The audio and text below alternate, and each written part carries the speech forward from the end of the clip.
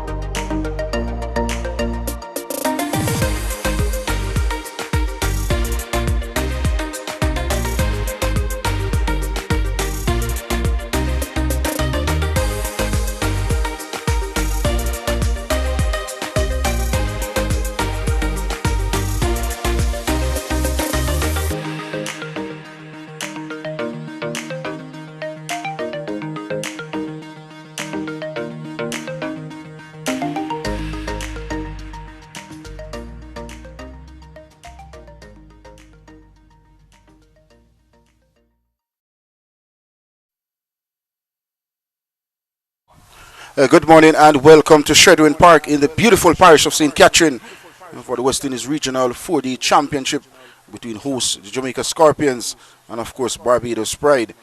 Yesterday the Pride was dismissed for 348 with Marquino mainly picked up 4 wickets, so too Pete Summon and of course Shields with 2. And Kevin Wickham was the star with the bat for the day, getting a brilliant 153, and the Scorpions close day 1 at 17 without loss. And now we move to the pitch report with Harvey Higgins. It's day 2 between Jamaica and Barbados.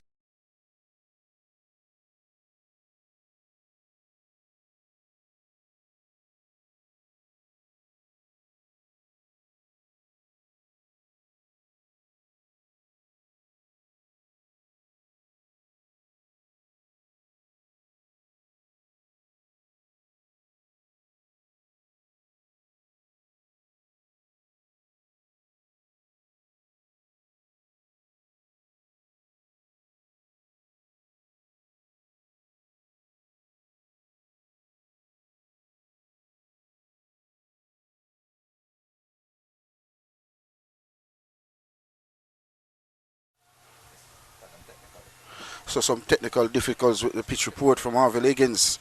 But of course, we're getting ready for day 2. And I'm joined in the commentary box today by a legend himself.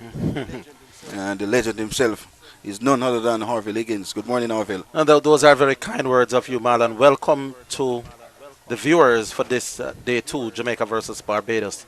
Should be an extremely fascinating day's play. The runs on the board, Barbados got 348 at a pitch that we know that can be quite accessible for run scoring. So we expect the Jamaicans to reply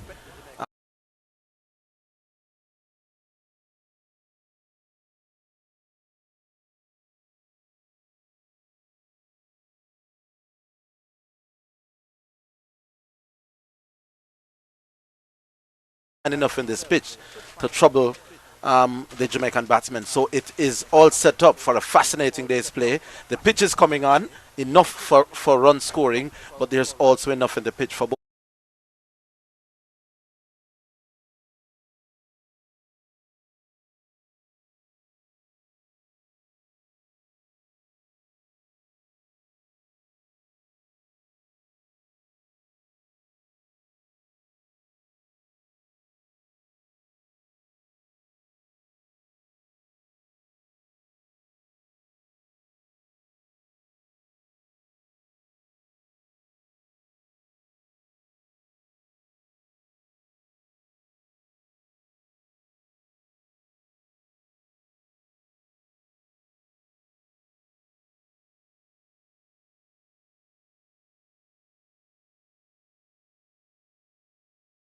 Like that. But as the day went on, those inconsistent bounce got less. And in the end, it turned out to be a decent batting track. We expect that. Chedwin Park is usually quite good to bat on day 2. As is most pitches around the Caribbean, if there's any help for the fast bowlers, it's usually early up day 1. So we expect the ball to come onto the bat. I went out there earlier, the pitch is hard. But there are some, as we expect, a little bit of rough.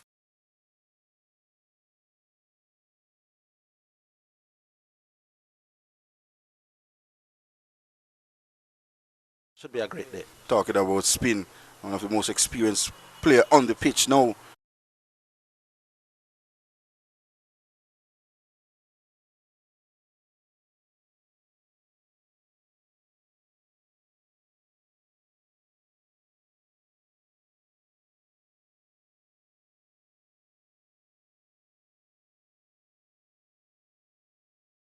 Bowler, as he has height and he has a lovely outswinger as well to the left-handers, and occasionally get that ball to shape back in. And John Campbell and Kurt McKenzie Jr. Batted some 6 overs, 24 legal deliveries last evening. They are back in the midst for the Scorpions, desperate. The last time the Scorpions won this competition was back in 2011-2012. Yeah. Under the leadership of Captain Tamar Lambert. I like the patience that both John Campbell and Kurt McKenzie showed yesterday. John 3 from 17 and Kurt McKenzie 8 from 21. So they bided their time late yesterday evening, but both of these can be very explosive stroke makers. So we expect them to come out, maybe get a start, and then get going. Fairly attacking start with 3 slips awaiting as Lane comes in to Campbell. And right on the money to start day 2 of this West Indies Regional 4D Championship. Lovely sunshine as well, cool breeze blowing as well. Such a fabulous day for cricket here at Shedwin Park. Now John Campbell, we all know his weaknesses. He's been dismissed, I would suggest, maybe 60% of his test career with that delivery just outside of 3-4 inches outside of stump, which troubles most batsmen in any case. But John Campbell has that difficulty when to play, when not to play, has been one of the things that he has been consistently working on. That line, that's a good line. John Campbell that time not tempted into a stroke.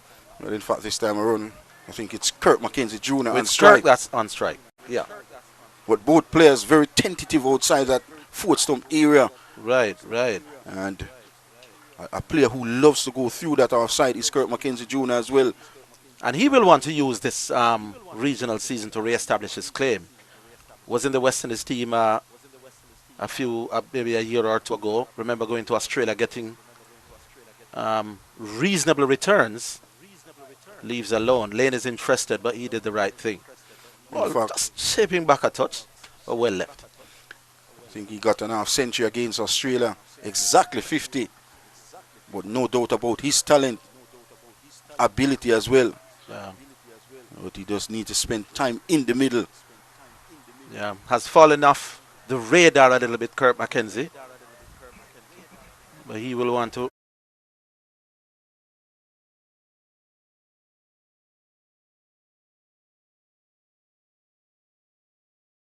Opportunity now. No, this one is driven beautifully through mid on. A work for Kevin Wickham. And just held back inside the bones, but a pleasant looking drive there coming in from McKenzie. Too full, too straight. You can't be that full. He's coming round the wicket. Ball was angling towards middle and leg. And while like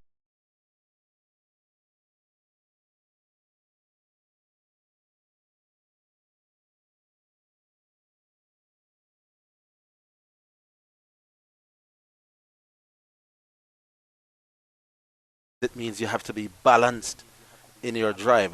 It's a pleasant start. He should be happy with himself for that.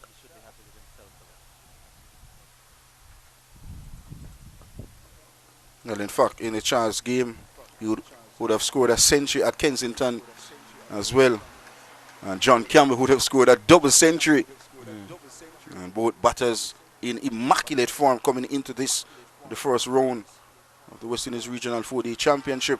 And both players would have gone on to represent West Indies at a test level. John Campbell would have scored his maiden test century against India. Yeah. Interesting that Lane is coming round the wicket while you have 3 slips.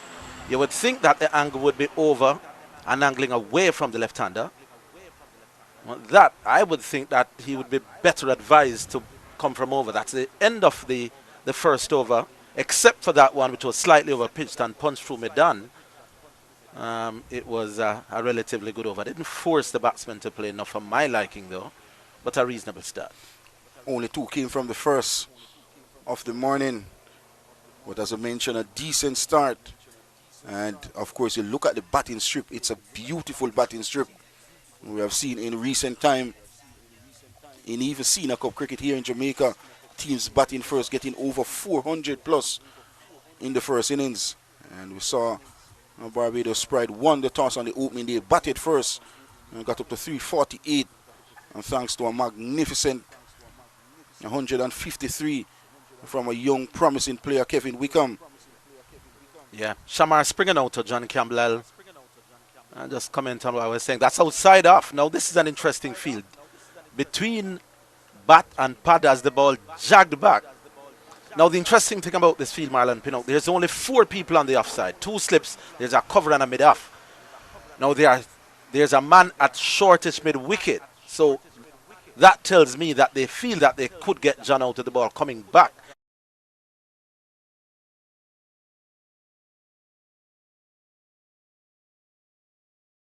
quite collect on the bounce. So, interesting.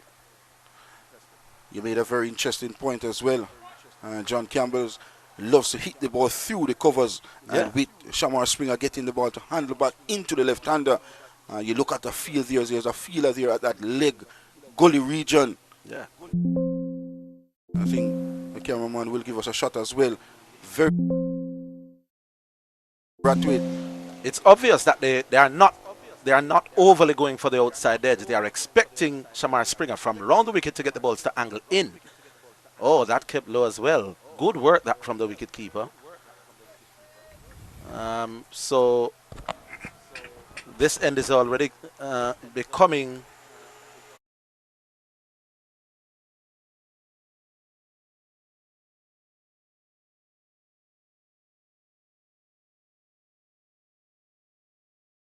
been straight.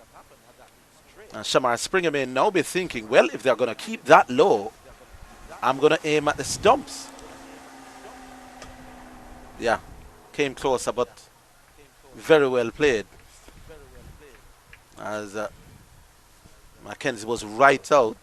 Would be well advised, even for those Marlon that are maybe just on a length, not to play on the back foot, because if they're going to keep that low, there could be problems. He played that really well, though. Shamar Springer himself got a ball that kept low for Barbados Pride. And interesting.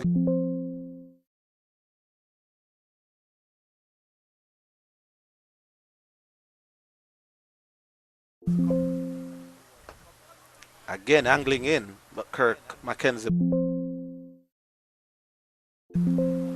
Interesting tactic here. We are early in the morning, the very first over from the football end. There's only one slip. I would have gone in a little bit more attacking. I understand that Shamar Springer does have the ability to bring the ball back to both left-handers, actually. But I think one more slip.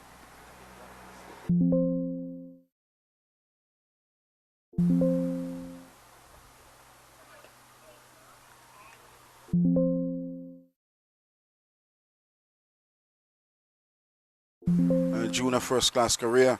As the second over comes to an end for the day, 8 comes to an end. It is 20 without loss. Yeah, batsman overcompensated, or the bowler overcompensated. He wanted to be on the stumps rather than channels outside off. But speared it down the leg side. Good take by the keeper. So that football end, bowling to the commentary end, we are already seeing 1 or 2 deliveries keeping low. And sometimes pitches keep low when they are outside off, but when they are straight, the balls tend to behave normally. But it should be interesting as Lane this time will bowl to Campbell. John is 3 from 18. You don't normally see John Campbell scoring at this kind of rate. So he's biding himself, trying to establish himself as the premier West Indies opening batsman. So he'll want a big one here. He's in good nick, scored a double century as you mentioned in the Jamaican trials. So let's see how he goes.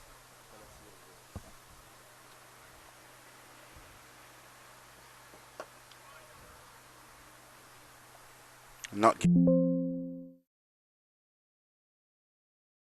If you look at the field, Arville, 3 slips still awaiting. And John Campbell tend to fall in that trap when the ball is.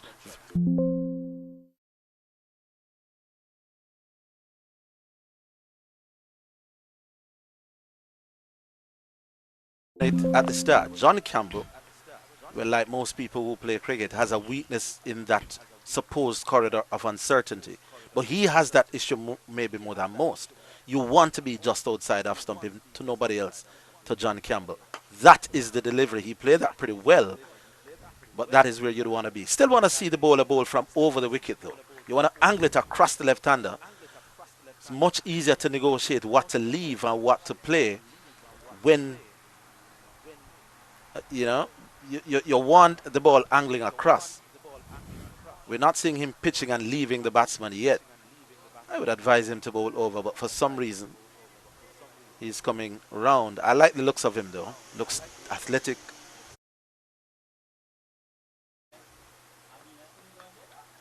Whoa. Advancing down the wicket this time, John Campbell.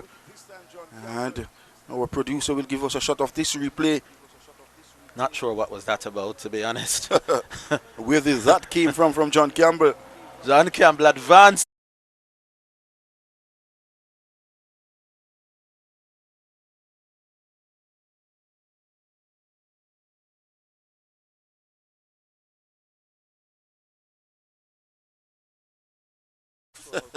Why John Campbell would be coming at the opening fast bowler like that, only John Campbell knows. Maybe trying to throw off the length, but not quite sure. Again, they've taken out third slip. There's Shamar Springer now at that catching mid-off. That's the delivery. McKenzie this time. Quite composed, quite compact in defense, plays out towards cover.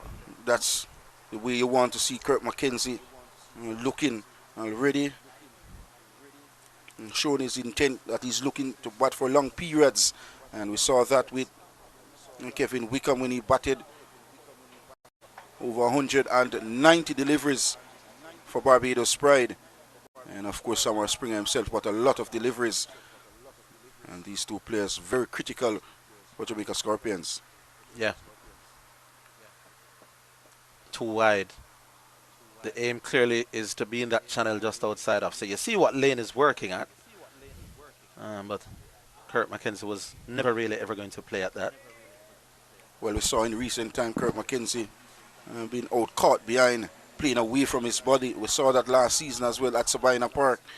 And maybe that's the reason why Barbados Pride came with this strategy as well. Two slip. And there's a man on the offside in a catching position.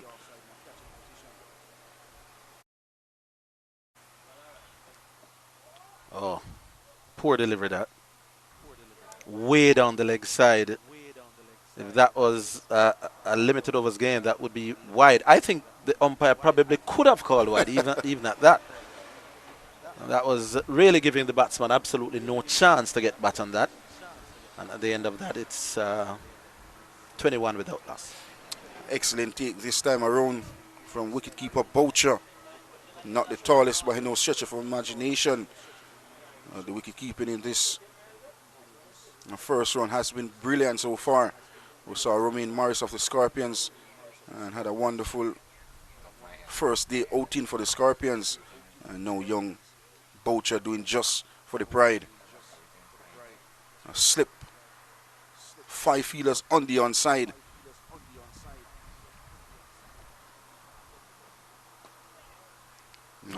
This rather strange field. John Campbell steers it out towards point.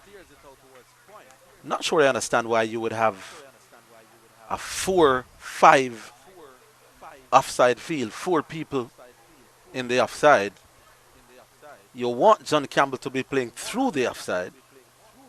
We have already seen him charging at lane, but there's only one slip. And a man at catching mid-off. Then there's a cover and a mid-off deep.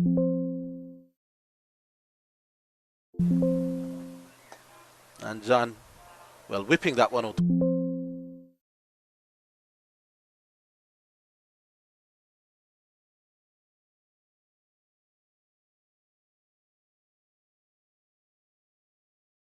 He's working on as well, trying to force John Campbell to manufacture strokes. And we know John Campbell is capable of doing just as well.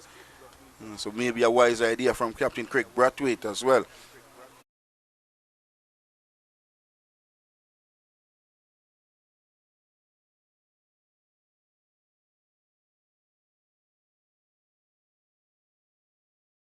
What is the plan? Maybe to angle it in? Left alone by Kirk McKenzie. And of course that one came back late as well. And he's getting the ball to shape back into the left-hander. Yeah, Shamar Springer holding his head.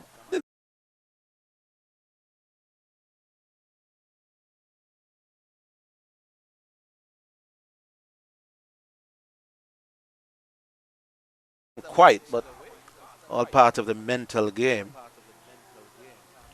Ball not, there's no bounce from the.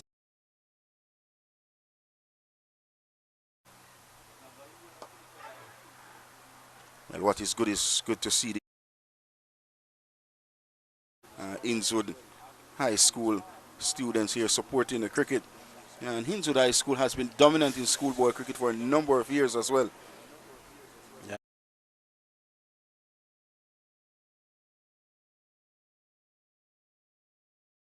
Have gone on to represent Jamaica at a senior level.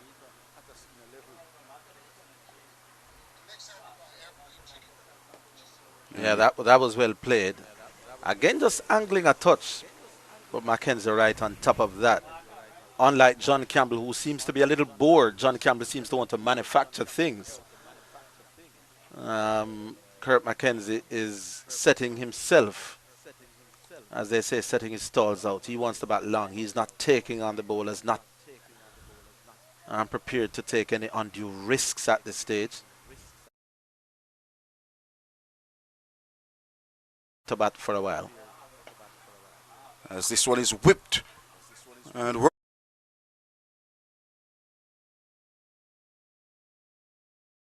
McKenzie back for a second.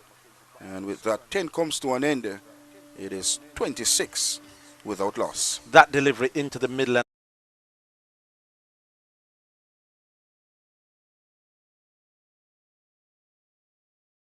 And Kurt McKenzie caught at that leg gully or at catching mid-wicket. That time around it was heaved backward of square. Still not sure I like the plan, but who knows? I think that most batsmen's weakness is in that channel outside of. Now, if that isn't working, then you can go to plan B. But for the most part, it's a little weird that we're seeing this line of attack on this plan to get these two up. Well, in fact, Lane has been replaced by as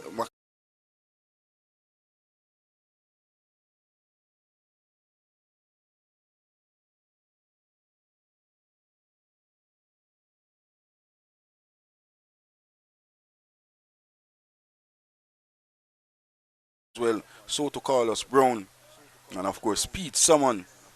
Three of those.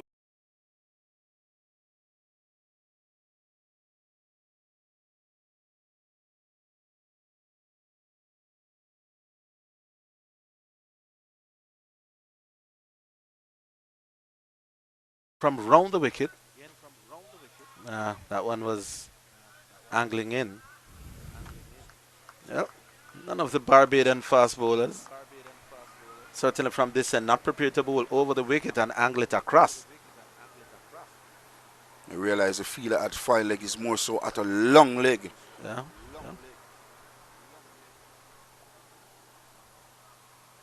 So far, so good though for the two Jamaican openers. They've gone about their business quietly with very little alarms. There was one that came off the edge but dropped. Right, carried to the slip cordon.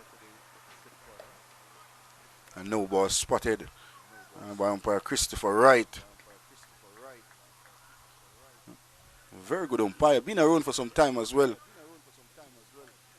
Yeah, a little bit more bounce on that than John Campbell anticipated. Most of the deliveries.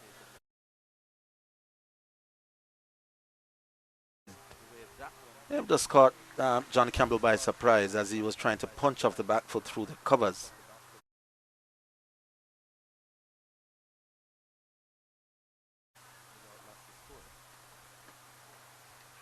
Yeah, that was poor. Not a no ball as well. Excellent take by wicketkeeper Boucher. Had to skip and then the dive came.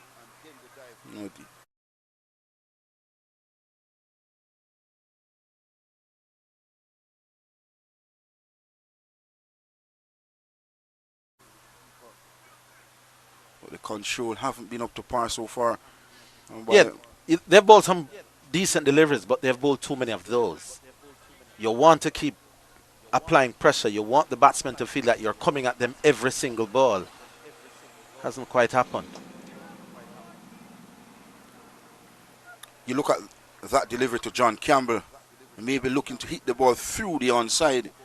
I think a better option was to just present the full face of the bat.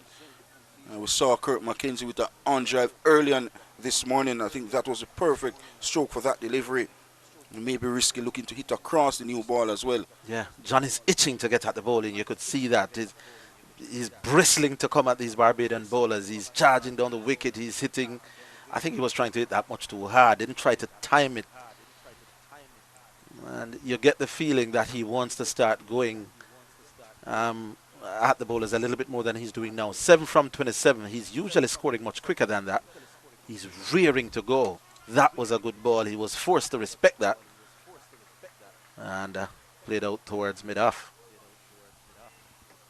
Former Taki High School player John Campbell would have played West Indies youths as well alongside Craig Brathwaite. And both would have a great understanding of each other as well. And both leaders of their teams. But it has been a sedate start by both teams so far. Yeah, the Jamaican, John Campbell wants to be positive. That much is obvious. He's pulling at that. That will go into the boundary down there at fine leg. That will go for 4. As I was just alluding, Marlon, he is definitely wants to press the gas and the accelerator a little bit more. That one was short. He went for it, didn't he?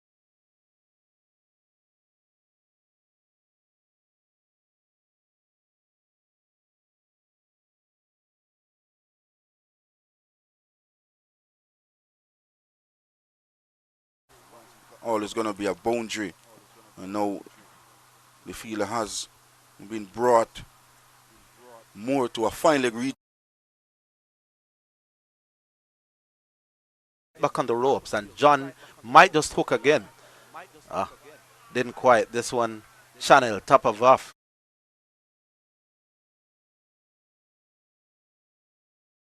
Expected it out of that TV shot. He's rehearsing the pull shot. Even though he was circumspect in his defense, he's rehearsing that. Maybe that should have been pulled over mid-wicket. 32 without loss, the Jamaican captain. 11 from 30 now. Rearing to go. Stifled appeal this time around clearly. That ball was handling down the leg side. End of the 11th, 32 without loss, the Scorpions. Yeah, the Bajan bowling this morning has been okay, but not special. That's a summary of the game so far. We haven't seen too many deliveries in that channel. Too many deliveries for me. Either wide down leg.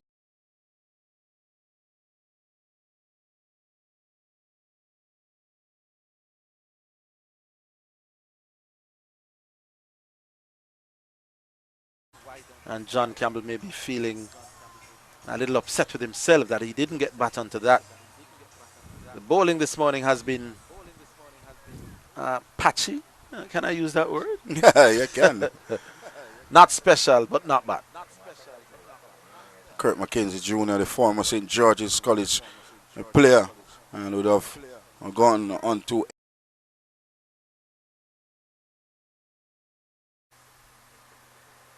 and plays his cricket for Kingston Cricket Club, a very dominant cricket club in recent time in Michael Olin and 2-day competitions as well.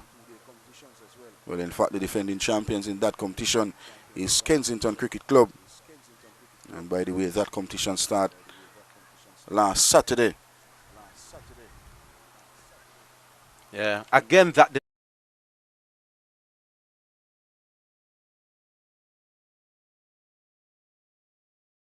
you want them to be feeling for it. That is the kind of delivery that you want. More of that. You want the batsmen, if you absolutely have to, coming forward, something just outside off. Still disappointed that there's only one slip.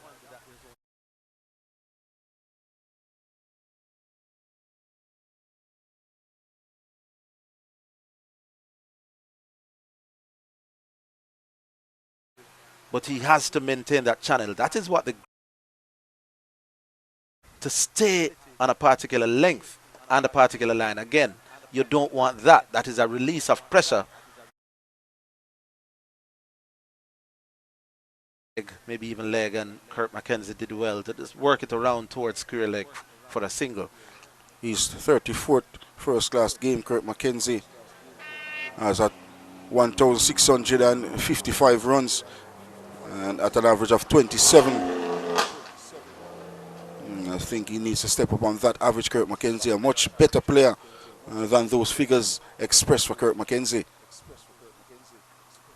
John Campbell down the pitch, and that one is gone out of here. I did say he was getting bored, didn't I? A shot of authority from the Jamaica's captain John Campbell, advancing down the wicket and hitting the ball out of the screws as well.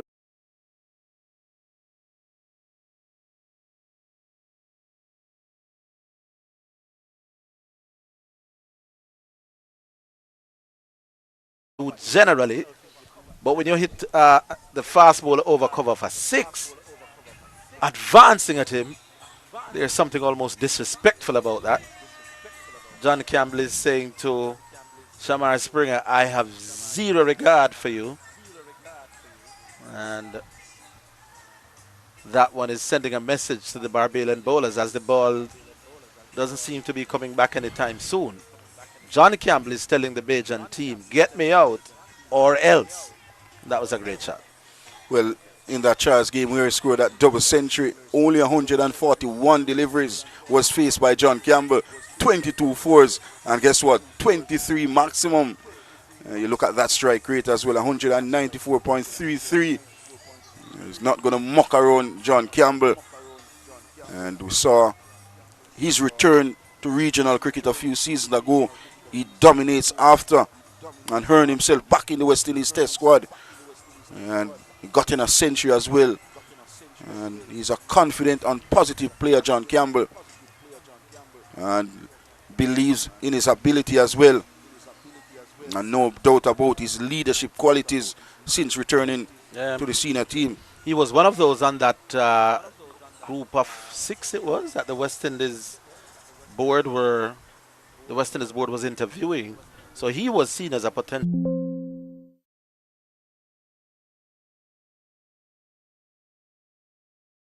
An opening batsman, there are 1 or 2 technical issues outside the off stump especially. We're seeing 1 or 2 spectators making there were some school children, yeah. Good to see. Who knows, maybe 1 or 2 future Jamaican cricketers amongst them. Back on the field, they seem to have gotten a replacement for the ball that whistled over cover and disappeared not to come back.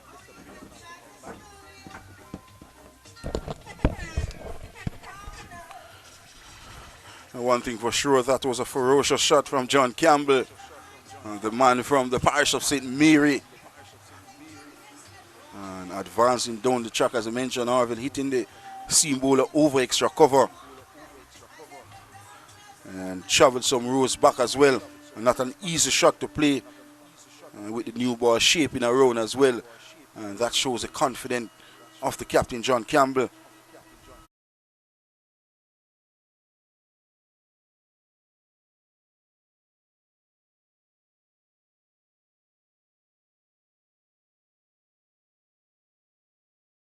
Respond.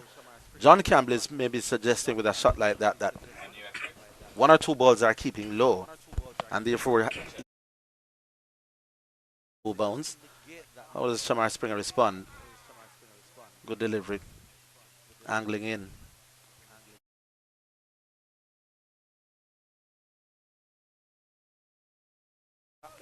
There's also a man all the way back at fine leg, so at some point you would expect that short ball. So the man at catching mid-wicket has gone all the way back to mid-wicket, all the way back, right back on the boundary. Still only 1 slip. So they are saying to John Campbell, just maybe that short ball is coming.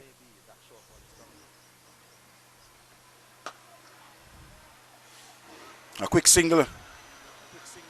Good cricket all around from the Scorpions. Good awareness as well from Kirk McKenzie Jr. And 12 comes to an end. It is 41 without loss to Scorpions. Yeah, that was the classic double bluff, sending the mid-wicket all the way back to the boundary. Batsman expecting the short ball, and then it was speared in at Yorker length. But John Campbell was well aware and did well to get his bat down in time. 41 without loss now. The Jamaican openers have weathered the early storm. Started pretty well here on day 2. They'd feel quite happy.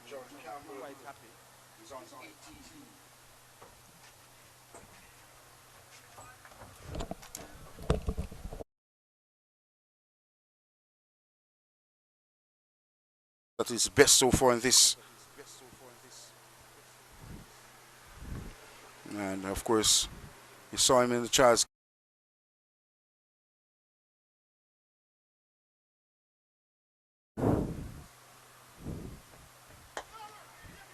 This is good cricket. Excellent cricket from the Scorpions.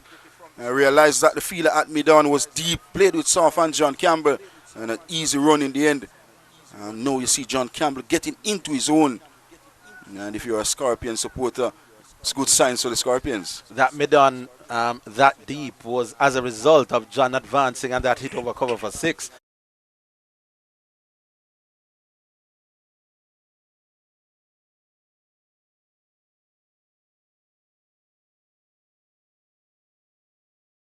Deeper than maybe he should have been. Lovely pace coming in from McAllister on this occasion. But well played. Line with deep backward square, deep and easy run as well. This is fantastic from the Scorpions. The interesting thing is to see whether he'll bowl that same short ball at John Campbell. Kurt McKenzie has demonstrated, certainly with that shot, I'm not going to be hooking. I don't know that the mood that John is in, that he'll take that route. I suspect that if it's short, he's going for it. Shamar Springer is all the way back. Let's see if McAllister will say, John Campbell, he'll take it on if it does come. Yeah, he bounced again, but that one was too wide away from John, too wide away from the wicket keeper as well. I think that short ball was telegraphed. We knew it was coming, but too wide. And that is what I've told you about the Barbadian bowling this morning. Not quite sure of some of the field places.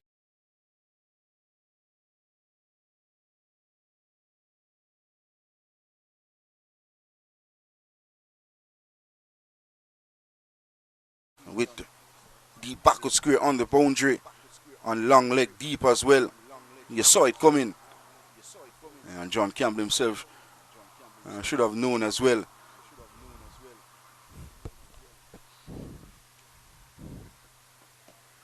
And another no ball here. No ball.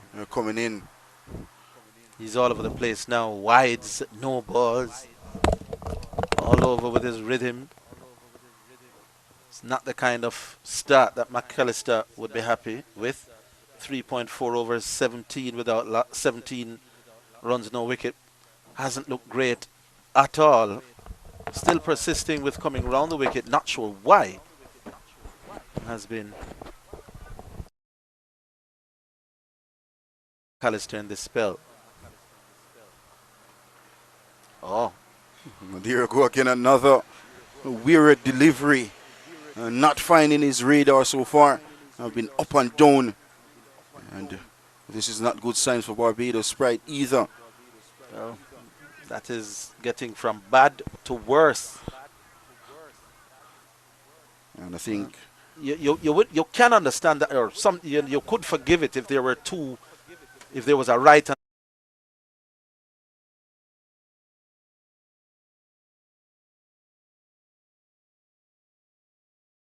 head coach Vasper Jiggs won't be happy with that. can't be happy at all. And again, too wide on the leg side.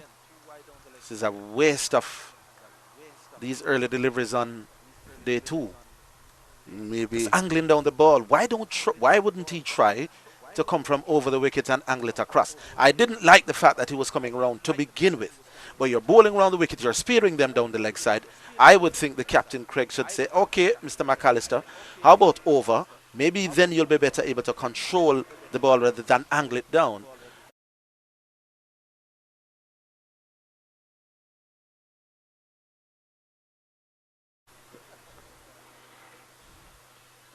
Nah. stifled appeal on this occasion. But still Cool not boy, getting his radar right so far. 13 comes to an end. And the Scorpion progresses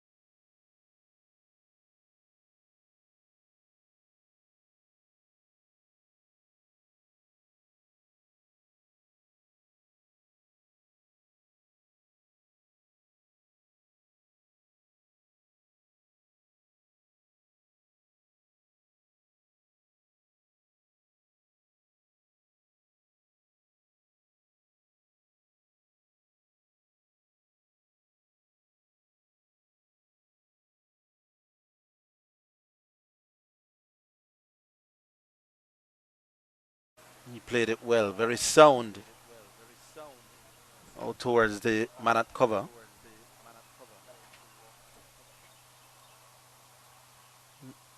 Not enough deliveries in that particular spot though.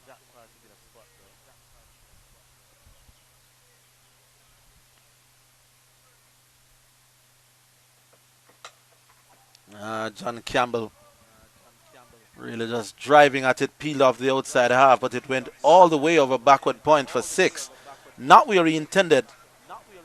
He was hoping to hit maybe to the right of cover, but there was genuine intent in the shot. Peeled off the outside half and going all the way over backward point for 6. Not too often you see, and Chedwin Park, not the biggest field in the world, but not the smallest either. And that peeled off the outside half, going all the way over backward point for 6. Well, wasn't where intended, Marlon Pinnock, but they all count. Yeah, definitely. Yeah, with that maximum as well, the total goes up to 59 without loss to Scorpions. This time, Yohan Lane from over the wicket. And Tennis ball bounced through to the wicketkeeper Boucher. Umpire says why. That was much too wide for his liking. Quite rightly as well. But having been smashed over backward point for 6, it's one of the oldest tricks in the book. The fast bowler going in the mud, as we would say. John Campbell realizing that even if he wanted to, that was way above his head. They put back the man deep at backward point.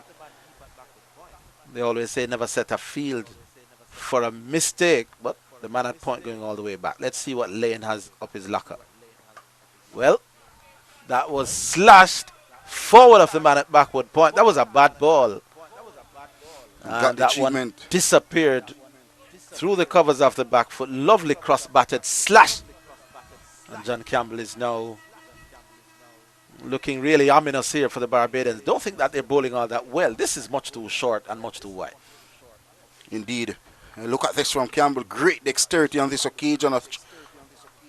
And earning him another boundary as the total races up to 64 without loss. Very, very good start here for the Scorpions. Both left-handers look quite easy at the wicket at the moment. This caused some concern as well for Captain Craig Brathwaite, who's really looking at wicket, hunting that opening wicket. I don't think the Barbadians have been as disciplined either with line or length. They've been too wide, too short. With their too short with their length, and too often in the pads or down the leg side. Again, like that, too much in the pads. John Campbell is hustling the first one, will not come back for the second. Again, not the kind of delivery that you as a fast bowler want. You don't want to be played off the pads out into the backward square region. And John Campbell capitalized on a indifferent delivery that from Ewan Lane. He goes up to 33. The score now 64 without that.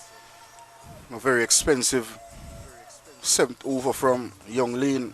12 runs came from it. And now this caused some concerns as well for Barbados Pride.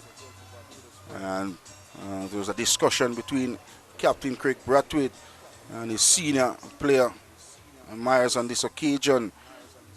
But this has been a terrific partnership from the two senior players for the Scorpions. John Campbell in particular, the captain of this team, the Scorpions, but he looks in immaculate form.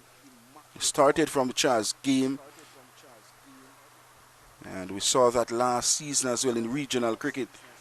Came back with a bang, and he immediately got back into the West Indies test team and getting an opportunity to score his maiden test century. And John Campbell, if you look at his test record as well, has a lot of scores over 30 plus,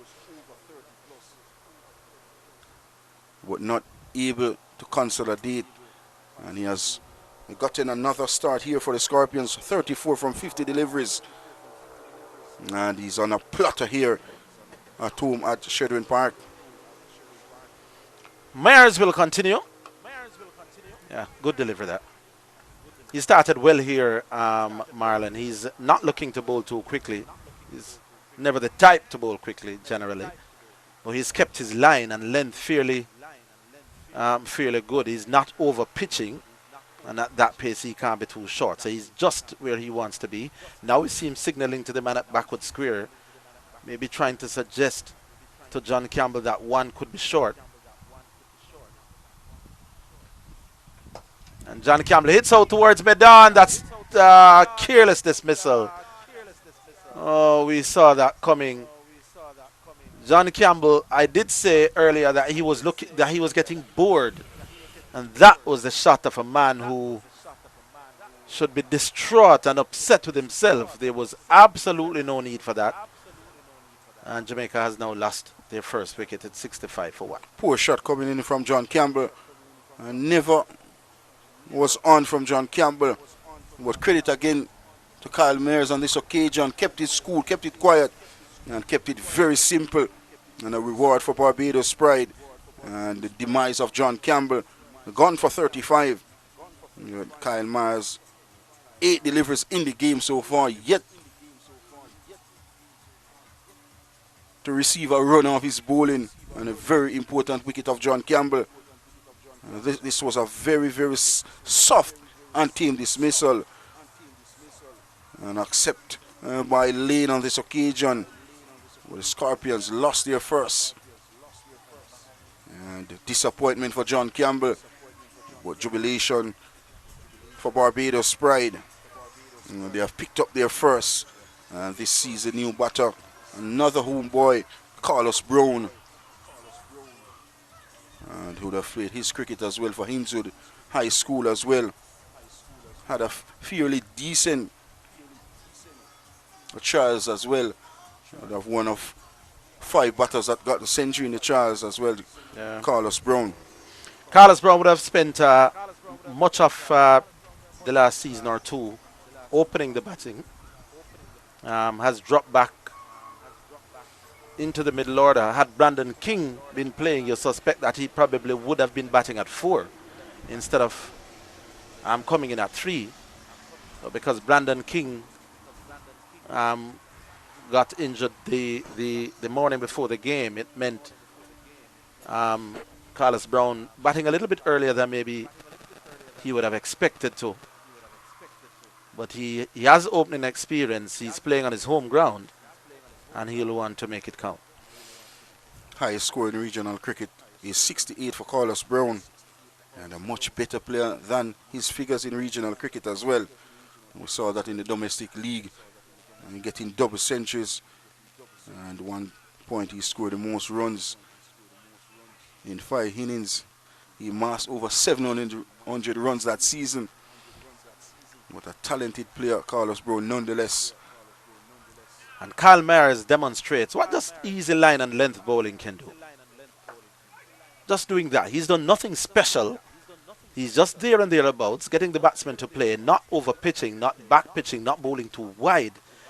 John Campbell simply ran out of patience. And Absolutely. This is, we always speak about batsmen having patience. Bowlers sometimes just need to stick to a plan. He's doing nothing special, but he's none for one from 9 deliveries. Just about there. And this is a lesson to all of the other Bajan seamers so far. He isn't as quick as the others, but what he's demonstrating is immaculate control of line and length. And consistency as well. There you go, and it has paid dividends.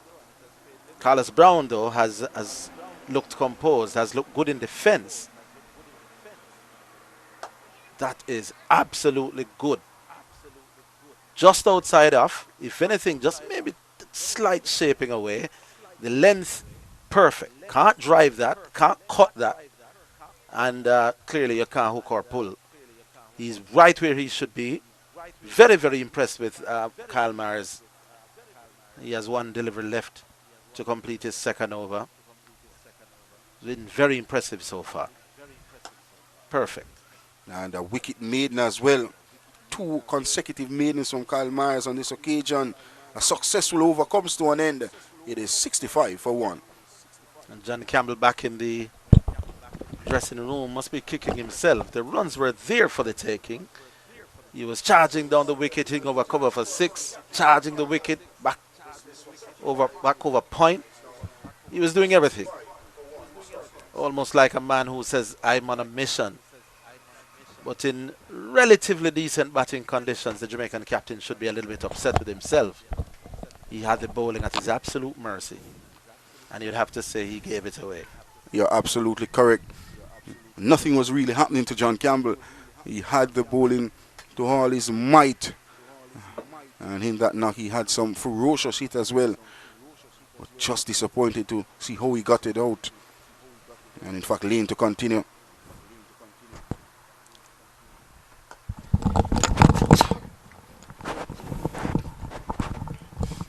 Lovely sunshine here as well, Arville. Lovely breeze blowing across as well.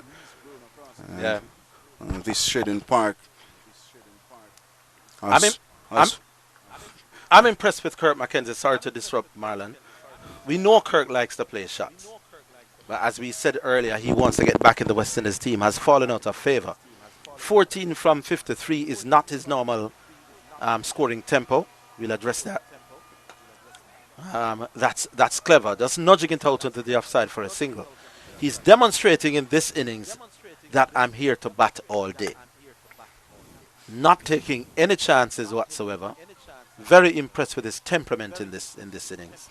Absolutely Long correct. may he carry on. He's looked the part so far. He's looked a player who's thinking the game.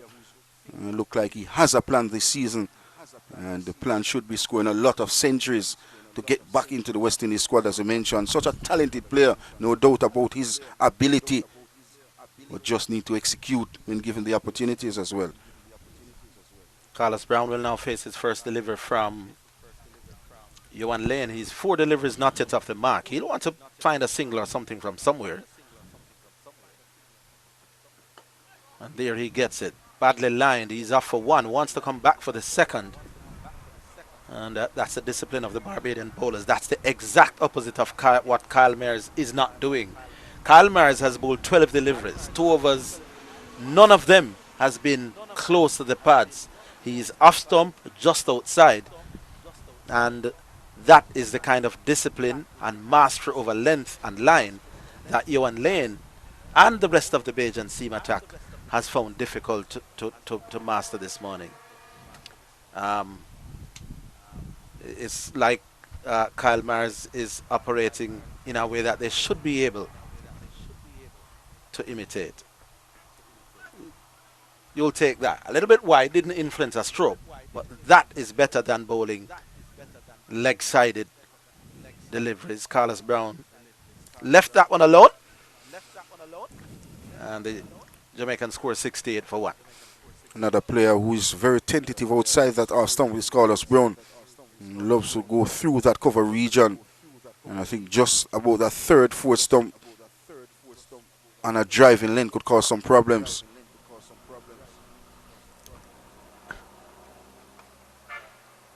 This time, well guided out to that backward point region, played with soft hands and away from the fielder at that point region. This is good cricket from the Scorpions. Yeah, I like that. The ball bounced a touch on him, but he had the technical acumen to just open the face to a ball that bounced and got himself a single.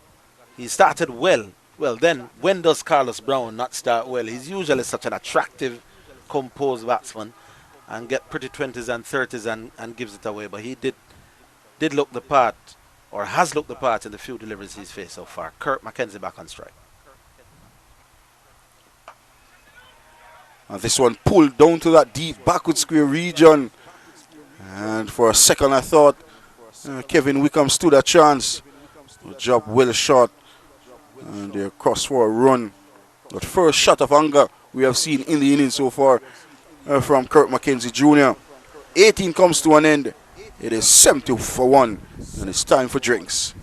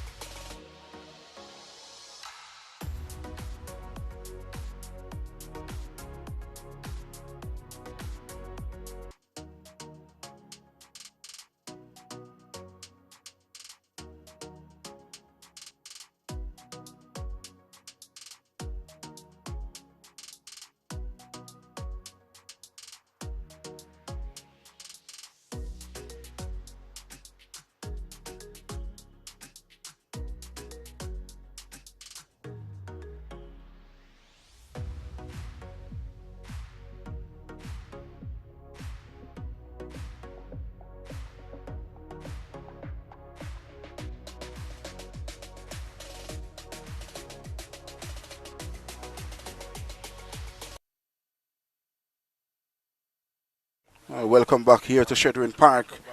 The Scorpions 70 for 1.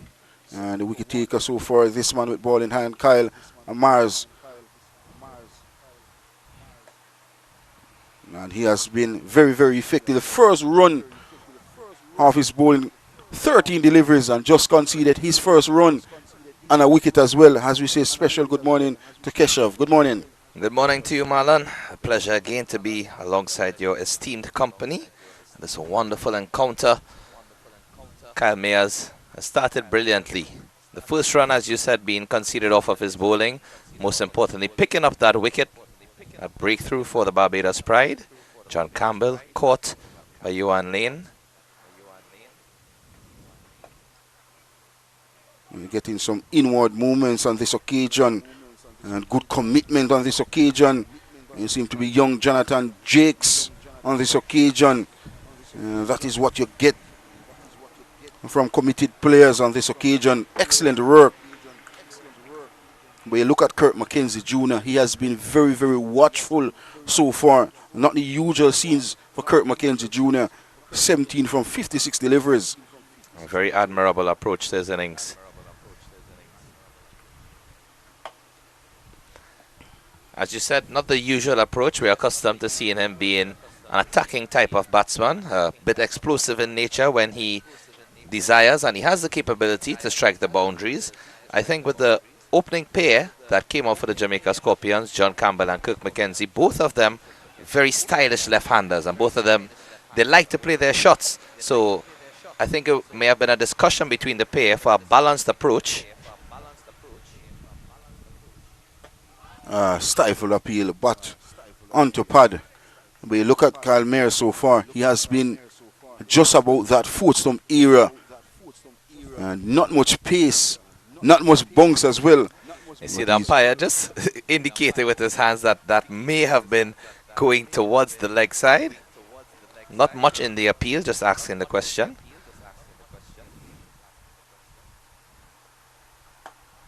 That's umpire Christopher Wright as well. And Always right, never wrong, is it? always tries to get it right. And he has been right on the money so far in this. In the first round of the West Indies Regional 4D Championship. And he's also the principal of Charlie Smith High School as well. So is it that he is on time off right now doing his regional duties as an umpire? Of course, school would have reopened today after the Easter holidays on our way to this iconic venue in Chedwin Park as the over comes to an end. 72 for 1 after 19. And 2 came from that, Kyle Mears overs. As I mentioned, school resumes today. Well, in fact, I saw the Inwood school supporters came to support the Jamaica Scorpions as well.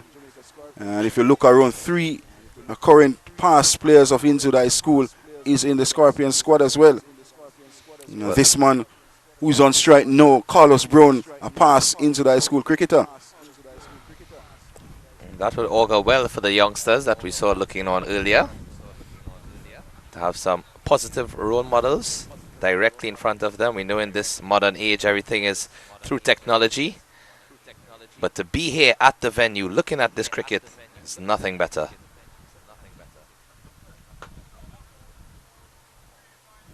You're absolutely correct. And you look at this club as well, Keshav, there's a lot of quality players that have gone on to represent Jamaica and West Indies through this St. Catherine club. And just to call a few, Andre Russell, who have won T20 World Cup back in 2012 and 16 for West Indies. And of course, Rovman Powell as well. Well, based on those 2 names that you mentioned, seems that there's a history of powerful players from this club. Russell and Powell certainly are very explosive with the bat in hand. They have taken the world by storm in the T20 version. And Javoy Royal, another explosive player. Not in the original 11 today. But you saw that last season when he scored his maiden list day century as well. Very, very powerful player. Maybe suits the T20 and the 50 over format.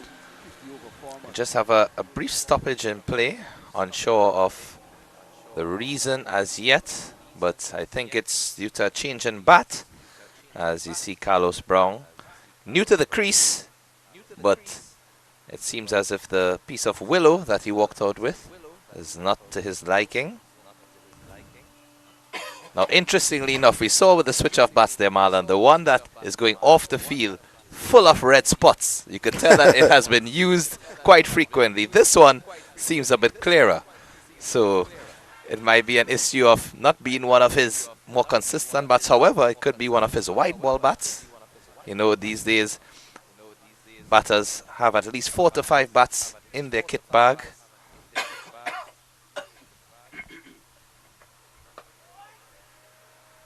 Full delivery on the line of the leg stump. Maybe looking to play the ball on the inside and maybe very, very risky. And Carlos Brown should have been looking to hit the ball through that mid-on area. And look there, you see 3 of the bats in the arsenal of Carlos Brown. And it's in the hands of Javoy Royal as well. And both have played for this club, St. Catherine Cricket Club.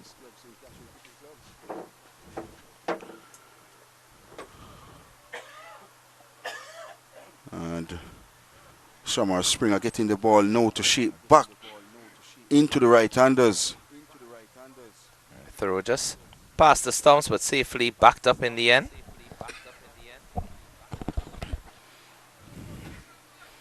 And interestingly, Marlon, we have not seen any spin introduced. I know that we are in the 20th over. The ball still relatively has some shine in it.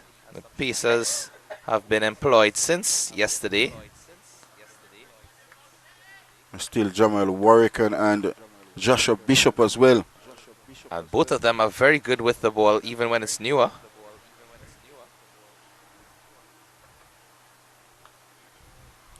But I think they're trying to maximize what they can get with the seamers. Of course, no shortage of all-rounders in this Barbados Pride team. Many of them bat and bowl, competent. Even the skipper, Craig Brathwaite, can come in with some right-arm off-break if needed. And we saw how effective the off-break was yesterday with Pete Salmon picking up some key wickets and Brad Barnes also causing some difficulties. Kevin Wickham is very, very effective as well. And he started his tournament on a high and getting a massive 153. Yeah, I had a really nice interview with him yesterday. We'll see that at the lunch interval. This one driven pleasantly through that cover region.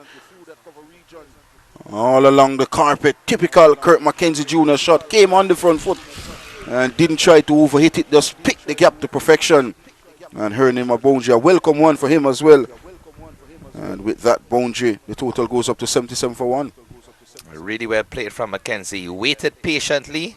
The delivery was full of length and driven expertly through the covers. Did well to place it wide off the fielders because could have easily played it straight to him into the gap. This is a quick single. This is good cricket. Excellent cricket.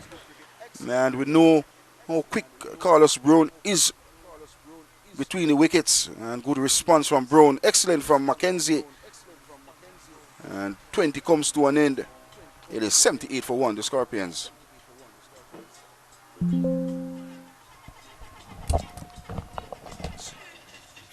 Scorpions, 78 for 1.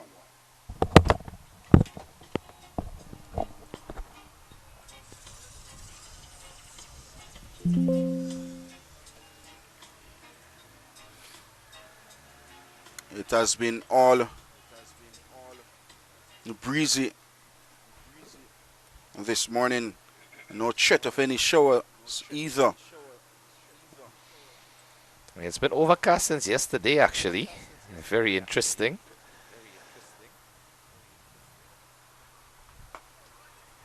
Whoa, whoa, whoa. And very nippy from Dapper on this occasion. Looking to bring McKenzie on the front foot. Now we know how suspect he is when the ball is fractionally outside the off stump on a foolish length.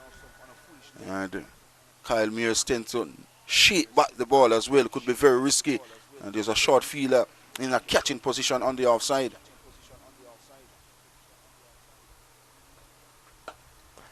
And you look at the field, Keshav, there's a fielder short on the offside in a catching position. And there's also 2 on the onside, very, very short. A straight mid-wicket in a catching position as well.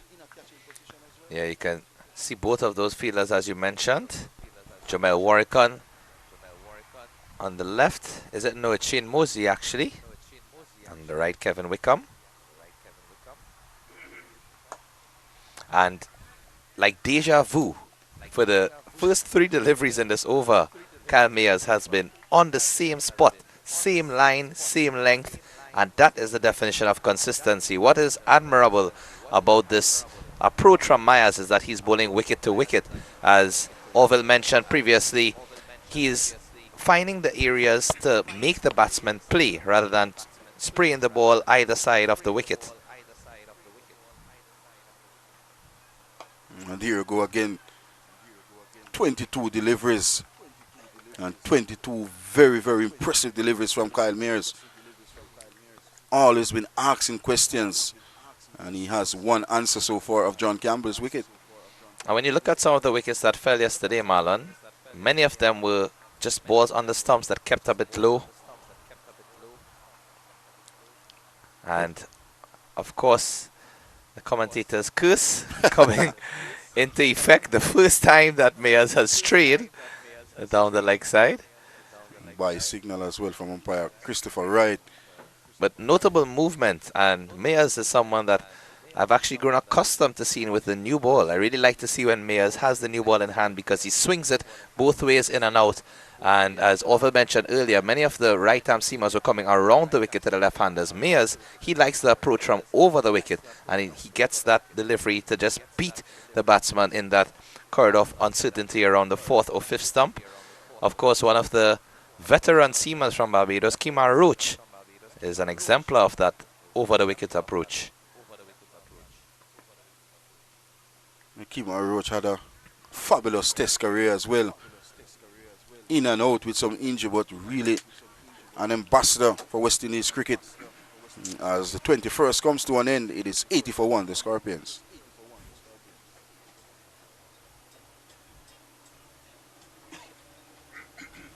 Jamaica is known for lovely reggae music as well, lovely beaches. Well, we're here in Spanish Town, the hometown of the Chronics, as he noted in some of his famous reggae music.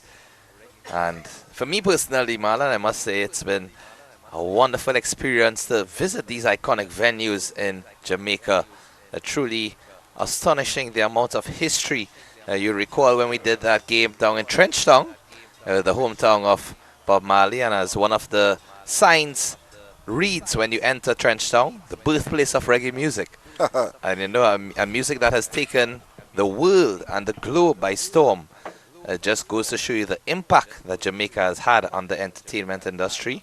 And not only with music, but with sport, with athletics, as Jay McAllister is going to come into the attack. A switch of ends. Had a bit of difficulty from the commentary box end this morning. It was just all over the place in terms of his line and length, but he would be hoping for some improved fortunes.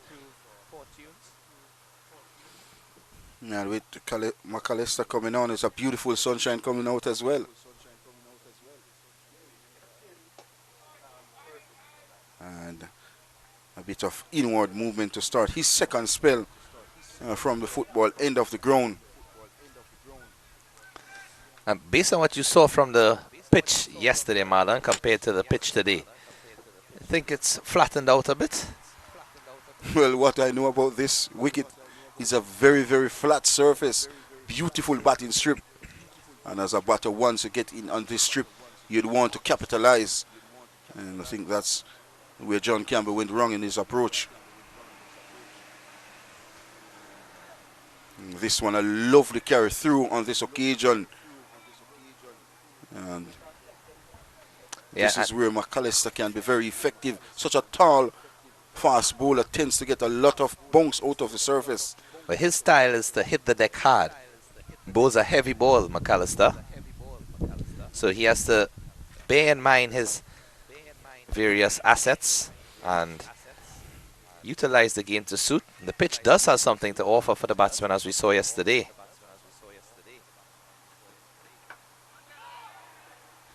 But as Kevin Wickham mentioned, it's the sort of pitch that you need to spend time at the crease. You can't just get in as easily as you do on other surfaces. I believe when a person's hear of the batting track at Chedwin Park, they might think it's as simple as in you going out there and you're having a net. But with the game of cricket, Marlon, there's always so much uncertainty.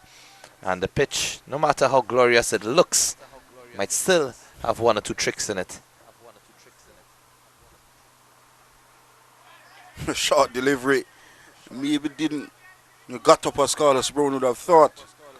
And well kept by wicketkeeper Boucher on this occasion. A late outward movement.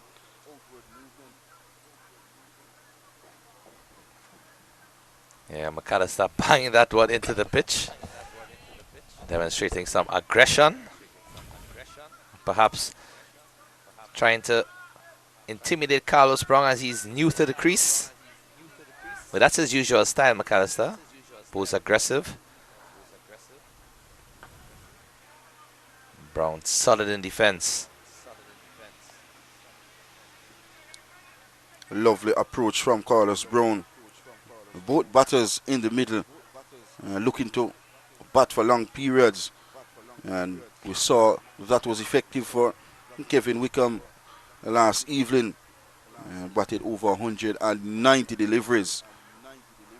And scored at a reasonably good pace as well to get to 150.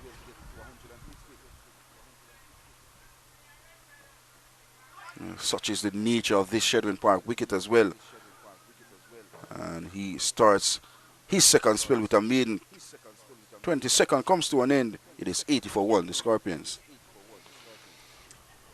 And as you mentioned, the innings from Kevin Wickham yesterday, 153 of 193 deliveries, 6 fours and 12 sixes.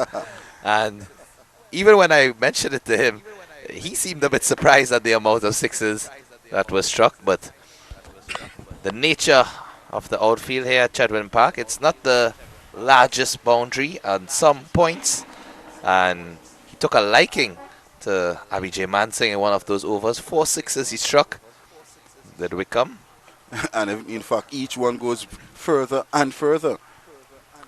And just as you mentioned his likeness to spin, I think for the first time we are going to see some spin being introduced as Jamel Warrican, the left arm orthodox, is taking his mark with the ball in hand. This is going to be interesting here, Marlon, to see what the pitch has to offer for the spinners on day 2. Yesterday we saw quite a lot of turn, some deliveries keeping extra low, some even rising to waist height, and notably areas of rough already established.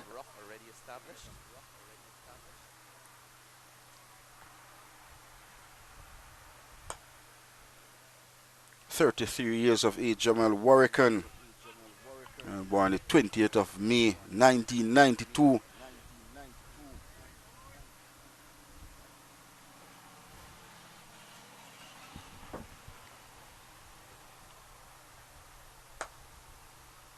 This one driven beautifully down to long on, this time from Kirk McKenzie Jr. Looks the part in his approach to batting. Got the normal, not norm to see Kirk McKenzie batting for long periods and look to demand the batting. And he's on a mission. Well, for his sake, I would hope that this becomes the new normal, because he's looked really mature and composed in this innings. Has a double century as well in regional cricket. And the thing is, Marlon, with a player of Mackenzie's ability and talent, he can hit the ball quite easily. He just needs to spend time at the crease, set a foundation, and then he could take advantage thereafter, because he will get some loose deliveries. The longer you bat, the more time you stay at the crease, the more opportunities you will have for those loose deliveries and boundary scoring opportunities to come. It's a cricketing family for the Mackenzie's family as well.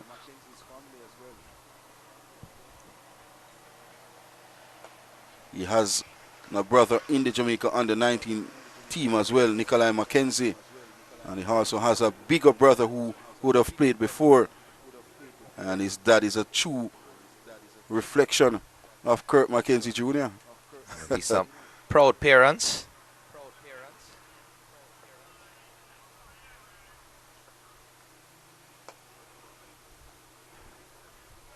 And the end of the first from Jamel Warrican, only a run came from it. The Scorpions 81 for 1.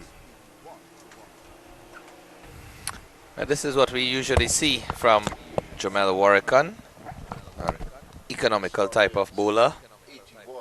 Looks to keep those deliveries wicket to wicket, restrict the run scoring, and create some opportunities.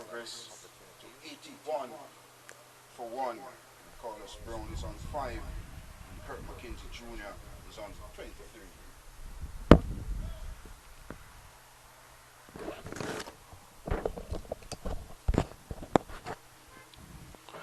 Yeah, there's a shot of the beautiful sky. And not much to talk about. It's just a perfect day for cricket here at Chedwin Park. Lovely sunshine. That's Kenner Lewis. Former Jamaica Tallowers opening batter. We saw on camera earlier, walking in with his best friend. And there you go again, known as Bogo. A short delivery. For a moment there, Marlon, I thought that might have been your brother, because the resemblance is striking. Well, in fact, we both would have played for Jamaica back in 2006 when we won under 15 championship. Both very strong, powerful batsmen. And he was destructive as well, and still destructive, Kenard Lewis. And I bet you didn't know he plays for this club here in Jamaica as well, St. Catherine Cricket Club.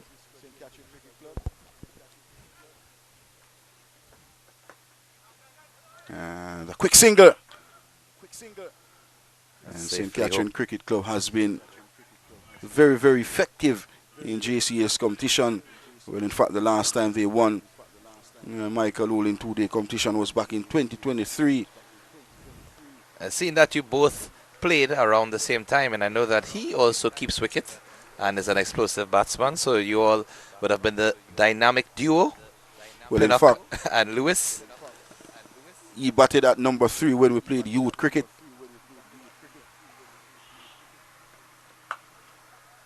Top shot from Kurt McKenzie Jr. Sat up, and the left-hander quickly accept his second boundary in succession with a poor delivery from McAllister. And what was good, he was in total control and rode the bounce.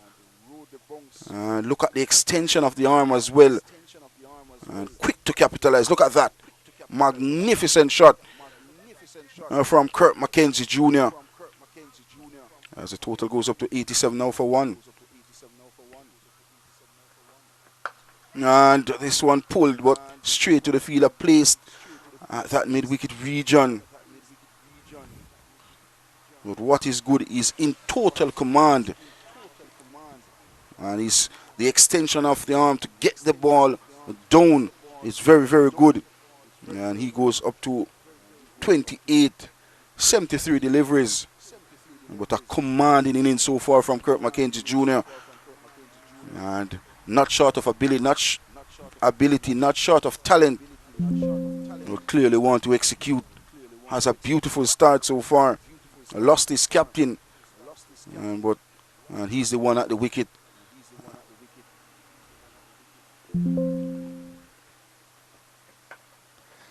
Yeah, well, right on cue, as I was mentioning in the previous over. He does not need to rush McKenzie. He will get deliveries that are to his liking, that he can play his usual repertoire of cricketing strokes with some confidence.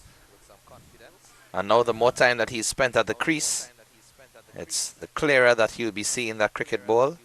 As the saying goes, sometimes when you stay out there for a while, you can see the ball as big as a watermelon. You're absolutely correct.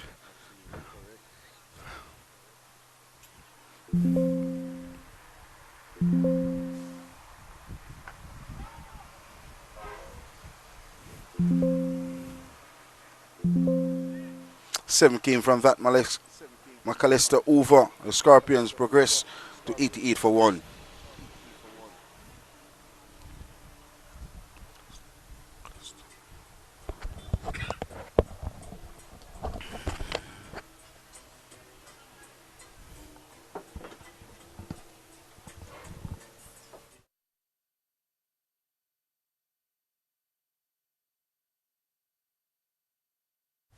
Well, Arville Higgins is back in the commentary box. Arville, how are you doing?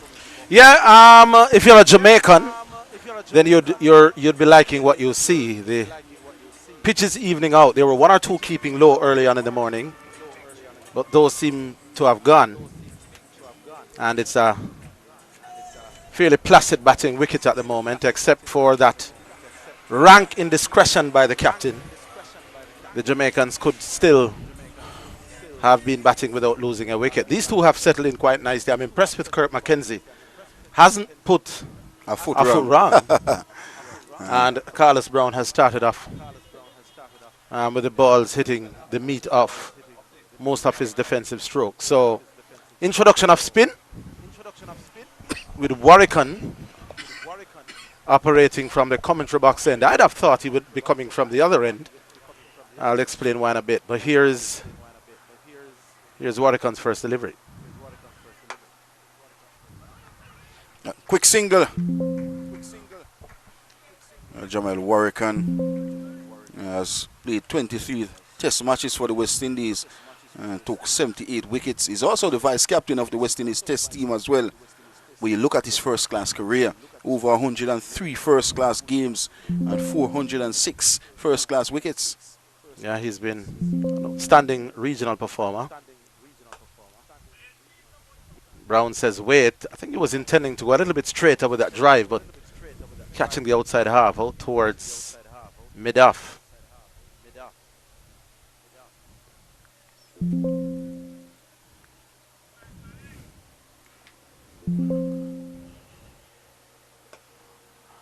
What we didn't see from the Scorpions when they were in the field is that close fielder on the offside. And this is a good strategy as well, with Jamel Warwick bowling very slow. And this wicket is extracting a lot of turn as well.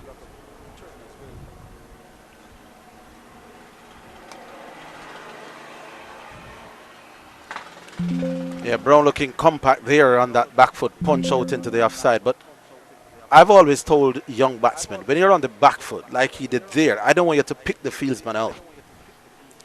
I'd have loved to see him hitting just maybe 3 or 4 feet either side, especially on the back foot. That straight to the fieldsman again. Now that is a little bit more difficult to maneuver because you're on the front foot, you have less time. But off the back foot, I would think 50% of the time you should be able to make the fielder do some work. Off the spinners, punching to their left or right. That directly to the man at gully again. And it's all part and parcel of what you work on as a batsman. But that is the thing that the good ones have. The ability, especially off the back foot to spinners, to hit gaps more often than not. 25 comes to an end, 89 for 1, the Scorpions. I think that's a sore point as well in the region. Batters not being able to pick gaps. And the greats will tell you about picking gaps. Brian Charles Lar was very, very exceptional when he picks gaps as well. And I think that's a sore point in the region as well that batters need to work on.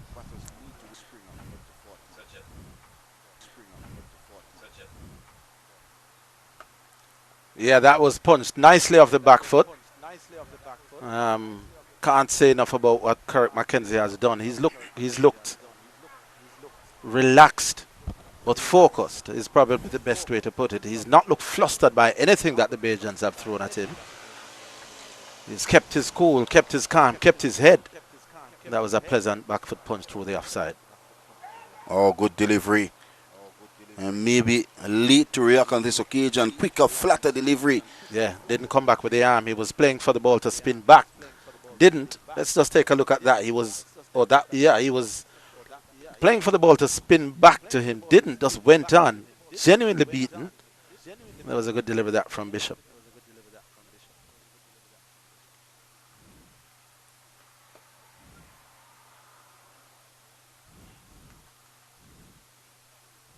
You look at the beautiful sunshine as well, Harvey.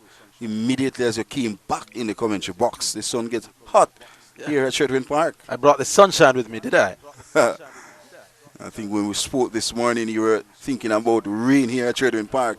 It's absolutely different thoughts now with this beautiful sunshine here. Yeah, we did hear that there could be some interruptions from the weather, but by the look of things now, it's going to be a bright rest of the day. That's a good delivery. Bishop genuinely varying his pace. 1 or 2 a little bit more flight, and 1 or 2 push through a little bit quicker. So the 2 Jamaican batsmen have got to be extremely watchful here. And there's a shot of the Jamaica Defence Force cricketers as well watching on.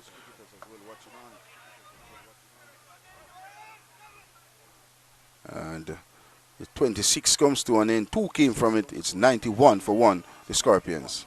A decent over. You could see that Bishop is one of those attacking spinners. Isn't just satisfied. Certainly in this over, if that is anything to go by, at just nagging away. He's wanting to be a lot more positive. Some flighted, some quicker, some on the stumps, some just outside. He's in the hunt for the wicket. But Kirk McKenzie in that over was equal to whatever was thrown at him. Good cricket that. Good, outstanding bowling. But quite resolute batting by the 2 Jamaicans as well. Definitely. I think Less than half an hour before lunch, these two batters should be looking to bat through and come back after lunch. And no devils in the wicket either. It's a perfect batting strip here at Shredwin Park. Yeah, Carlos Brown has dispatched the helmet. Let's see if that will get him going even more. Again, stroking out to the man at cover. And you realize he's very tentative to get on the front foot as well, Carlos Brown.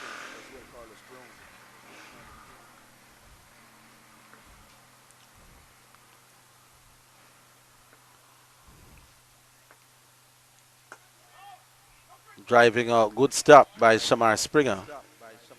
And well knocked down. Carlos Brown is forced to stay on strike. Generally doesn't use his feet down the ground. Isn't what you would call one of those batsmen that like to chip. That's one of his shots. Backward of square to a ball that was badly directed. He'll work you through backward of square all day. Had a technical issue about 2 years ago when he was trying to undrive to the left of mid-wicket, where he was at times caught between mid-wicket and mid-on. But he seems to be working on that. But I'd still like, especially like Warwican bowling, every now and again you at least give the bowler the impression that you're coming, just to get him to think that you're coming, which may just make a difference to his length.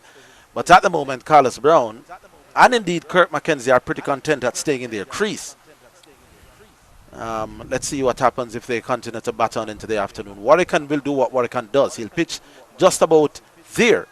And he's telling you, if you want to score, you have got to be the one that does the initiative. A very, very economical so far as norm for Jamal Warwican. Yeah, the slight adjustment been made in the field now. A deep backward square. And it comes into a normal square leg region. Yeah.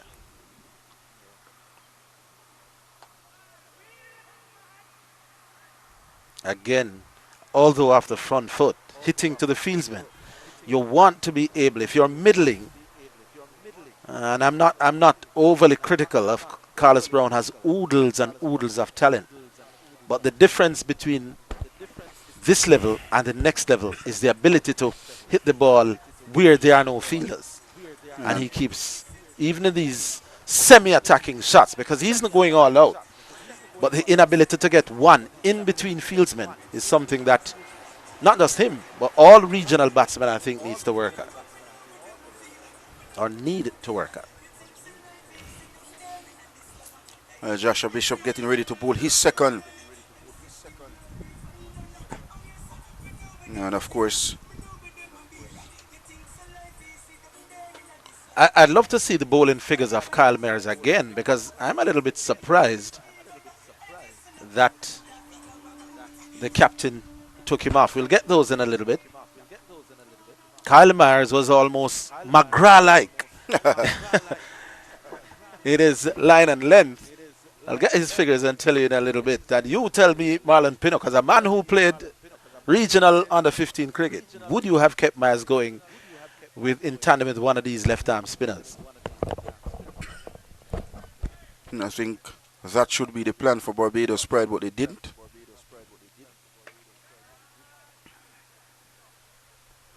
Yeah, picking out the field again. So, Mayers figures 4 overs, 1 for 2. Oh, magic. Why on earth is he not bowling? Drives, drop, gone. Well, all the hard work by Kirk McKenzie, he's dragging himself away. He did all the hard work, got to another pretty 20-something, 31, and out of the blue, one that was flighted out. I did tell you that I like what I'm seeing from Bishop. He wants wickets, so he's flighting a few, pushing through a few. That one was a little bit wider, invited Kirk McKenzie for the shot. Didn't keep it down, hit it to the fielder, juggle it a little bit. But in the end, Kirk, decent innings. He'd be happy with how he played up to this point. But he'd be disappointed at that dismissal where you could say he didn't make the bowler work hard enough for his wicket. Not at all disappointed. Kurt McKenzie Jr. Jubilation for the pride. But look at this. A flighted delivery, enticing the drive. And a second grab for Craig Brathwaite, but a very important one as well. And the two openers back in the hunt for the Scorpions. And it's on 93 for 2. And this brings Jovel Glenn to the wicket. Another player who would have scored his maiden list day century against Leeward Islands a couple seasons ago. And plays his cricket for Melbourne Cricket Club here in Jamaica. But a knock is needed from him as well. A partnership is needed as well for the Scorpions. Yeah, the third left-hander in the top 4 for, for the Jamaican Scorpions. And look at Kurt McKenzie. It's hitting straight to the man. You don't want to hit catching height directly to a fieldsman. And I was making the point that the ability to hit gaps is one of the things that regional batsmen need to work at. There was no reason to hit the ball straight at Craig Brathwaite, who's usually pretty sound with his hands. And he'd be disappointed with that. Here's Glenn's first ball. A very stylish leave alone to start his innings as well. And at the Muse is Joshua Bishop picking up a wicket in his second over. Yeah, Javel Glenn didn't score too heavily in the trial, so he's searching for his best form. And this time he drives to the left of Craig Brathwaite, who couldn't knock it down. He'll want a big score. Glenn made the West Indies A team following his regional season last year. And many feel he has the potential to go all the way. Was kind of pigeonholed as a white ball cricketer at one point. But he does have the ability to make a nuisance to bowling teams once he's set. And it's an interesting battle here. I like the looks of Bishop. He's bristling with intent. He wants to get people out. That was faster, a little bit flatter, but too wide. But he's telling the batsman, I'm not just going to come and peg away. I want wickets. And he's already gotten one in his column.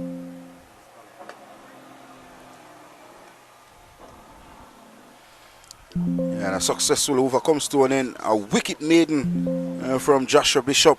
The Scorpions kept on 93 for 2. Yeah, I don't want to sound like I'm belaboring the point, but he hit that ball straight to Craig Brathwaite off the front foot. Middled it, hit it nicely, timed it beautifully. But when it goes directly to the fieldsman, you get 0 for it, for all that elegant touch and all that class. I think the order of the day was wickets before lunch for Barbados Pride. And they have picked up Kurt McKenzie Jr. Just about 15 minutes before the lunch break interval.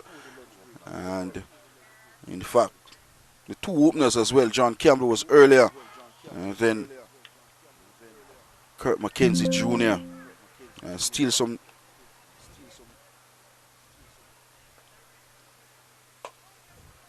And you look at Carlos Brown as well. He's very tentative to get on the front foot. I'm not going to say he hit straight to Craig Brathwaite again.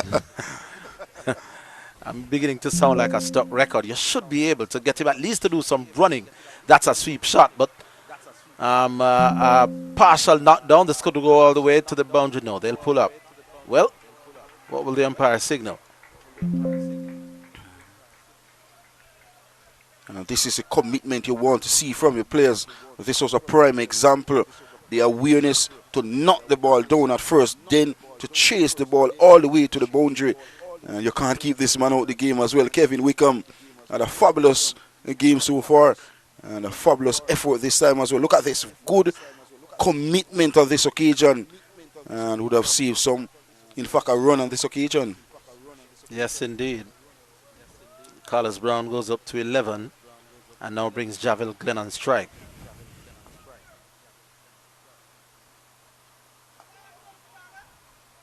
Oh, that's well flighted. He thought about it, you know, Marlon. He thought of the big booming extra cover drive. And then I suppose you could say discretion was the better part of valor decided that, listen, I'm going to just squeeze it out square on the offside. I think for his first run. And Jamel Warwick was just enticing Javel Glenn to go through the offside and get the ball to spun through his gate.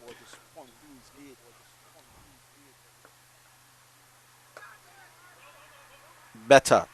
That one was flighted, but you could see he didn't hit to cover, opened the left wrist, and just guided it past him at that point. Nice shot.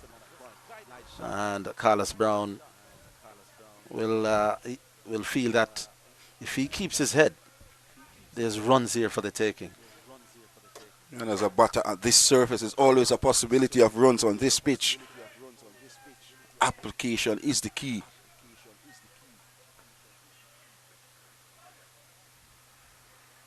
A quicker, flatter delivery, ill-directed on this occasion from Jamel Warwick, a man who has over 400 first-class wickets as well.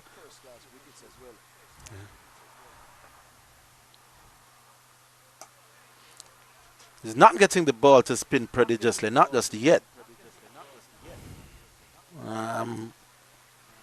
There's spin enough, but not what you would call raging turn. The ball is moving off the straight and narrow a little bit, but certainly not spinning as viciously as it can.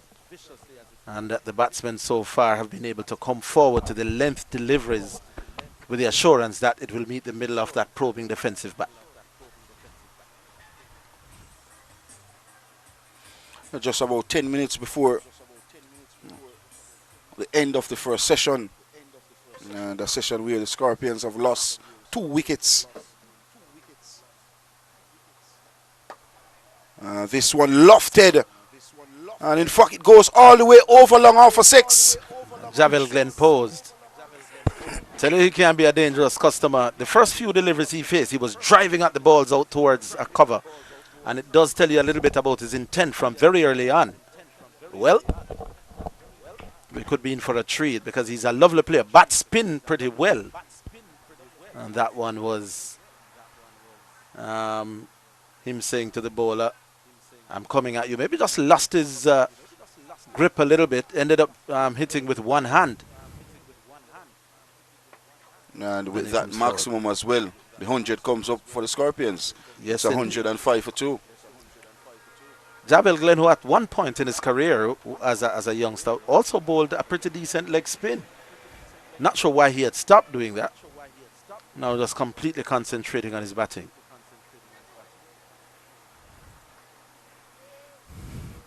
Very, very talented young player as well. Would have played some Caribbean Premier League cricket as well for St. Lucia.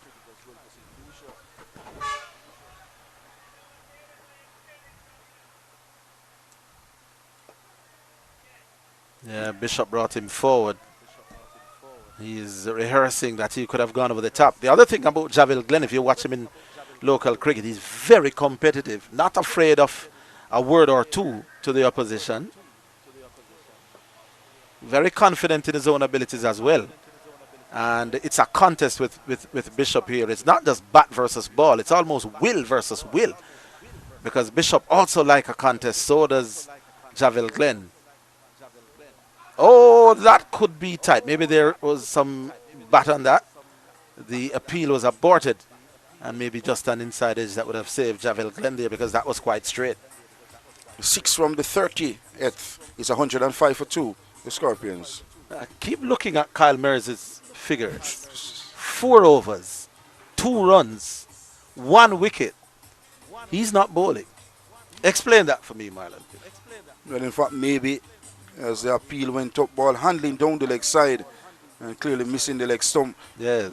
But you look at that, maybe it's a strategy to bowl the spinners up to lunch in the last half an hour of play. Why would I not want to bowl somebody who is going at half a run and over and who has already taken a wicket? None of the Jamaican batsmen were comfortable in getting him away. I would have kept him going. But then Craig will tell you he's in the best position. That's driven out towards extra cover, no run. I think that's a spectator's catch as well. Yeah. And Warren can looking to prize a wicket here for the Pride.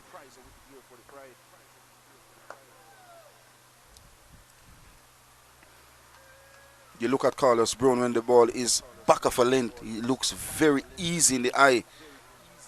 And a promising player as well. Will need to execute for the Scorpions. Desperate for a big innings.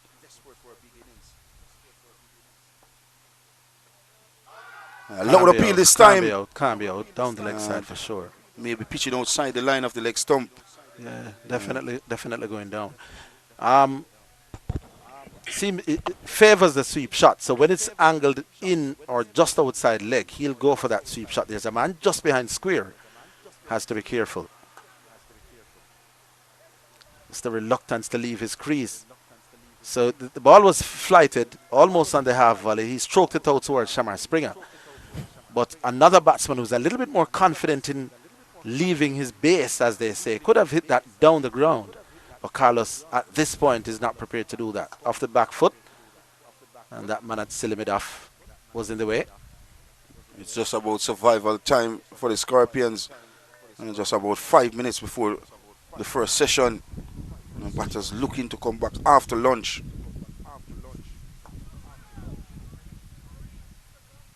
Another successful one, a maiden. 31st comes to an end. And it's 105 for 2, the Scorpions. My producer suggesting, is Myers on the field? He is on the field. But my producer suggesting that there may be just some back niggle. I hope there is some back niggle. Because otherwise this would be very, let's say, interesting captaincy if he's not, if there isn't a reason for him bowling. There is that slip to the left-handed Javel Glenn. So he is on the field, but maybe just having a quiet niggle. You look at the innings yesterday from the Pride as well. 2 big partnership, over 200 runs. Oh. Wow. I kept a little low. Javel Glenn is suggesting this end, the end that he's bowling to, the commentary box end, has kept a little bit low with several deliveries since the start of play. And very tentative again on the front foot. You know, that ball was in the air for some time. And Glenn need to be mindful as well. This was a quicker, flatter delivery. Yeah, and Craig Brathwaite has positioned himself at a fairly straight mid-off. That one went straight to him on the bounce. And that was a good delivery. Faster, a little bit flatter, played out towards cover, no run. He was making mention of the 2 big partnerships that were scored from the Pride. Brought them up to that 300 mark. And we have not seen any significant partnership so far from the Scorpions. And I think this partnership is key as well, Arville. Yeah, I like the contest. You could see that Javel Glenn, he has already hit Bishop out the ground for 6. Oh. Bishop is saying, I have the ones that you may think spinning back, but won't. They'll go through the arm. That is just quality. You expect that something could give at any moment. Either Javel Glenn could find a way to score, or look at that, not spinning back, going right through. And sometimes it looks innocuous, but sometimes special deliveries can be special based on what has gone on before. Now, previous deliveries would have just spun back in a little back to the left-handed Javel Glenn. The one that did not spin could sometimes be the danger ball, and that's clever bowling from Bishop. Glenn survives. That's the assistant coach of Barbados Pride, Ryan Hines, a former West Indies mid-order batter as well. Yeah, himself was a fairly capable left-arm spinner as well. He'd have came here at Shedwin Park and scored 100 for Barbados against Jamaica. And the head coach of Barbados Pride is your friend as well, Vasper Jakes, former West Indies all-rounder. Okay, then Warwican will continue. Warwican 10 overs from 10 runs from his 5 overs. Played out towards backward square. Not where he intended. Not yet prepared to use his feet. You probably can't blame him with lunch. Probably this will be the last over. So being circumspect and watchful may very well be what the doctor ordered. I think Glenn and Carlos Brown should see that this is the final over before lunch.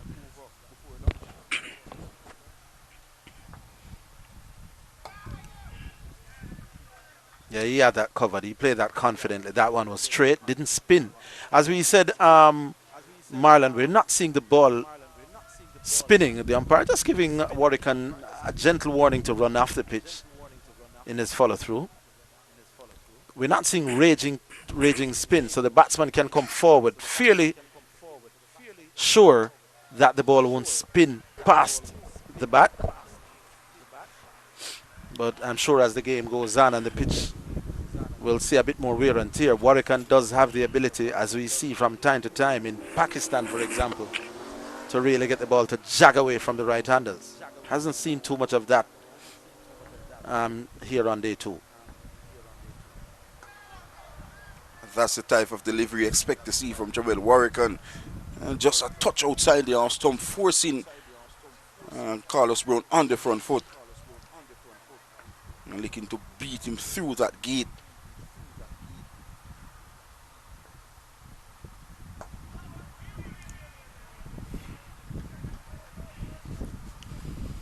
Looks composed, looks relaxed at the crease. But Warwican does have the ability to get that magic ball. Sometimes his magic ball is not just the one that spins away, but the one that's straight and darts towards mid and leg. Carlos Brown has got to be wary of that.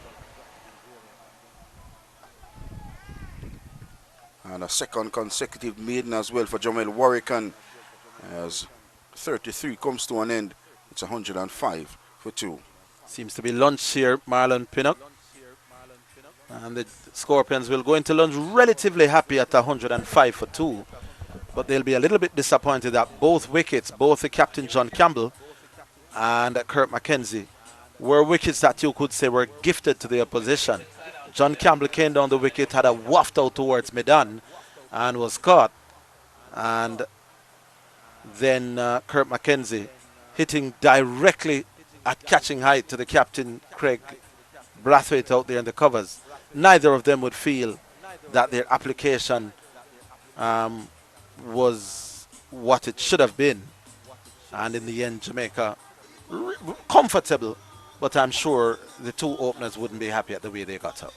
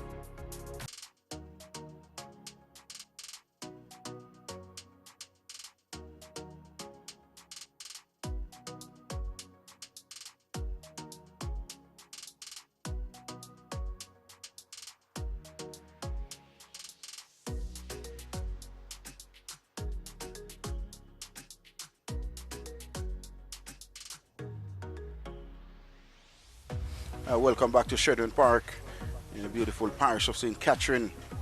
While Jamaica Scorpions 105 for 2 at lunch, with Carlos Brown not out 13 from 53 deliveries, and Javal Glenn 7 from 17 deliveries. And good afternoon to you, Harvey Liggins.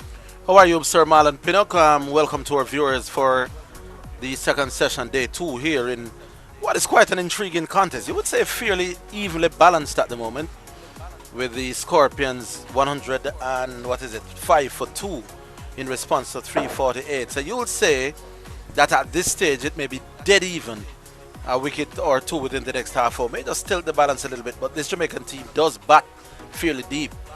But it's an intriguing contest, and what happens between now and tea could well determine how this game may go. Well, what is key for Jamaica, a Scorpion team, is wickets in hand. And we saw two soft and tame dismissal earlier. Both openers went soft. And I think these two batters must be looking to consolidate at the moment. Two players that have a lot of experience as well. And both would have done well prior to last season as well in domestic cricket here in Jamaica.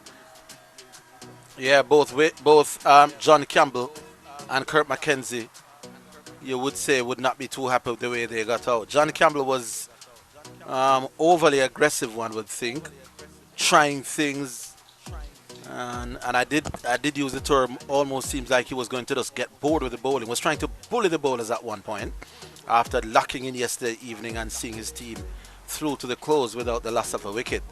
Came this morning, was trying to, as we said, bully the bowling, did not quite come off, and he trudged off rather disappointed. But here's the first ball of the post-lunch session. And a bang on target from Joshua Bishop, a wicket taker as well, a very attacking left arm spinner. And we have seen that in recent time in regional cricket as well. Yep. So Javel Glenn coming forward and managing to smother the little that is actually there at the moment. And maybe just trying to get his legs warm, just a brace down the wicket. He was never really going to run for that. Not at all.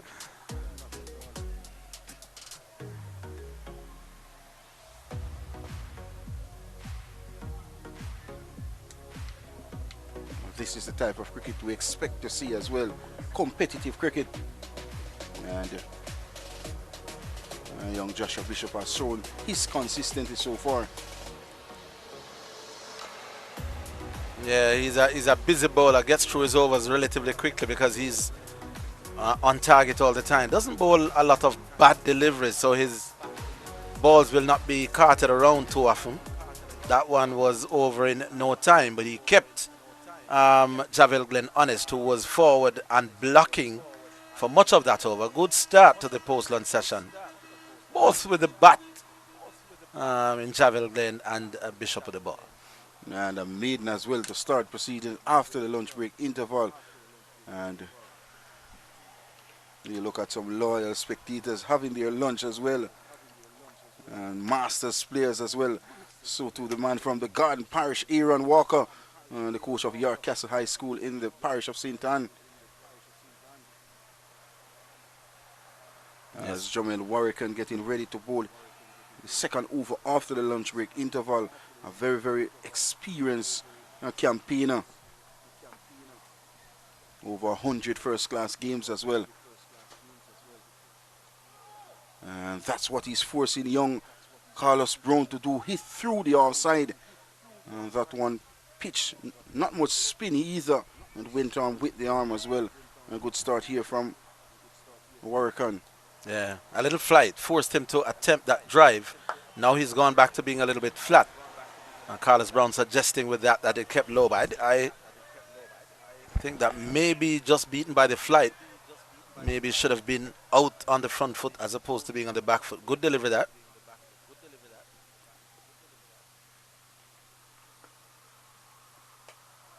And there you go.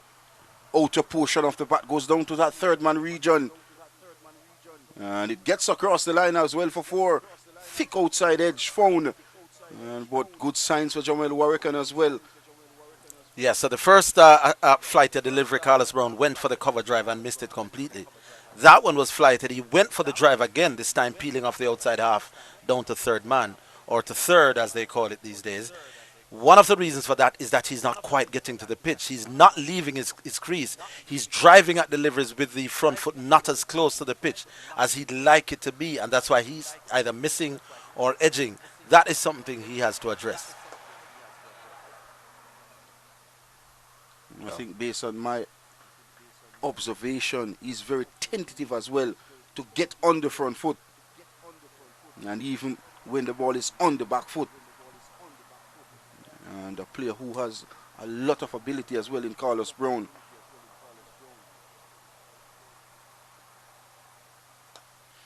Yeah, he will come on the front foot. What he's not doing is leaving his base. He's not chipping down the wicket.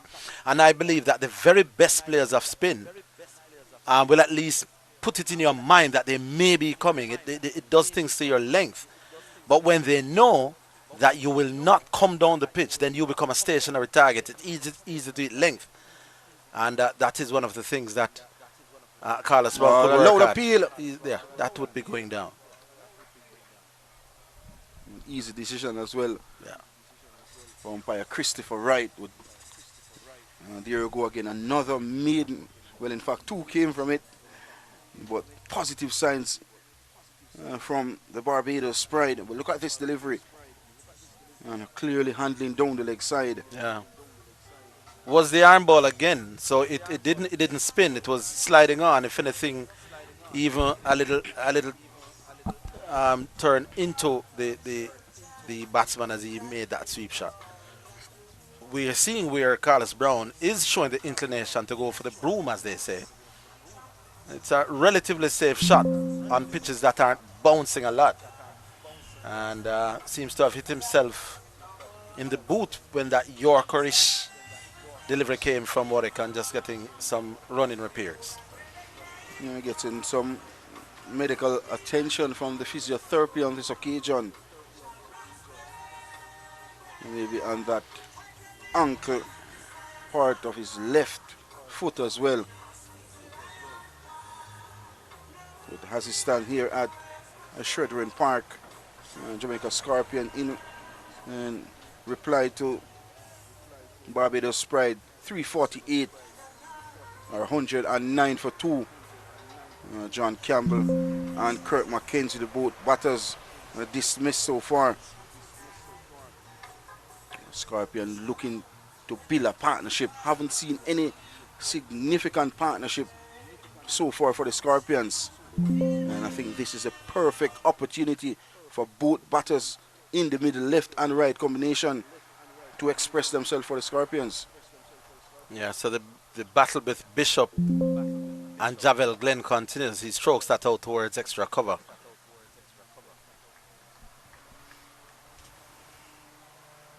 And doesn't score.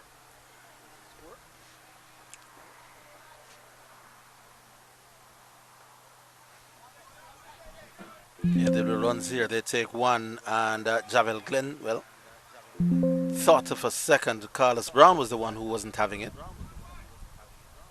Javel Glenn goes up now to, is that 8? And Carlos Brown 17 from 59, so he's been there a while. He's biding his time. And absolutely no need to rush. There's still a lot of time left in the game. And one would want to start the 2026 season on a high as well.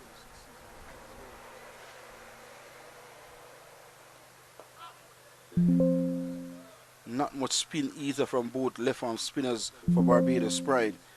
And we saw the Scorpions getting a lot of spin out of this wicket as well, but not such as this one driven, and maybe wasn't fortune shot. Yeah, wasn't where he intended. He was hoping to hit over long off, but lost his shape a little bit. Head was in the air as he went for that shot, and in the end almost dragged it to mid-on. He just walked away to say concentrate a little bit harder, and let's see the battle continuing. Again, not middling. And again, Joshua Bishop not afraid of giving the ball here as well, enticing Carlos Brown on the front foot. Carlos Brown just coming back from lunch, Needs to reassert himself. Just a little mistake here and there creeping into his game. And the water break or lunch break can do that to you anytime. End of an over. Joshua Bishop now 6 overs. Well, the figures has been taken off the screen. We'll tell you a little bit about that. Scorpions still trail by well over 230 runs, so still lots of cricket left to play. We're early in the second day as well. It's a 4-day game, and anything can happen inside a session. And this one would have known all about first-class cricket as well, Jamel Warrican. Yeah, so this is now a 6-3 leg-sided field. So Warrican will not bowl outside off. He will be pitching midland leg, spinning into the left-hander, because anything outside off you would think is free scoring opportunity. So he'll be darting towards midland leg as he does there. And Javel Glenn was equal to the task that time around. He has the accuracy to have a 6-3 bias leg side field, a slip on two people at cover and mid off. And that time around, Glenn was right forward. I think that delivery is the delivery you're looking for Jamel Warrican to be bowling, bringing the left hander on the front foot and trying to extract some bounce and turn out of the surface. And I feel a shot under the bat catching as well. It could be a wise idea.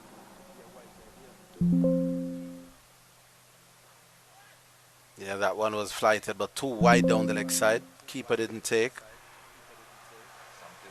And that delivery shows some turn as well. Right. Pitch and spun down the leg side. Not going to trouble the batsman, though. He needs to be in front of the batsman with these deliveries, that in case he does get an occasional one to spin. That was quick and sharp, and Glenn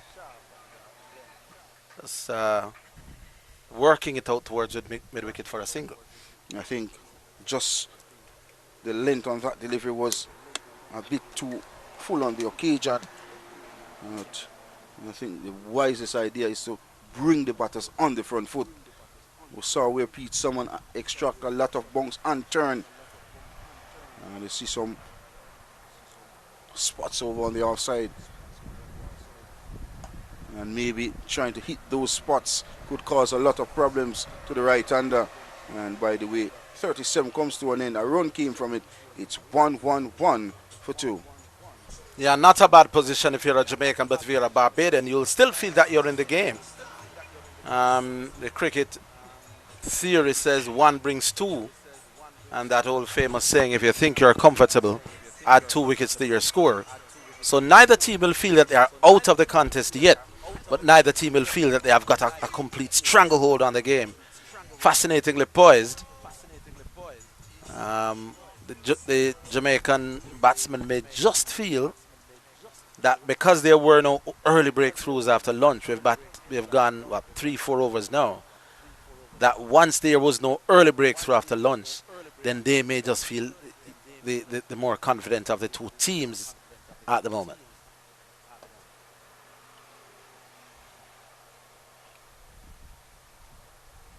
And this St. Catherine club has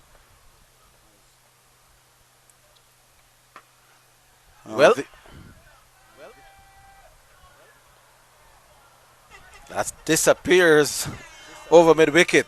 That one was outside off stump, which allowed Javel Glenn to use his arms.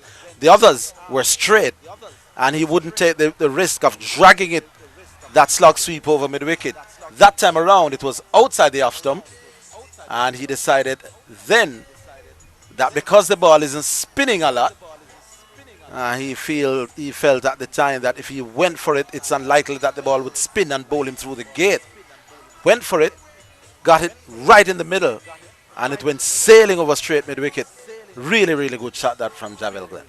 Shot of authority, shot of class from Javel Glenn. Well in control as well. Head position was still. He threw the line of the delivery and out of the screws, you'd want to say, Arville. And his second maximum as well, as the total goes up to 170 now for 2. Yeah, he's hit Joshua Bishop for his second 6. The first one didn't control it as much. This one, though, He had it going right in the slot. Was never at any point in time trying to keep that down. He picked out people to the left of that, or a spot to the left of that stand, found it, and the ball is taking a little while to come back. That was a sweet shot by Javel Glenn, who has mixed aggression with solid defense, 15 from 32, and a little touch of gloves and bats from these two, encouraging each other to keep going. Runs on the offer if they keep their heads. That should be the order of the day for the Scorpions. Behind the 8 ball as we speak by some 200 and plus runs. Oh, beautiful delivery. Excellent delivery this time. Pitch and spun away from the left-handed Javel Glenn on this occasion. Good comeback here from Bishop. Yeah, certainly a good comeback. He's in the contest, is Bishop. Doesn't bowl too many bad balls, because even the one that was slugged over mid-wicket wasn't a bad ball by any means. Wasn't a half volley. Wasn't a midway tracker. That one was quick, and Javel Glenn decided, I'm not playing at that. Through to the keeper. Asking a lot of questions. Is young Joshua Bishop. Oh, good delivery. And pitch and spun very slow as well. Bringing the left-handed Javel Glenn on the front foot. But over 38 comes to an end. It's 117 for 2. There you go. After 3:48, I think Javel Glenn would have been hit outside of stump playing a shot, so unlikely to be given out.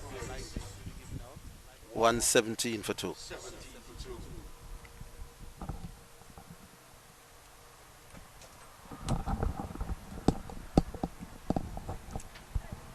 There's the ball again. Coming off the top of the pad and into the groin area. Didn't cause as much damage as it could. This is driven sweetly by Carlos Brown. And Shamar Springer knocked it down. They'll still get one. Pleasant looking drive coming in from Carlos Brown. Well in control. Steady base. High elbows as well. Brilliant bit of feeling. That extra cover region from Shamar Springer. Yeah, really spread himself to the left to ensure that the ball didn't get past him, because if it did, all the chances are is that it would have found itself to the fence. Glenn back on strike.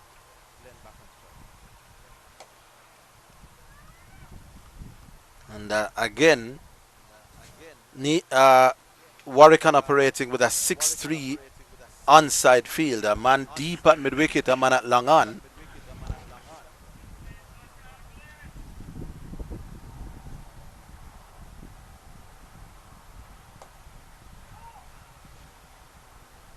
And the line there for Marlon Pinnock is middle stump spinning in. So far he's been relatively successful in keeping Glenn in check.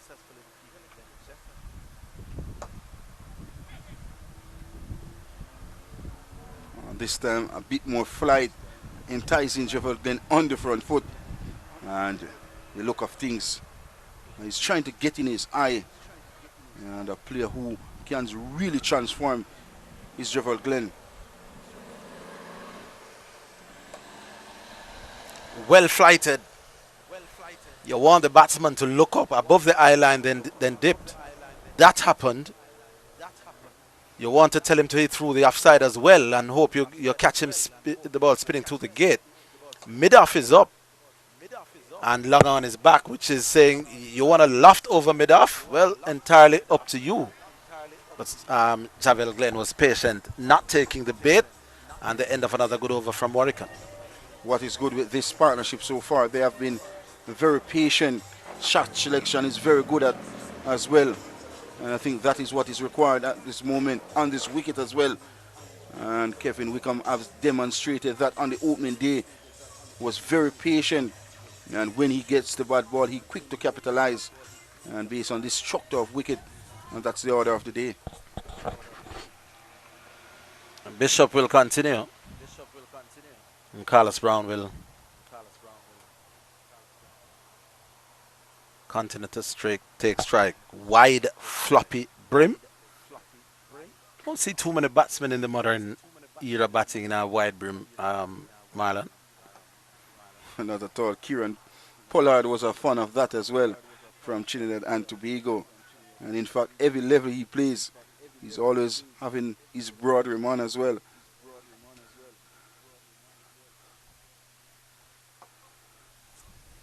Yeah, brings the batsman forward. Absolutely no problem at this point.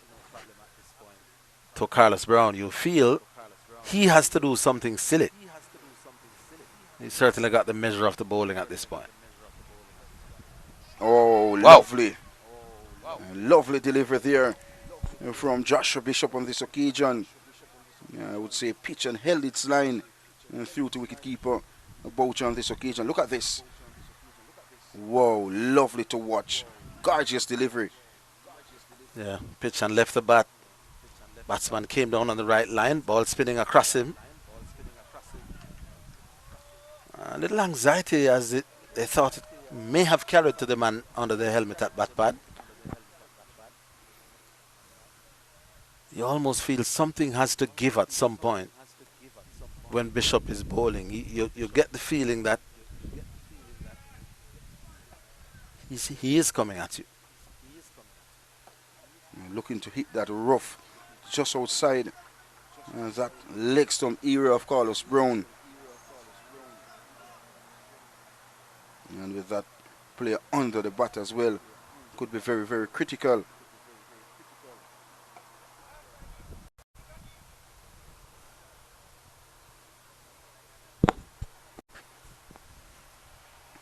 Another successful over has come to an end. A maiden 40 comes to an end. It's 118 for 2, the Scorpions.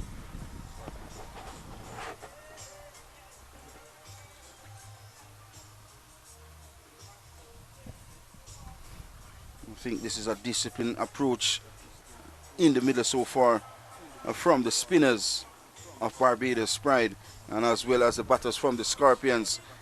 And it's a battle between both.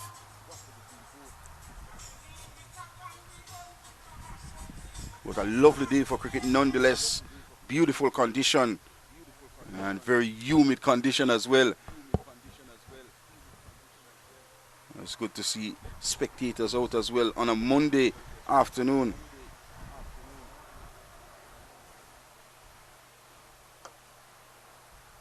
Yeah, that one was outside off stump, but they still persist. Only 3 people in the offside. A slip, a cover, and a man at mid-off. So they are telling Javel Glenn, punch Warwick through the offside, if you will. He's not taking the bait. So far, he's prepared to push long forward and awaiting the bad ball.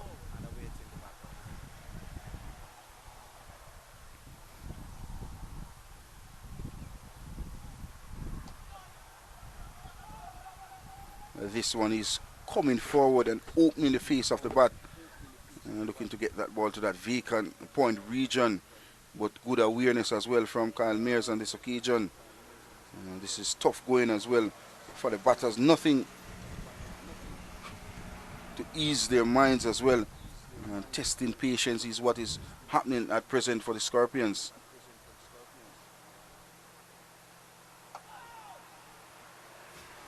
And that one kept a bit low. Well, the good thing about it, Jeff will then present the full face of the bat. And up and down so far. This wicket. Credit must be given as well to these 2 batters. Trying to consolidate in the middle.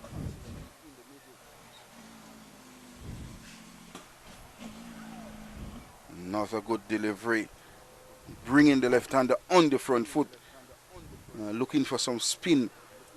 And that man, Jonathan Jakes, under the helmet could be a factor if he extract that amount of turn and bounce out of the surface.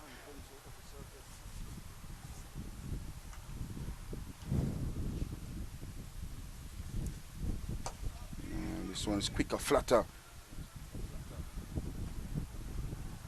Yeah, Javel Glenn wanted to work that squealer towards mid-wicket, but the ball came on a little bit quicker than he would have liked, and therefore had to keep a fairly vertical bat as opposed to whipping it through mid-wicket.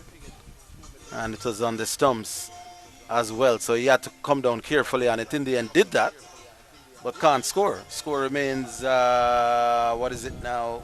119, 118 for 2. And another maiden as well from Jamel Warrican. A player who has played some 23 test matches for the West Indies, and also the vice captain of West Indies test team as well, Jamel Warrican. Oh, short, wide, begging to be hit. And Carlos Brown gets another boundary. Short delivery, sat up. And Carlos Brown says, thank you very much. As the total goes up to 122 now for 2. I think it's the first one that Bishop has dragged down that short and especially that wide. And you're asking for trouble when somebody as good as Carl Brown is and has been batting as well as he has. That was a give me ball. And Carlos Brown says, yeah, I'll take it.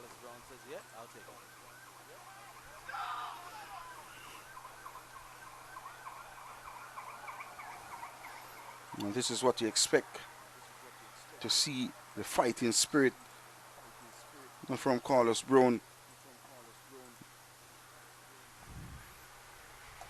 This one is swept and swept beautifully for 4. Straight on the line of the leg stump. And a second boundary of the over. This one was swept with some vengeance as well from Carlos Brown. Yeah, you can see his range. So first he punched off the back foot square of the wicket for 4 on the offside. And then that sweep shot that he's been employing ever since he came in the other direction, going down on his knees and sweeping nicely past backward square for 4 more. And Carlos Brown, you could say now well on his way. He's now moved up to 26, looking more and more confident. Indeed, you're absolutely correct. You know, looking in immaculate form, Carlos Brown. And what better place to be here at home in St. Catherine Cricket Club. And the home boy, Pete Summon, picked up some 4 wickets on the opening day. And now it's Carlos Brown turn with bat in hand. 26 from 76 deliveries so far. And looks the part. Looks a man with a mission as well. And this one played behind square, but straight to lane on this occasion. The 40-second comes to an end. 8 came from it. It's 1-2-6 for 2.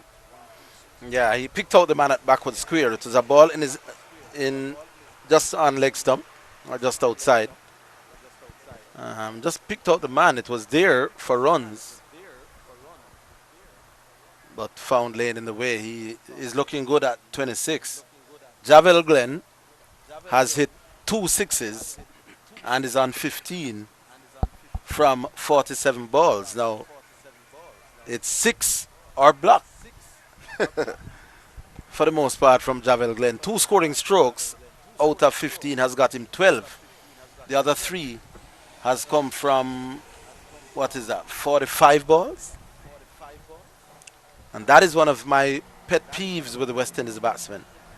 You have to be able to do a little bit better than that in creating singles, even off relatively good balls. That's block again. Now, at the international level, Marlon, you and I know that the international spinners are going to get one to drift or to rip. You don't want to be facing 6 balls from the world's best spinners on a trot if you can possibly avoid it. You get off strike. That was hit straight towards, well, not hit, straight down towards extra cover. It was fast, it was straight. You're not knocking Javel Glenn. But this is a skill that all of them must learn. The great ones are not tied down. Now the pitch is not spinning on duly. It's a decent batting track. That, you should be able to do that. That is a lovely shot. Not just hit for 2, but having the skill to hit to the left of the man at mid-off, opening the face a touch. Slightly risky because there's a slip and it can always go off the face to slip when you open the face. But that is what you have to do if you want to keep the scoreboard ticking. These skills are skills that will stand you in good stead the further up you go. And that was a nice shot. Only got 2, but lovely shot that for Javel Glenn.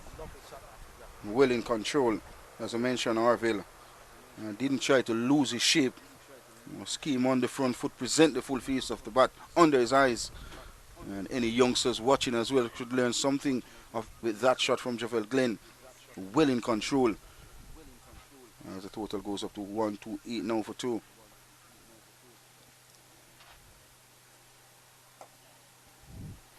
Slower delivery there. He got there almost too early. And in the end, couldn't complete the shot. Had to check the drive. I think this is a wise idea as well. Carlos Brown issuing a few words of advice, maybe trying to settle his mind as well. And that ball may be tempting Javel Glenn to hit over long on. You could see the rehearsal shot after the block. And maybe Carlos Brown just trying to get him motivated and trying to make him know that there's a lot of time left in the day and in the game as well.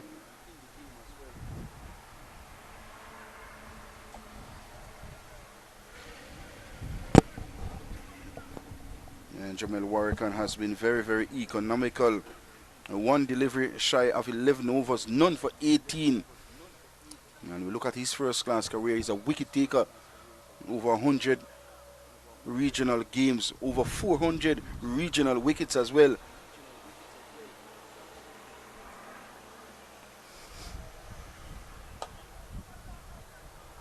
Yeah, that one was on the shortest side, but it was dead straight on the stumps.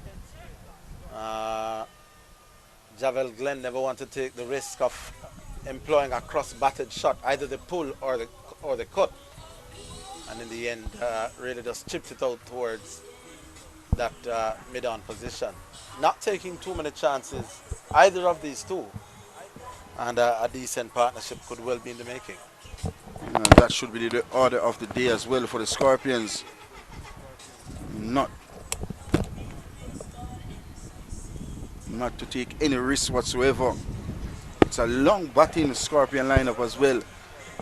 But down to number 9.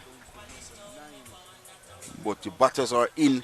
You want them to stay in, capitalize on the opportunity and get that 3-figure mark.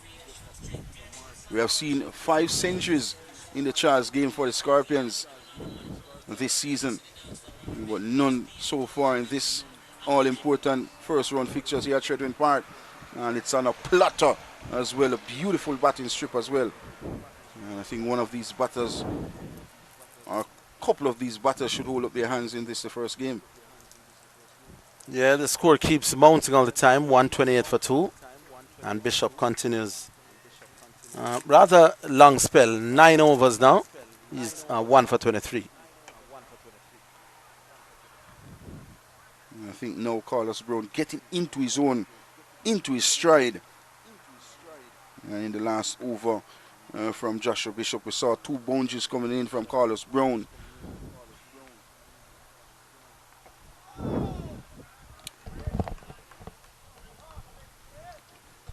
Yeah, he's being extra cautious. These two came together at 93. So the partnership now is worth 36. Handy little partnership. The Scorpions now trail by 220. This one swept and swept. A couple of bounces into that deep backward square boundary, straight on the line of the leg stump. That is where Carlos Brown is very, very effective in this inning so far. And a third boundary in 2 overs for Carlos Brown. Yeah, he's definitely played the sweep shot well. Not inclined to gut down the pitch and hit over the top.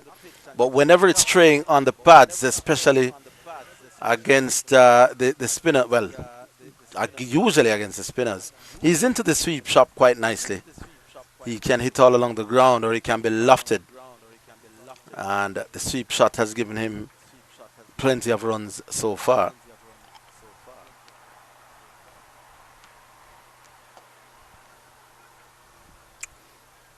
It's good to see me using up the depth of the crease as well. As the 40-foot comes to an end, 4 came from it. It's 1-3-2 for 2, the Scorpions.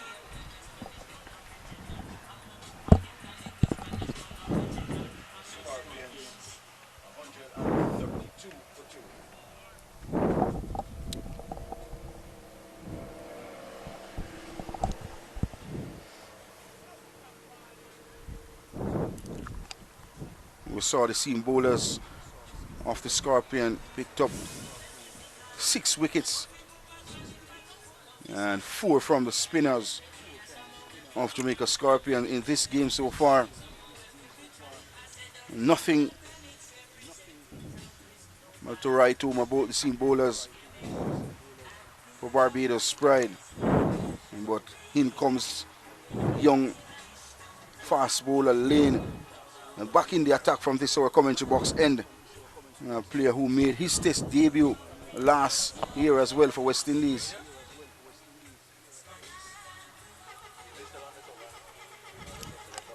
Would have played some 2 tests for West Indies as well.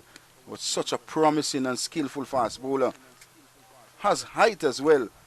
No doubt about his height. And has executed beautifully in his first spell, causing some problems to the openers. But he's back for his second spell. And he starts with a good delivery, Arville. That ball came back as well with the arm. But good thing, Jovel can present the full face of the bat. And a tested period for both batters. Yeah, Javel Glenn, as you said, came down straight. Sometimes there is a tendency when the bowlers are bowling round and angling it into you as a left-hander. Sometimes you tend to go against that angle and play towards mid-wicket as opposed towards mid-on. But he did well there, technically sound on that occasion. Didn't score, but you would say he felt pretty pleased getting it out towards mid-on. You don't want to, despite that angle from round the wicket, you don't want to be hitting too square. You want to be hitting still in front of you. And he's getting lovely carry through as well, young Lane on this occasion. But it's good to see Craig Bradway still maintaining a slip as well. But a cautious approach here from Jovel Glenn. Normally an aggressive player, and he looks to calculate his innings so far. 17 from 55, including 2 sixes. Think about that. I will elaborate on that. Lane from round. Driven on the up, just past the man at that Shamar Springer at that short extra cover position. He's there for exactly that shot, you know, folks. And didn't quite carry. Or he didn't quite get to it. Now the batsmen need to have a little chat.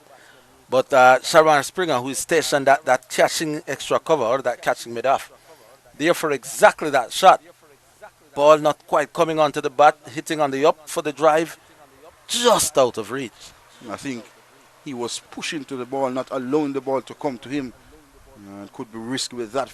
Shamar Springer in a catching position just in front of him as well. Excellent strategy here from Captain Craig Bradway.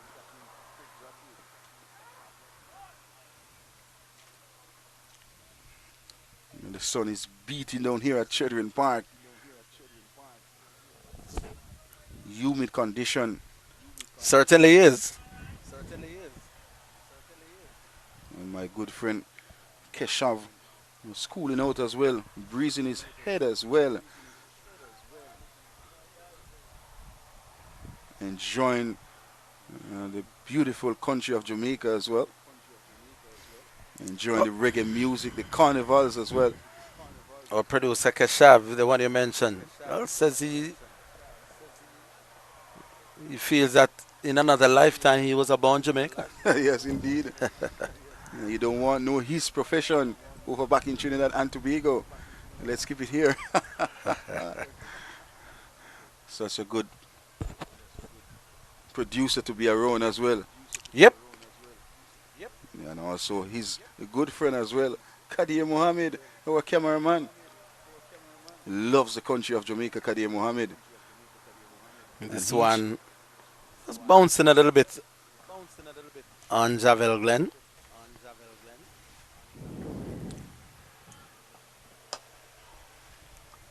The last 3 deliveries of this over has been on the line of that midland leg stump, looking to force Glenn to play around the line of the delivery, and a dot to close out the 45th. And it's a maiden as well. It's 1-3-2 for 2. Yeah, he's making sure that he doesn't whip across the line. He's coming down fairly straight out towards Medan. And that's what you want to do. As I said, sometimes when the fast bowler is operating from around the wicket to you, the left-hander, it exacerbates what you think the angle is. And you try to work them towards mid-wicket. Sometimes you get a leading edge. Sometimes because you play with a bat that's angled, you may hit to the man at mid-wicket. You want to ensure that as much as possible you still hit, even if you're hitting in the leg side, to mid-on as opposed to mid-wicket. And so far, Javel Glenn is doing that very well.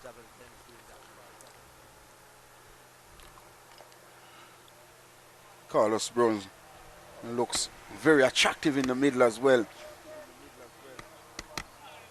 And what a beautiful day for him to be very attractive in front of his fans here at Shredrin Park. You look at that shot with last delivery, Arville. It wasn't a blooded off volley. It was a length delivery. And can't hit the man. Can't hit the man, Carlos. You're too good for that. You're on the back foot. You should have at least made Shamar Springer do some work. He walked away, concentrating hard. He knows that he may just have missed out on opportunity to get some runs. That now he's brought on the front foot. You can understand that.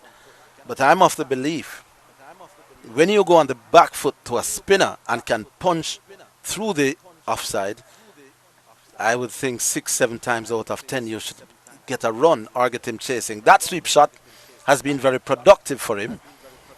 And this time all along the ground he's controlled that well and gets a single. That is trademark so far. You sweep the ball out to that deep backward square region. He has a lot of success in that area. Goes up to 31 Brown and brings Jeffel Glenn back in strike. Oh, Lord Appeal. Brilliant delivery. That was Arville. You could describe that delivery. Yeah, he played forward. I'm not sure if that was the spearing didn't come back enough, maybe how the umpire was reading it. I think he may have been struck just outside off, and the umpire was convinced that he was playing. Well, he was, but maybe just hit outside off, and that may have just saved him. A run came from the 46. It's 133 now for 2. And here it is. Oh, he didn't. I thought he got pad onto it. Apparently just went across it. Pitch and spun across the left-hander. And wrote a shot as well. I thought that he got, that was all pad. That was a good, better delivery than we were giving it credit for.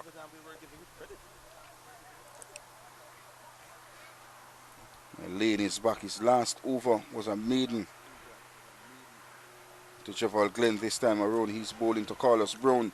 And look where that man is positioned at, what do you call that? Short mid-off? Exactly on the middle of the wicket, second wicket. Oh, poor shot coming in from Carlos Brown on this occasion. Only hands going at the ball, no movement off the feet close to the delivery. And with a slip waiting could be very, very risky as well from Carlos Brown. And would have been there for some 89 deliveries. And Carlos Brown, well, 88 prior to that delivery. Yeah, not sure why he would even attempt a play. It was short. Maybe the cut shot was on, but the application wasn't. That's punched off the back foot. Again, straight to the man at backward point, rehearsing that he could have picked the gap between the man at cover and the man at backward point.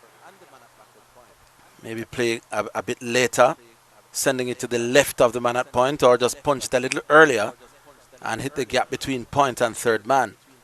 As it turned out, despite that attractive demeanor that he almost always has, wasn't able to score a ball that hit the middle of his bat.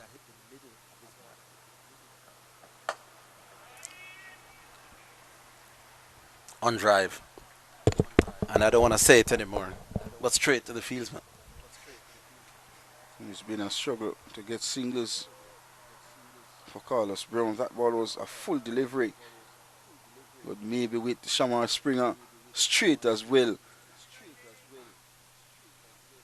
it could be a factor. But that ball should have hit through mid on for 4.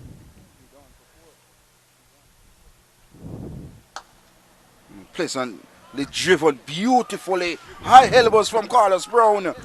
Oh, lovely, lovely RV Liggins. A shot of class from Carlos Brown. You could argue that that is the shot of the day so far. That was picture perfect. You can't possibly hit it any better than that. That is a man in full control. Everything according to the textbook. Foot to the pitch, elbows up, bat coming down straight. Any batsman in the world, Sashington, Dulkar and company, would have been very, very impressed with that.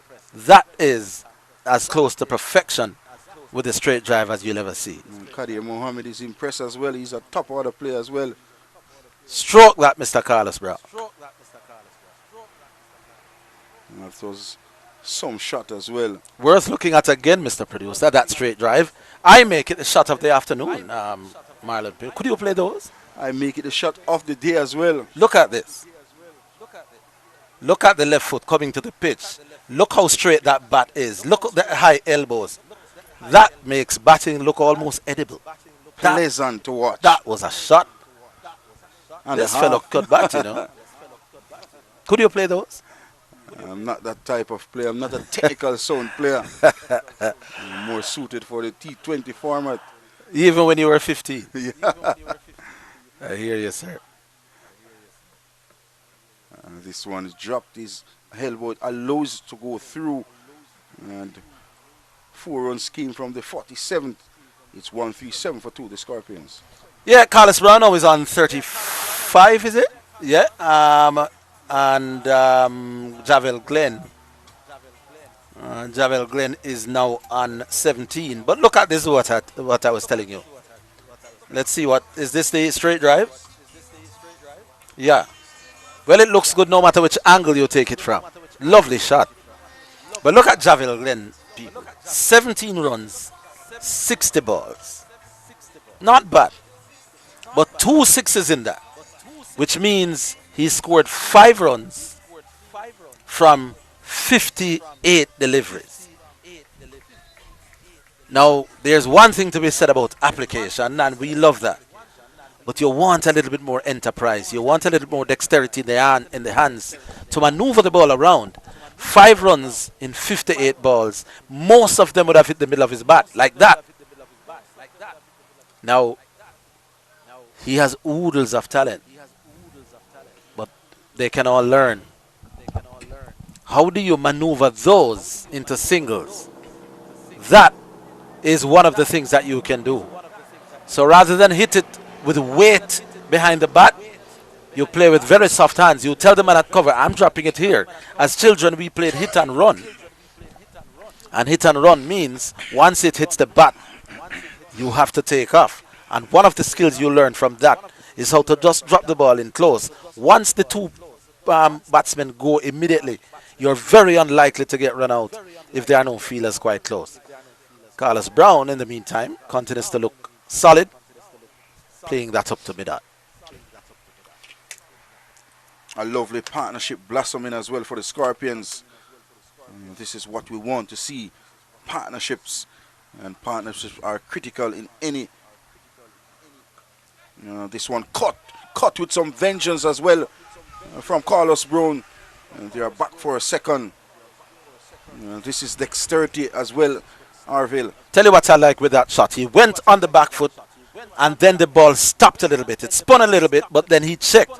He recalibrated himself and then had the skill. At this point, he's going for the cut, but then The ball not coming on as rapidly, but waited just a touch longer and still managing to keep it on the ground. He's batting sweeter and sweeter. And not that only time. to keep it on the ground, but to pick the gap to perfection. There as you well. go. There you go. That time wanting to go straight up at the ball off the inside half, out to the man at forward short leg.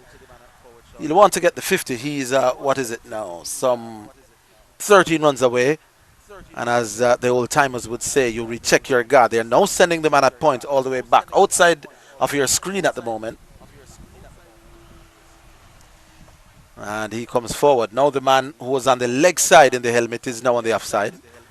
But Carlos Brown was solid, very solid in defense. And there's the bowling figures.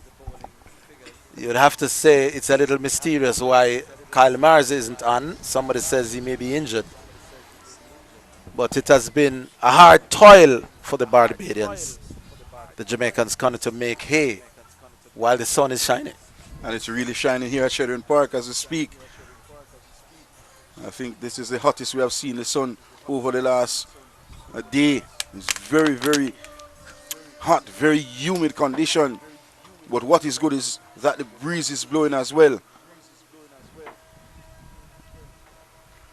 And Lane is back. Not much purchase so far in this game. No success as well. He continues to peg away so to the two batters in the middle for Jamaica Scorpions. Yeah, Javel Glenn needs to find a way to pick up singles. If he can't get the big shot going, that is okay. But 7 now, well, 18 from 63, and always remember 2 sixes in that. You don't want to do all that and then get yourself out. If you're going to bat like that, you want to bat till the close of play. Let the team do their thing around you. And that should be the goal of Javel Glenn. Showing good temperament, you have to give him that. He's not prepared to throw it away. But I just like to see him pick up a few more singles. A low there appeal. you Must go. be close. Gone. And I think that's a commentator's curse, Orville. Yes, indeed. Batted 64 deliveries. And a special delivery from a special player. Lane gets his first. The Scorpion lost their third. It's 140 now for 3. Yes, it's a good delivery that. It was straight. May just play inside the line a little bit. The ball may have just nipped away. Resolute in defense, you'd have to agree. But then 18 from 63. He'll be happy with his application, but always the work in progress. Here's the delivery coming up in just a bit. I think he was just pushing down the line and the ball may just have held its own. No, it was between the gate. Hit the pad. And I don't think he can have too many complaints about that decision at all. I think the ball dragged back as well. Yes, yes. Hit him well below the knee height. And an easy decision for umpire Christopher Wright. And he gets it right on this occasion as well. Yes. Charlie Smith High School principal Christopher Wright. But had he stand here, the Scorpion lost another wicket when the partnership was looking to blossom. And then comes a critical delivery. Yeah, came in from round the wicket. Here's the angle. Let's see how the bat presents itself. Well, just beaten for pace, you may think. He was late. He was late. Yeah, beaten for pace as the ball hit the pad. He can't complain too much about that decision. And the hard work of Lane has paid off. He's now taking his first scalp. You admire the application. You really do. But then there are things to work at. Not a bad effort. Were I the Jamaican coach, I'd say I was happy with your application. Never happy with how you got out, but you didn't gift your wicket to the opposition the way the two openers did. So he'd be happy with that in terms of how long he spent at the crease. 18 may not be the score he wanted, but Brad Barnes now, the new batsman, made the team, or as a youngster was thought of as a batsman who could bowl some off spin. As his career has progressed, his bowling let's say, is equal to his batting at times, he will need some runs. He's a talented young man. I think he's from your parish as well. Cool Manchester. Yes. If he gets a start, he can be quite lethal and dangerous. The problem with him is that he can be a tentative starter. And let's see what Lane will produce. Brad Barnes, formerly of Manchester High School, would have played some youth cricket as well. I think he captained his youth team for Jamaica and now plays his club cricket for Kingston Cricket Club. Yeah, as a brother has also represented Jamaica at the youth level. The thing with Brad Barnes as well is that he's one of the few batsmen I see in local Jamaican cricket. He comes right out when he plays forward to the pacers.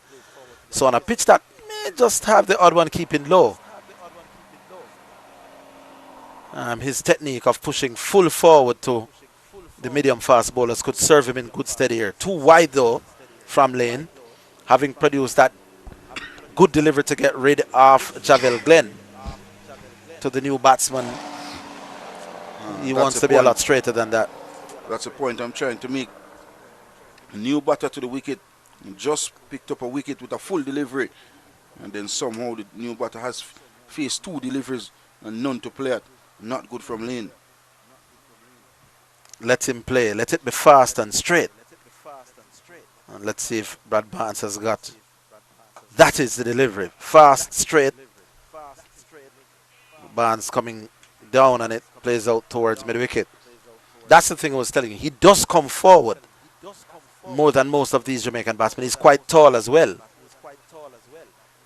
So on a pitch which can be a little variable in bounce, he'd want to be forward. Air on the air playing forward, because there's no real devil. You're not going to get hit in the helmet too often on this pitch against these bowlers. So being on the front foot is the way to go. And poor. A maiden wicket. And his first wicket for Barbados Pride in regional cricket as well. And it's a maiden wicket over as well. 49 comes to an end. It's 140 for 3, the Scorpions.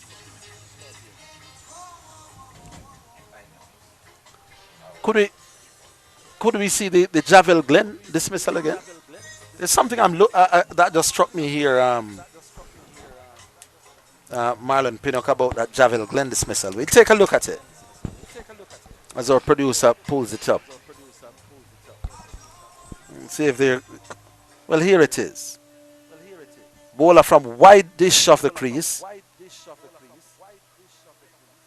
How did he miss that? I think the bat came down late. Yeah. And cross-batted as well. I think, yeah, the bat was at a slight angle, but he was just beaten for pace. The ball hit pad just before the bat came down. Carlos Brown works this out towards forward of square and can't score. And Shamar Springer is back as well in the attack from the football end of the ground. Just at 5 over in his opening spell. Did the bat hit the pad on its way down in the Javel Glenn dismissal? I'm trying to wonder, why would he just miss a straight ball? The angle coming down, yeah. Anyway, here is Shamar Springer. That's solid from... You realize how Carlos Brown played that delivery right under his eyes. Very late, well in control. And a man well in control of his game in the middle for the Scorpions, Carlos Brown. One last time with the Javel Glenn. I'm trying to see if I'm trying to make sense of it. You wouldn't be beaten for pace with somebody of Joel Lane's pace too often. We'll take one last look at it. I'm not overbearing on the point. But after this one, here is Carlos Brown, and as you said, playing late, which is always a sign of a batsman in form. Not pushing out, groping at the ball, waiting for it to come. Playing under his eyes. I'm trying to see the bat for your folks. Did it hit the pad on its way down? and therefore couldn't be presented straight. Look at it. No. Just playing completely at the wrong line. Clear gap between bat and pad. Clear gap. He look at that and ask himself, what on earth went wrong? But in the meantime, a lot is going right for Carlos Brown. They're appealing. I didn't think that there was any back to that. It was dropped in any case, but seemed to have his arms and bat well out of the way, suggesting that there was some extra bounce on that, which there was, but too wide down the leg side. Good to see Shamar Springer extracting some pace out of the wicket, some guile as well with this delivery. Lovely seam position, high release point, and maybe clip the shirt on the way through. Yeah, maybe the shirt.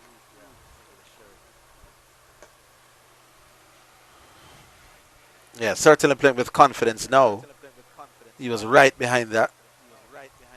It's very easy on the eyes, Carlos Brown. He's looks to have so much time, and that is always one of the hallmarks of the great or the very good ones.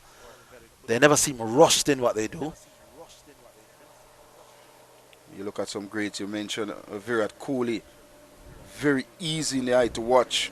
It's like nothing happening on the surface when he's batting. So too is this one in the middle, Carlos Brown. Very easy as a like. And a proper batting surface to batten as well. A maiden from Springer. 50 comes to an end. It's 140 for 3. That delivery where he stroked it out towards mid-wicket was one of the deliveries that would get him in problems a season or two ago. While playing that flick slash on drive, quite often it would go aerial to the man at mid-wicket or sometimes even as straight as mid-on. But that time he kept it down and continues to look the part.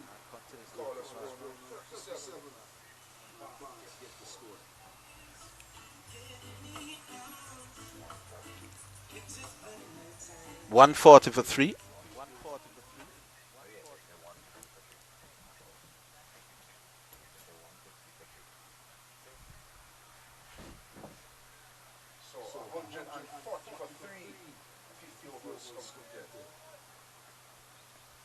All right, so it will be interesting to see Lane. Still only one slip.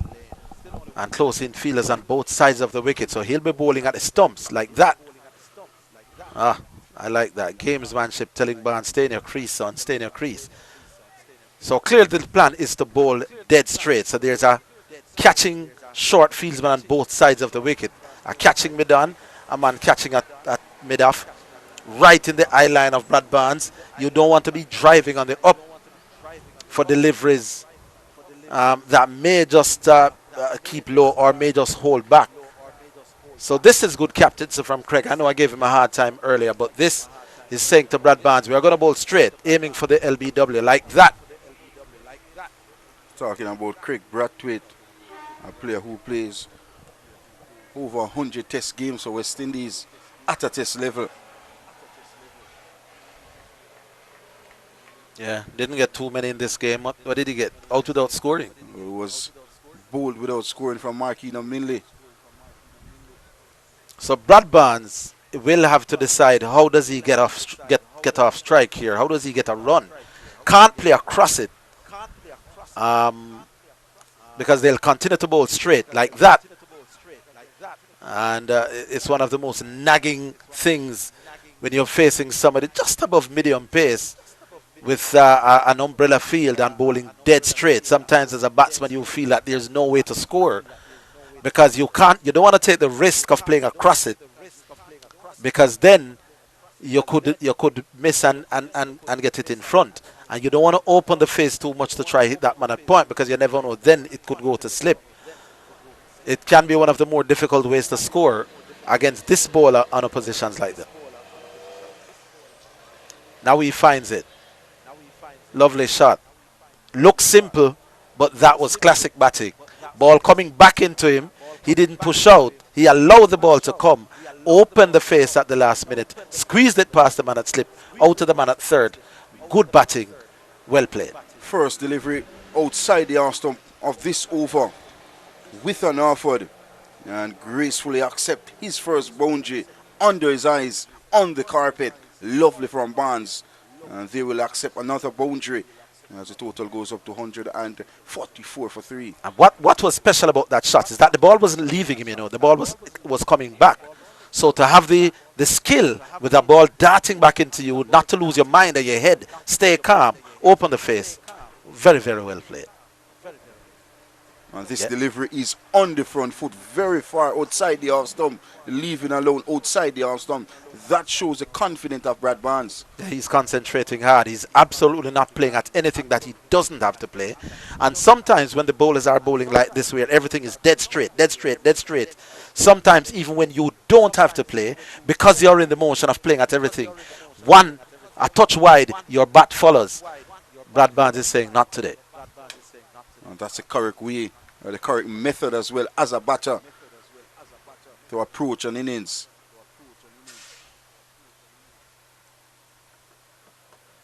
And this one on the line of that Midland leg stump. And inner portion of the bat goes down to that fine leg region for his 5th run. And the 51st comes to an end. It's 145 for 3. And guess what, Harville? It's time for drinks.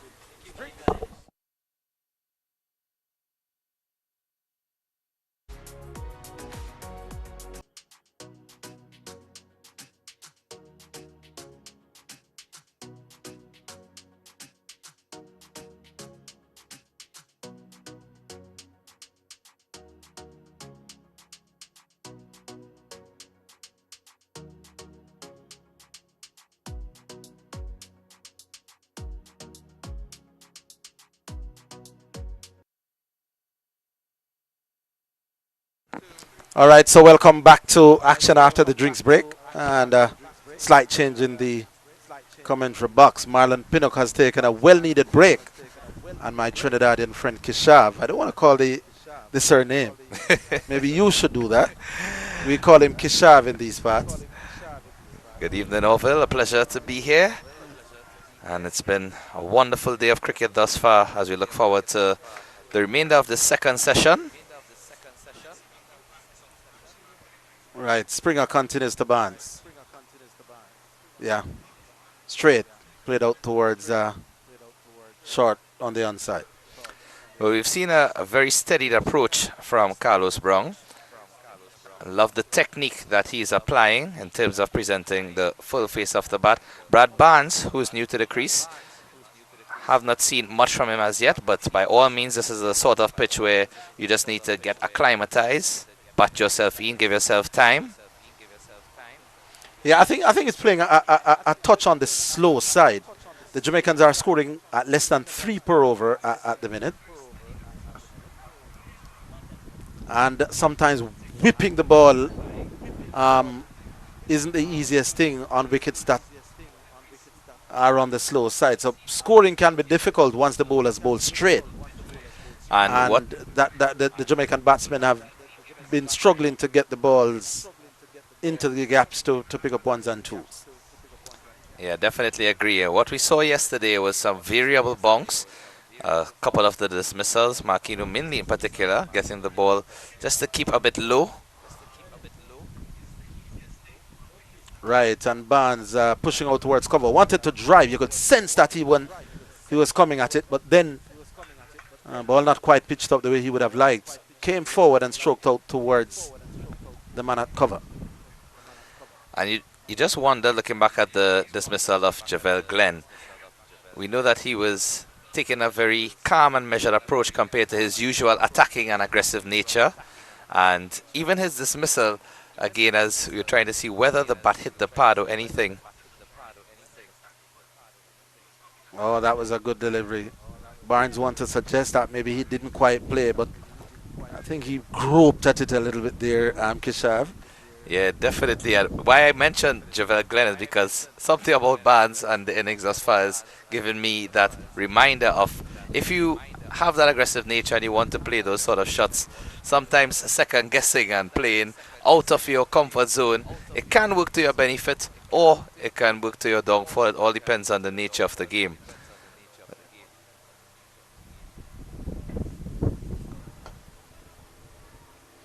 Barnes confident in driving on the front foot. I've seen many batsmen on slowish wickets like this bat and 8-10 inches out of their crease just to affect the bowler's length. One or two spectators, few school children amongst them, especially with the wicketkeeper back. Barnes could afford to advance a little bit. That one is fairly straight and playing out towards Medan. We saw where when John Campbell was batting, he was advancing at the Pacers. Maybe one of the ways to score, especially with the keeper back, is just to advance a little bit. You won't be stumped. And if you advance enough, you won't be LBW either. Maybe that is one of the ways that Jamaica could up the tempo. 2.79 as a run rate. You would want to be at least above 3. Not the easiest of wicket to score quickly on, but they probably could be doing a little bit better than this.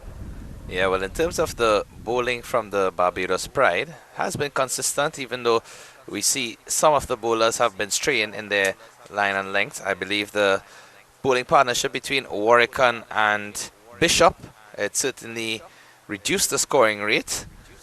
And now that we are seeing pace reintroduced, you wonder if the Jamaican Scorpions batsmen will prefer the pace on the ball and decide to make use of that and the small boundaries here at Chedwin Park, as J. McAllister is back for a third spell from the first end that he started.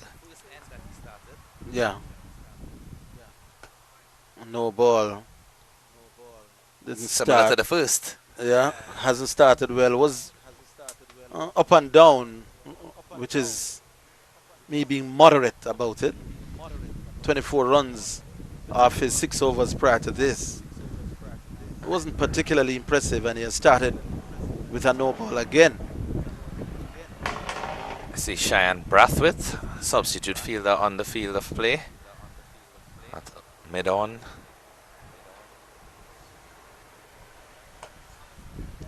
That's much better from McAllister into the block hole. And from what you've seen, Orville, we've seen a couple of fast bowlers being used. The difference in style of the fast bowlers. We know that McAllister, he likes to hit the deck hard. Johan Lane, he gets a bit of movement just to nip off of the seam.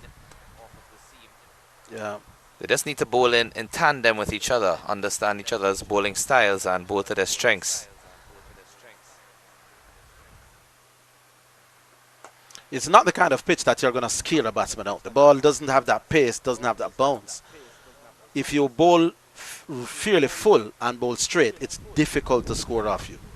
Because the ball not coming onto the bat as easily as it may appear. It's a fairly placid pitch.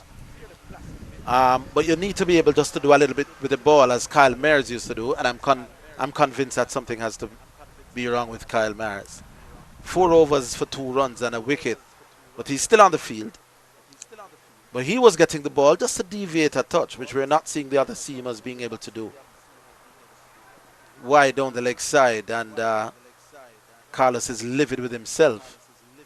Any touch on that, the long leg and the man at forward square, there's oceans of space between them. I missed out on at least 2 had he gotten any touch to that. Was very upset with himself. But again, McAllister not starting particularly well. Well, the first 3 deliveries have been tailing into that middle and leg region. This one going past the stumps and even almost past the keeper. Oh, that's lovely. Can't come back for the second. But that was good. Nice drive. Didn't overhit. Kept his shape. Pierced the gap. Out on the front foot early. Everything to like about that shot from Carlos Brown. Yeah, just look at this. Not a half volley by any means. Length ball. Look at how his weight is transferred. Bent knees. Lovely stroke. A very good time off the ball. Barnes is forward.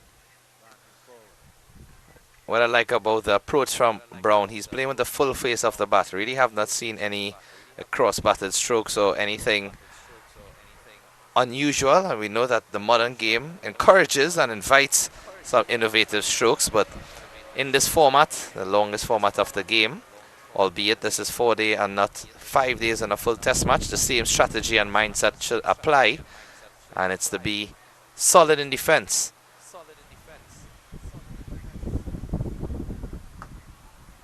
That one was dead straight. This test your technique when the pitch is a little sluggish and the bowlers are dead straight like that one from Shamar Springer. It tells you that unless your defensive technique is sound, because one of the things you don't want to happen to you is playing around your pad in defense. You've got to get that left foot. If you can just look at that, one of the mistakes that batsmen make, and can be magnified on slow pitches, is to play around your front pad, and then you can be a touch late. You've got to get that left pad, giving the bat that free access to the ball. Barnes that time did it fairly well. It's just a defensive shot, but there has to be great technical application. Good defensive technique that time. Carlos Brown back on strike.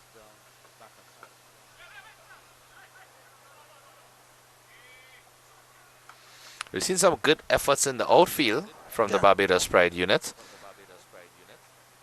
A skipper, of course, leading from the front, as you saw with that good reaction catch he took earlier on. Juggled it for a bit, but was safely in the end. Joshua Bishop, that last delivery, diving stop. They've been putting their bodies on the line. Know that the boundaries here are small, so you don't want anything to pass the inner 30-yard circle once it's hit with pace.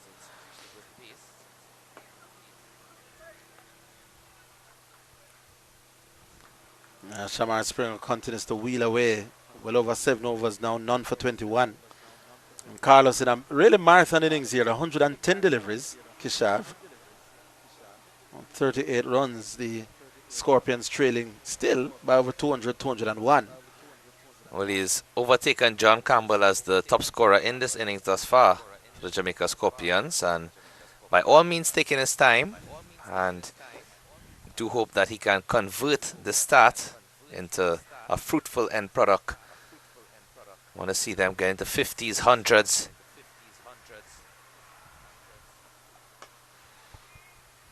That's one of the tenets of this West Indies Championship. The points, batting points, bowling points, all to play for, as these teams would look to secure a spot in the playoffs, which would be held in Antigua. That will be in the month of May. As you note, other games going on. Windward Islands taking on Guyana, and Trinidad and Tobago against the Leeward Islands. Both of those games being played in Antigua. Nice even contest at the moment as punched back past the bowler. Oh, this could be tight for a run out. Oh my goodness. Brad Barnes. I didn't think a run was there. And to be quite honest with you, Carlos Brown punched back past the bowler.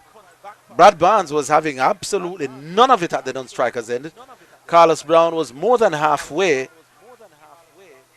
and was sent back, I think quite rightly. The conventional theory is that the non-striker should follow the striker's call. But I don't think that there was a single in there. The ball was punched fairly hard, but look at how quickly it went to the man coming from mid-on. It would be tight. And all's well that ends well if you're a Jamaican. And just a quick word between the two middle-order Jamaican Scorpion batsmen to say, let's cool our nerves here and get ready to start again.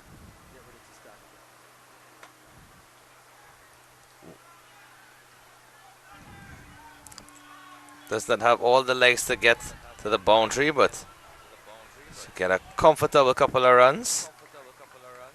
And after that mix-up in the crease, which thankfully for the Jamaica Scorpions did not lead to a run-out, you can hear a lot of increased murmuring across the ground. One of the spectators encouraging Brown not to give away his wicket, not to take any unnecessary risk at this stage. You've already batted so long, spent so much time on the crease, built a platform for yourself. Now is where you have to take advantage. We know about the nervous 90s, Orville? What do you think about the 40s? You being a cricketer, having Yeah. played in the past as well? Yes. Same nerves. All right, so Nervous that one was 90s played and fearful towards 40s. well, I didn't get to 90s too often in my time playing cricket. More of a But bowler? when I did, I usually scored 100. I didn't get many, but I've never been dismissed in the 90s at any level. And I played both parish cricket here in Jamaica and a lot of college and schoolboy cricket as well. My philosophy is simple. Whatever I did to get here, I'm going to do the same thing. But I know it can be tricky. And Carlos Brown, who wants to establish himself in the Jamaican team, because I've heard when the team was announced, there were one or two people who were questioning his place. If Brandon King had played, you wonder who would have been left out. I thought he could still play, and maybe Abhijay Man Singh is the one who may not have played. But he wants to set it straight that he's a permanent fixture of this Jamaican team. He's on 40 now. He wants to get a big one and take away all doubts that he's among the top 5 best batsmen in the country who should always be playing in first-class cricket. Of course, no player wishes injury or bad luck on any of their teammates. But you just look at the opportunity that he's been given for the fact that Brandon King is out of this game. And he's putting his hand up. He is certainly showing to the selection panel and the coaching staff that he has what it takes to be played as a specialist batsman.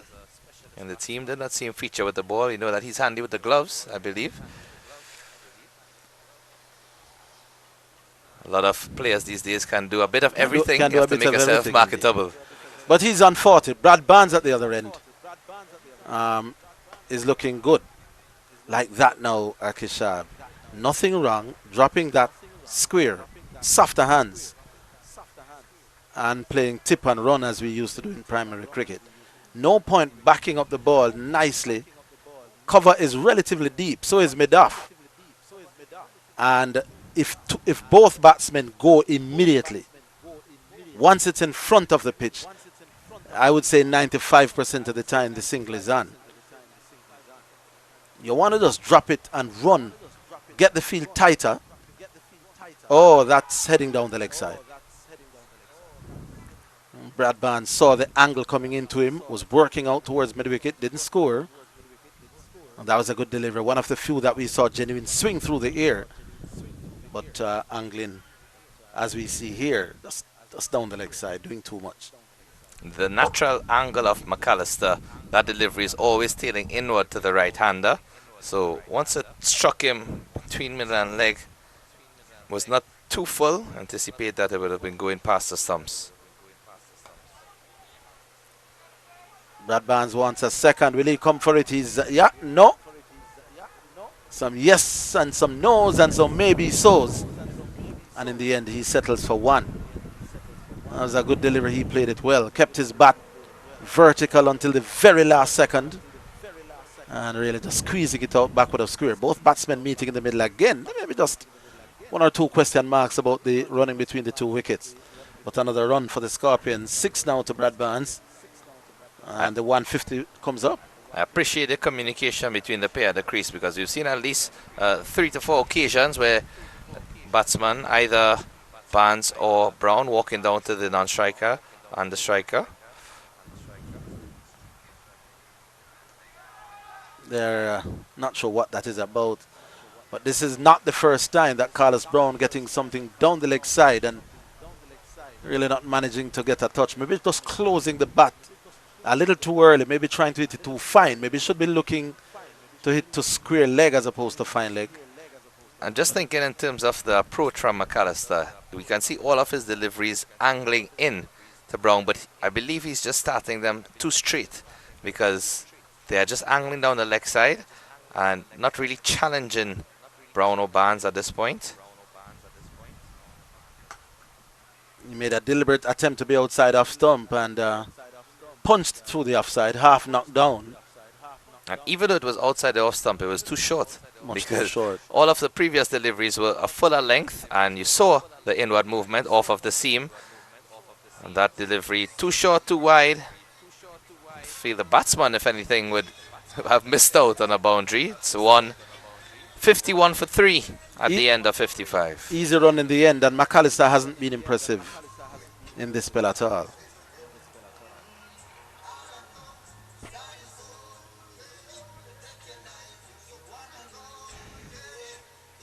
I think we definitely need to find out whether there's any particular issue with Mayers to not continue bowling. A reason being that his spell was one of the most impressive from the seamers, and it was simple and effective. On the wicket, on the stumps, no need for extra space, and he was just bowling wicket to wicket and allowing the pitch to assist, as we're going to see a change of ends for Jamel Warrican. Yeah.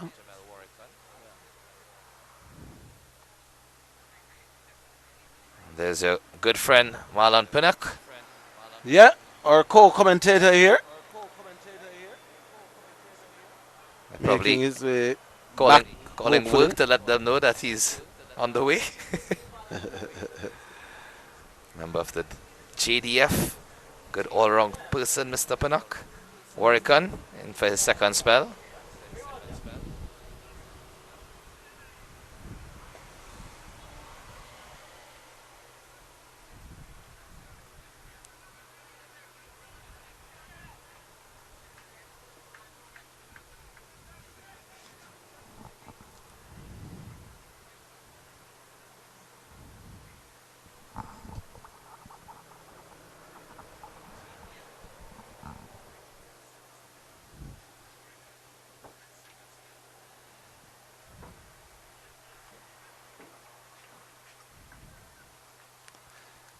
A slight feeling adjustment being made after some deliberation. The fielder who is at the bat pad area in the offside is taking off the helmet and going to a more catching position. You can see him on the right of your screen. So I can sense that Warrican is going to flight his deliveries, bowl a bit slower through the air, see if he can entice those batsmen to play some uppish drives.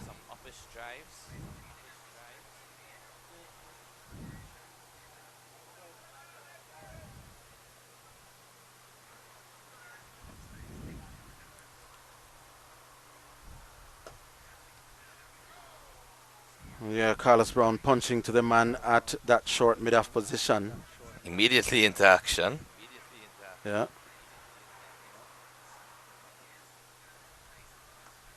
There's a sweep shot. If he's played any shot good today, that is the one that has paid off for him. That was well stopped by the man out there at the backward square. But 2 more runs to Carlos Brown. The broom has worked well for him here. He's sweeping quite well. And he's shown the ability to sweep all along the ground as well as lofted.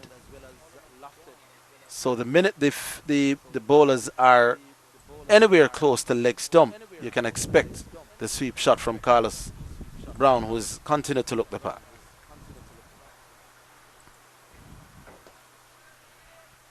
He's been slow but steady here, Kishar. Yeah, it's very patient and measured innings. This is what we want to see more from our West Indian batsmen in the region. Of course, rotation of the strike, very important. You don't just want to bat time while not scoring runs. At the end of the day, the main purpose of the game is to score runs and then take wickets. But what we saw from the Barbados Pride in their first innings was good rotation of the strike. I know you mentioned the point earlier about playing with soft hands and opening the face of the bat, playing it to the left or right of the fielders, and having good understanding with your batting partner, so that once he backs up well, and the moment you play that delivery into the region, you communicate for the single, it becomes easy pickings.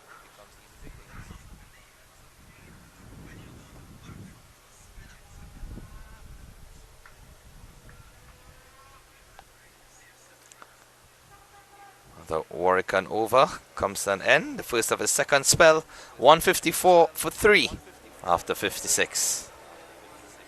Yeah, and Carlos Brown continues to battle away with no real alarms. Another drinks break. The Scorpions in reasonably good position, 154 for 3. And trailing by 194, I think you could say, as we've been saying for much of the Jamaican Scorpion innings, pretty even contest.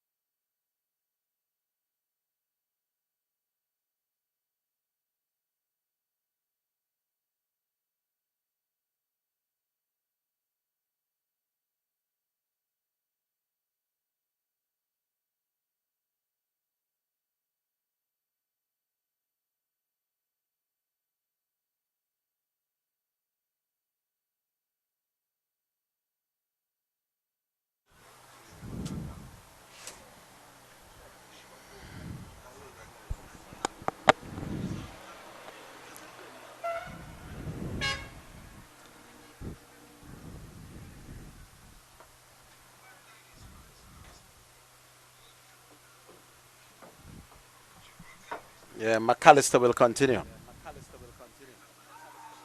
A little stifled appeal. High, and I think going leg-sided as well. He saw the signal from the umpire with both hands outstretched So it was high and wide. and passing leg.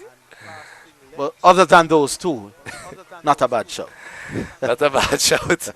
In the end, even Yuan Lane is having a bit of a chuckle with McAllister from that appeal. I think the bowler himself sees the funny side of things.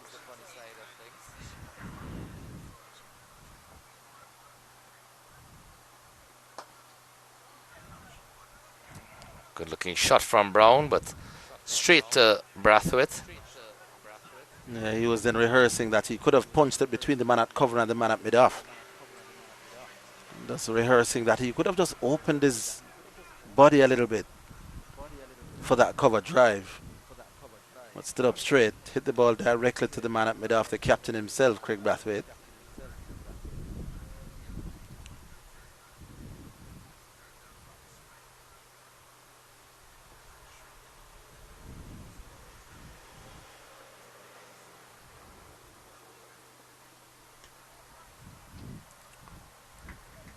Yeah, third or fourth time that Carlos Brown has gotten one down the leg side and can't get contact.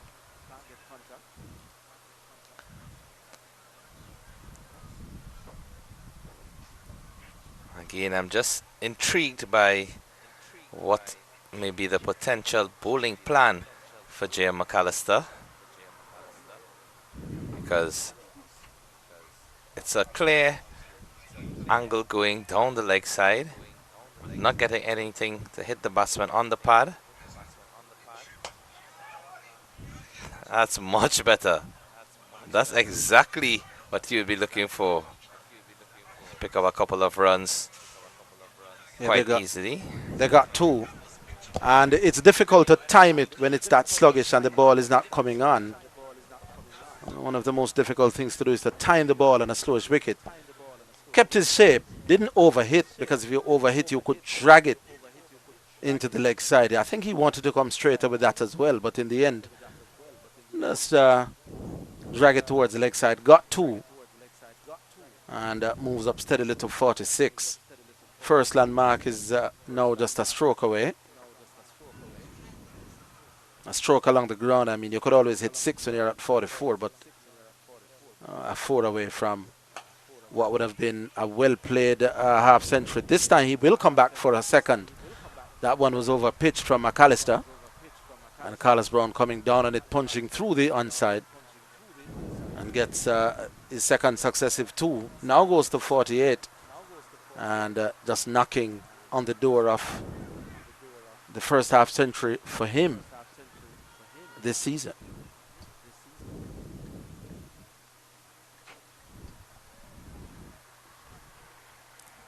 Well, in the last couple of deliveries we've seen where batsmen playing in that long on region, and he does have a fielder at that short mid-on position for catching.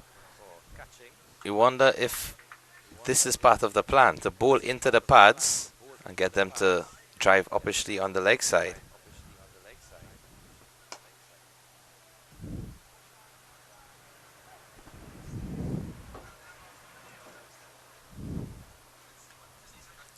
Comfortable played.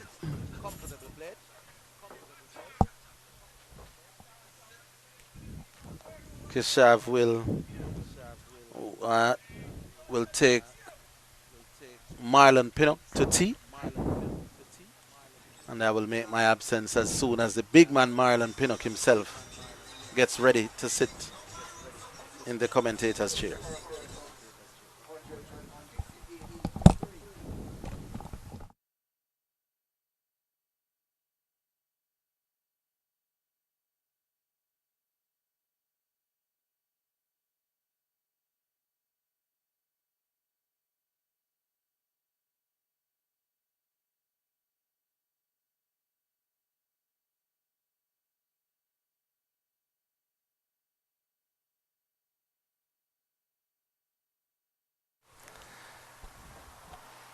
.158 for 3. Warwickon, second over of his second spell. So I welcome back alongside me, the soldier himself, Marlon Pinnock.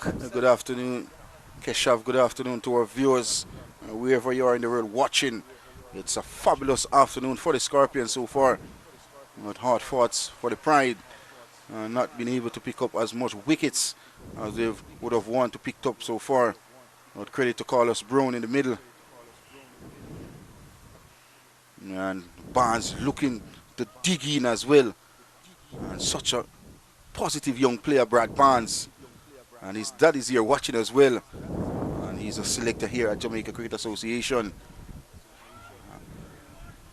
This delivery was very slow from Jamel Warwickon, looking to bring Barnes on the front foot, trying to create that opportunity.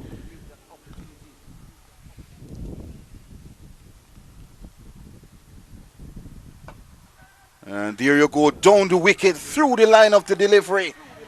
A fantastic throw coming in from Brad Barnes. Good use of the feet this time.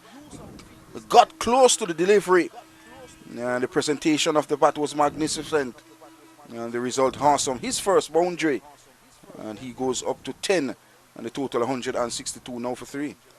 Well, some flight from Warwickon and enticing Barnes to come down the ground.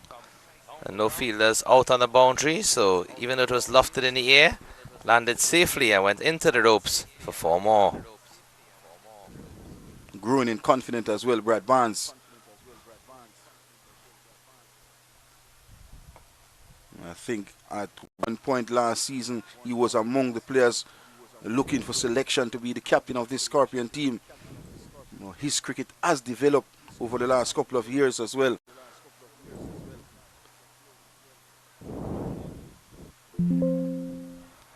Well, from what I saw of Barnes from the regional level, on the 15, 17 and the 19 going through the ranks, I believe he has a younger brother as well. That's Brian Barnes. Yeah. All of them very similar in style and stature. As in, from that advancement down the crease, they like to play their shots, Marlon. They like to hit the ball. They love that energy. Nice battle ensuing between Barnes and Warwickon. 162 for 3 after 58. Just 20 minutes till the tea interval, Marlon. What do you think would be in the minds of the batters at the crease? Well, it should be one option. Just survive to tea, and then they take it from there. Jamaica Scorpions trailing by 186 runs. So as Orville mentioned previously, the run rate, the scoring rate, not as steady or as elevated. It's 2.79. I think it's been there for quite a number of overs. Has not really gone above 3. By all means, you know, there's enough time in the game. It's still 2 days after the end of today's play for them to try and get a result. I think since the departure of John Campbell, the run rate kept at that 2.5 region throughout. And we've seen some contrasting innings today from what's the usual expectation, as Kyle Myers is going to return into the attack, much to the delight of Orville Higgins, as he was requesting his presence with the ball in hand. And he starts with a delivery, handling down the leg side. And it could be a half century for Carlos Brown. It is. A fabulous innings from Carlos Brown in front of his own crowd here at St. Catherine Cricket Club. And what a way to bring it up as well. A command innings, a well-controlled and constructed innings from the right-hander. Congratulations to Carlos Brown. Really well played from Carlos Brown. A well-deserved half-century from the hometown boy. And he's putting his hand up. He's letting them know that he's here and he has the bat in hand with a job to do for the Jamaica Scorpions.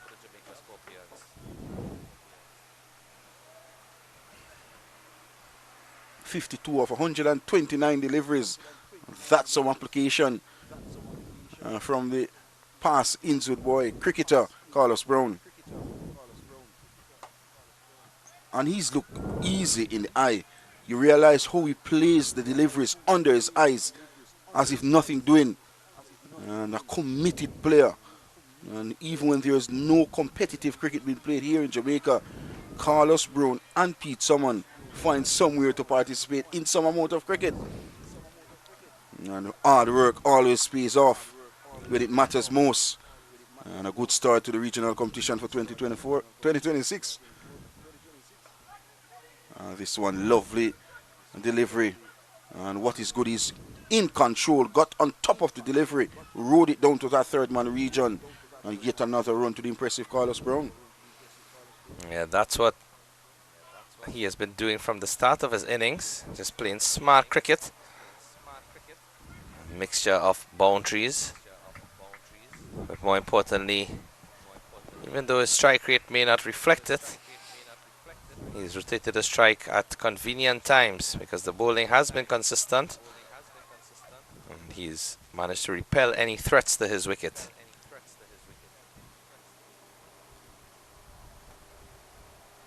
And Barnes, on the other hand, has been sedate as well. And this was the half-century moment for the homeboy Carlos Brown on the line of the leg stump. All he had to do was get bat on ball, and he did. And a fabulous half-century for Carlos Brown, and applauded by his teammates and the spectators here at Shredwin Park.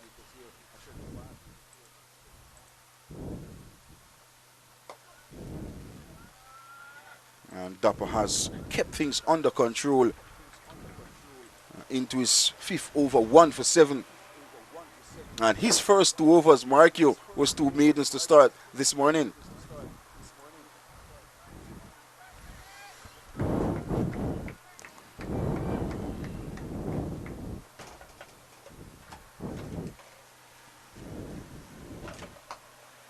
Yeah, first 2 overs. In fact, one was a wicket maiden, as we recall. 4 overs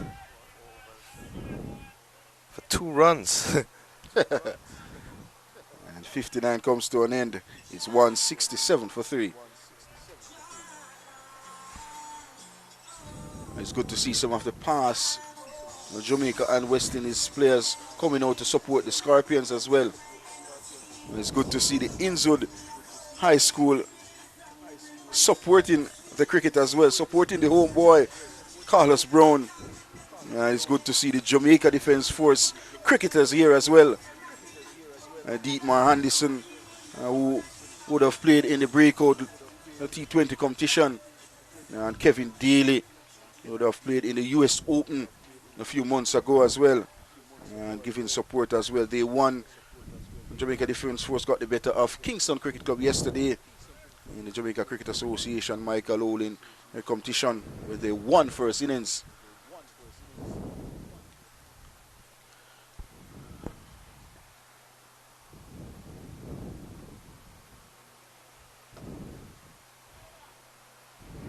This is a well-composed approach from Carlos Brown. His highest score in first-class cricket is 68, and is well and truly on course for a massive total He's really in command, playing each delivery on its merit. And when the bad ball presents itself, he's quick to capitalize.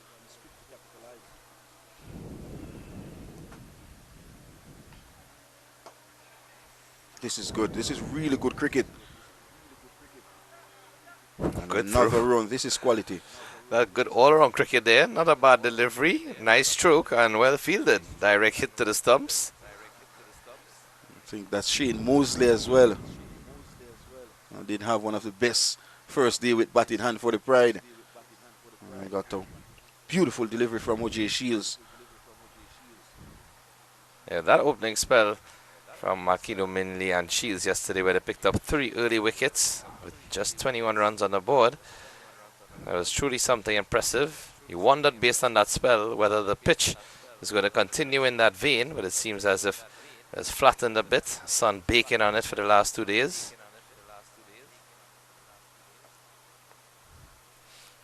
And Jamal Warrican haven't been able to add any value when it comes on to wickets in this contest so far. And a player who gone over that 400 wicket mark in regional cricket.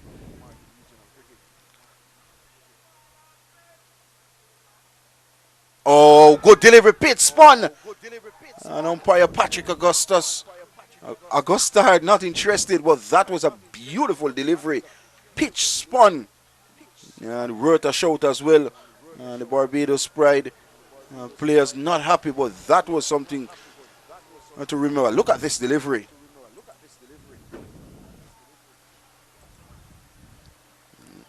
First real delivery we have seen spun that much. Look at this.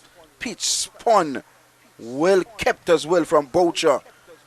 And won't be able to see from that angle, but that was a peach of a delivery from Jamel Warrican.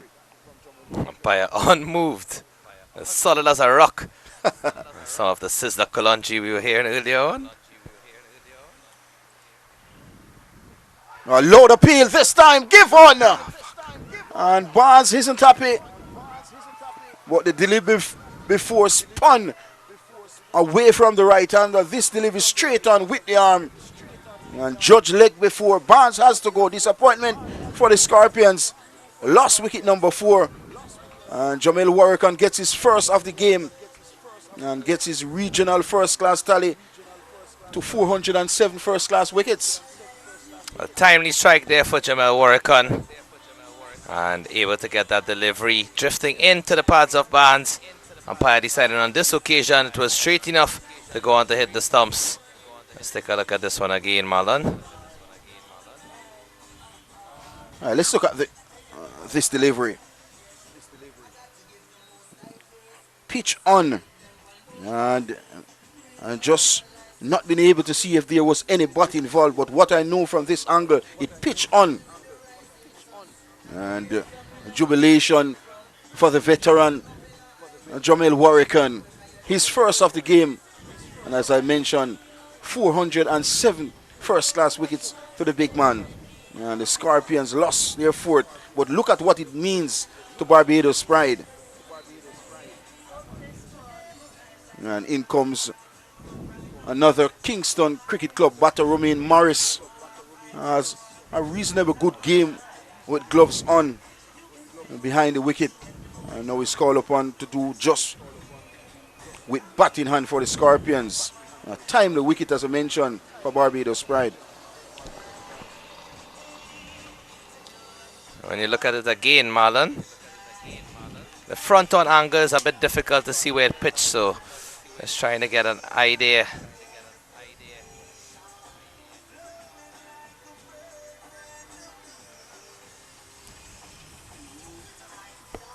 Well, based on the angle we are seeing, not being able to see as close as we would have wanted to see.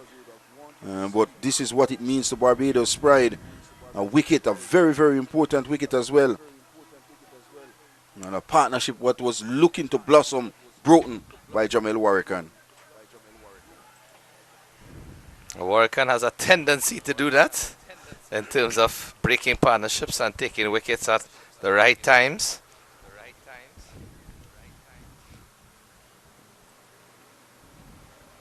Well, Morris has one delivery to survive. And this Jamel Warrican's over as well.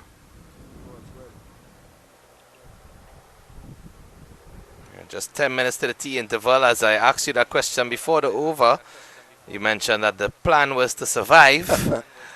It seems that there's going to be a slight change in that plan. A new batsman coming to the crease from Ian Morris, the wicket keeper, had an excellent first innings with the gloves in hand behind the stumps. You want to channel that positive energy and momentum through to this aspect of the game with the bat in hand.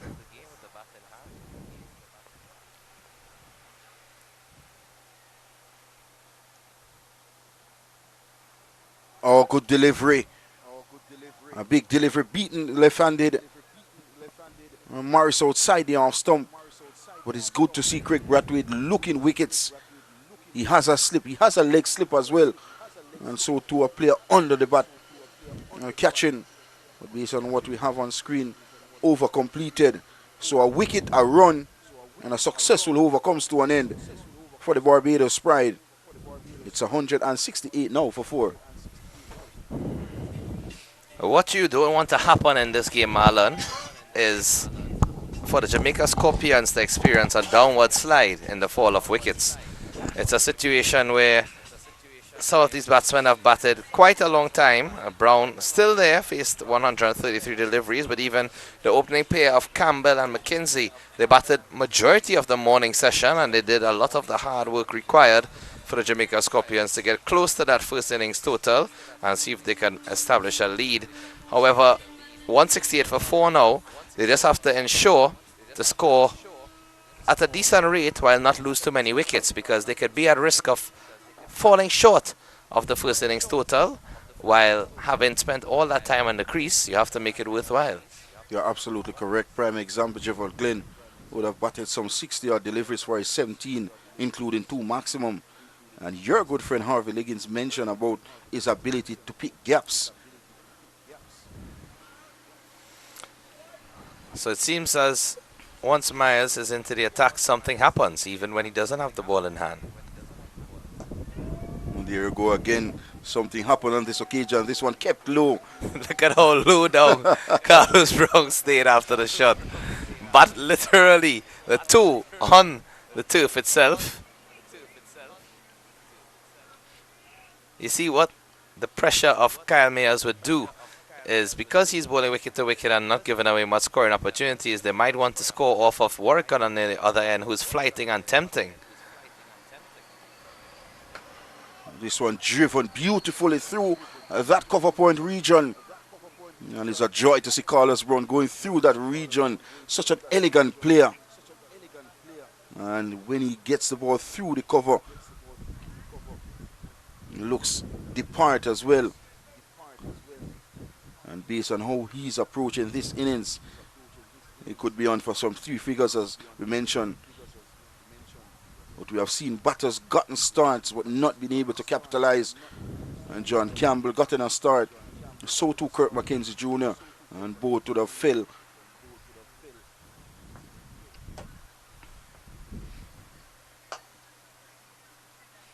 And again, just forcing the batters to play. That's what he has to do. That's what he has been doing well. And I tell you what, that was exactly what Lane did to get rid of Jevon Glenn. Straight delivery, played down the wrong line. And easiest decision in the world for umpire Christopher Wright.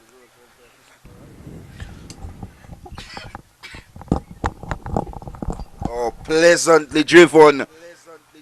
Another boundary to the impressive Carlos Brown with an offered. And Carlos Brown says, thank you very much. Another boundary. And it's also a no ball as well. Yeah, not the best delivery from Myers. It's giving enough room and width. Look at that.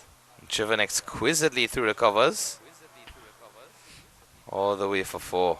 Shot of class from a classy right-hander in Carlos Brown. And solid as a rock. The delivery after. Very compact player.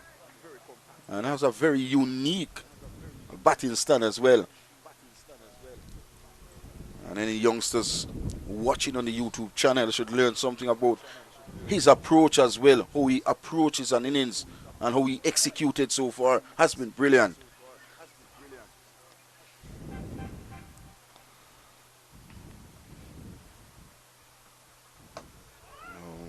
Maybe this one hang back, looking to force the issue on this occasion.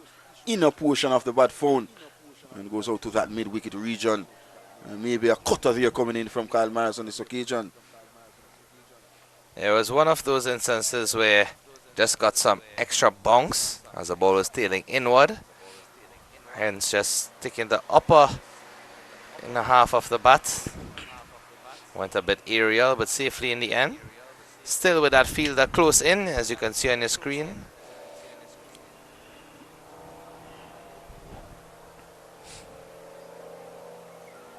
Another no ball. Another slow delivery as well.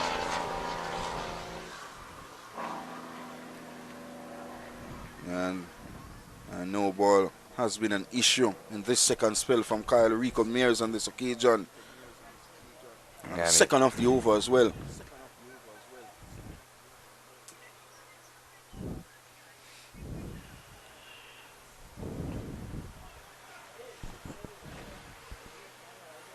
And Morris getting ready to face his first delivery from Kyle Mears. Oh, and we have a pitch invader, is it? Oh, love to see this. Youngster excited to get into the action. And of course, it's a young Jamaica, a Scorpion player as well, would have played for Jamaica. That's Andre McCarthy. And he's from that St. Elizabeth area as well. And he was in the trials as well to select the Scorpion senior team. And his child running away. And maybe signs of a future star in the making as well.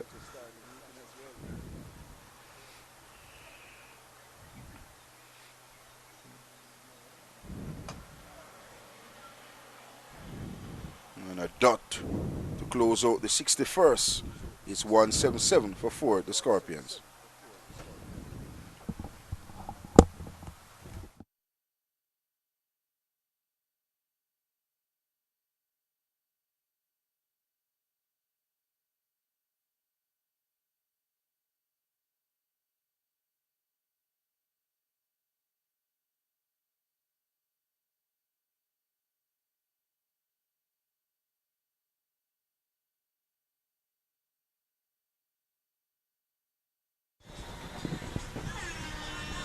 Seems like Carlos Brown is getting some treatment as well. Well, in fact, it seems to be tea. So, ladies and gentlemen, it's tea here on the second day of this West Indies Regional 4-Day Championship, with Jamaica Scorpion replying to 348 made by Barbados Pride. A tea on day 2. They are 177 for 4, with Carlos Brown unbeaten on 61 from 140 deliveries, and wicketkeeper batter Romain Morris yet to score. It's tea on day 2.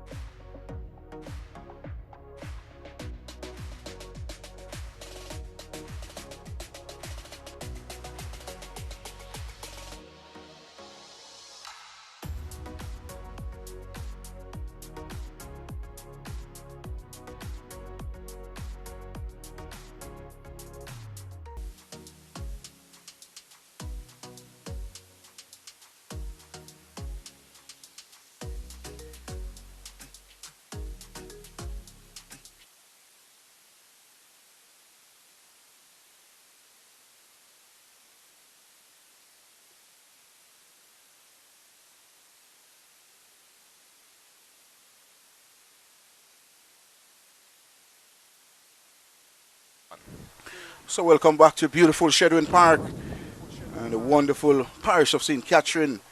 And the Jamaica Scorpions 177 for 4.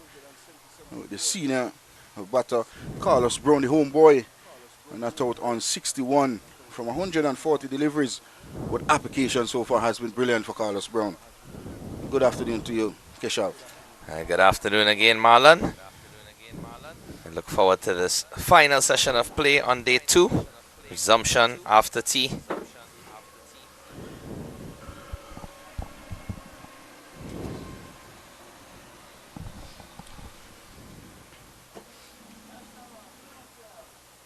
Oh, good delivery to start. And it's gone. The first delivery after the tea break. Warwick struck his second. And Carlos Brown was the culprit on this occasion. Let's take a look at this replay. A fabulous delivery from the veteran. Look at this delivery. Pitch spun. And is that... The appeal was for caught behind. That's what I was just waiting to confirm. And Warwick had indicated that the ball turned, gripped off the surface. You also saw wicketkeeper taking off the stumps. And Carlos Brown, after a lengthy vigil at the crease, a well-played innings of 61 of 140 deliveries. His innings has come to an end. And there you can see, just indicating the amount of turn that was on offer from Warwick. Taking a thin edge perhaps. He didn't seem too disappointed with the decision, as in he didn't have any protest.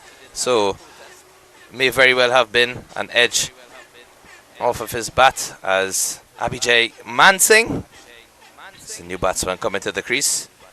Abhijay Mansingh, past Campion High School cricketer as well. And that delivery was some amount of delivery from Jamel Warwick. Pitch spun. And another look at this delivery. Flighted, given some here, spun. And excellent take as well from Boucher. And this is Abhijay Mansingh. Very good player as well. Some useful knocks for the Scorpions in the middle order. And in fact, in the earlier Charles game, he would have scored a big century in the Charles, 175. And that knock is needed, no doubt about that. And Jamaica find themselves losing some quick wickets.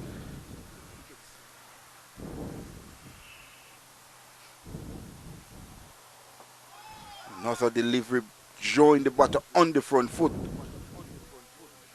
And I think Craig Brathwaite looking to attack now as we speak. A slip. And two fairly new batters at the crease as well, both yet to get off the mark. Testing periods as well for Jamaica Scorpions.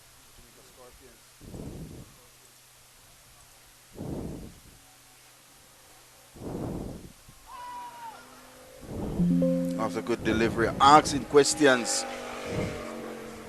And by the way, Harvey Higgins is right in the commentary box. Yes, sir. Yes, sir. How are thou, Mr. Marlon Pinnock? 177 for 5. Maybe an hour ago you could say it was an even contest. At this stage, you'd have to say the Barbados Pride team is in control of the proceedings. The Jamaican batsmen have been, I think, overly cautious for much of the day. Without being reckless, I think that they could have done a little bit more in upsetting the lines and lengths of, especially the spinners. Could have done more to turn ones into twos and turn good balls into ones. So I think that the bowling has been steady, but not what you'd call unplayable. But Barbados has kept their discipline for, let's say, 3/4 of the time. And now Jamaica finding themselves on the back foot. This delivery was the one to Carlos Brown. This was a peach. When you get a batsman who is set with a half century playing forward, ball ripping and turning, looks like it got the glove through the way to the keeper. One of the few balls that actually did that. Pitched bounce. It didn't just spin, there was some bounce as well. And that was a quality delivery from, certainly at this level, a very, very good bowler. And with Jamel Warrican picking up 2 wickets, and spin from the opposite end, our commentary box end, it's time for Joshua Bishop. Yeah. Romain Morris, these 2 batsmen at the crease are very contrasting in styles. Romain Morris is known to give it a huge wallop when he hits it. And the non-striker's end, Mansingh is known to be a more sedate stroker of the ball. It takes all types to make a world, eh, Marlon? Oh, lovely. Another gorgeous delivery this time coming in from Joshua Bishop. Yeah. He's playing well within himself here is Romain Morris. Has not yet been able to come off the mark, but he's known to be quite explosive. This time still kept scoreless. Can't get the ball past the man at forward short leg. 177 for 5.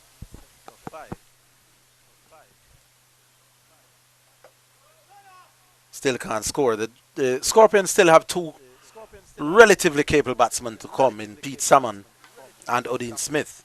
2 power hitters as 2 well. people who can hit it pretty far, but the Barbados Pride team will feel that their winning streak over Jamaica Oh, not a good may delivery. continue. Ball didn't spin back. That he didn't have to play to at all.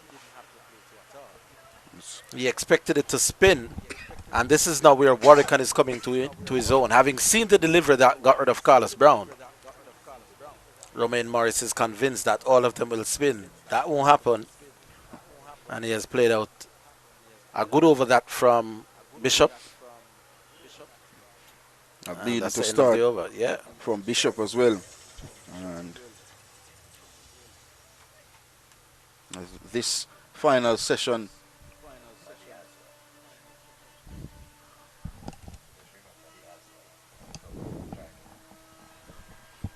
this period of play, this final session of play is very, very critical for both teams. In particular, the Scorpions losing a wicket exactly after that tea break interval.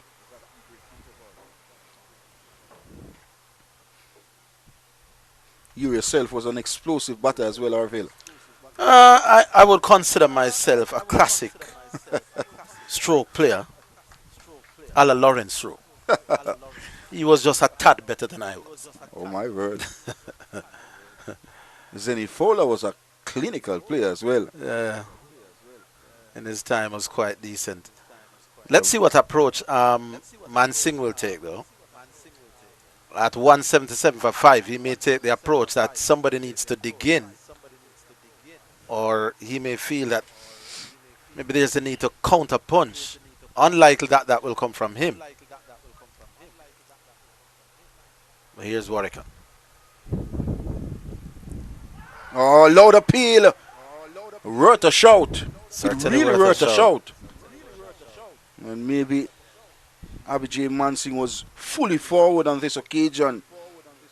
But really worth a shout, Arville Higgins. Yeah, worth a shout. That angle we are not directly behind, but the umpire may just feel. If you look at first slip there, he wasn't convinced, and you can usually tell. We'll just have a look back at that again. Look at, is it Mears at first slip? His appeal was a little belated. He went to pick up the ball, realized that his teammates were appealing, and said, you know what, I better join in. Which tells you that the ball may just have been spinning past off. There we go again. Half an hour ago, Jamal Warrican would have completed some 11 overs, none for 15.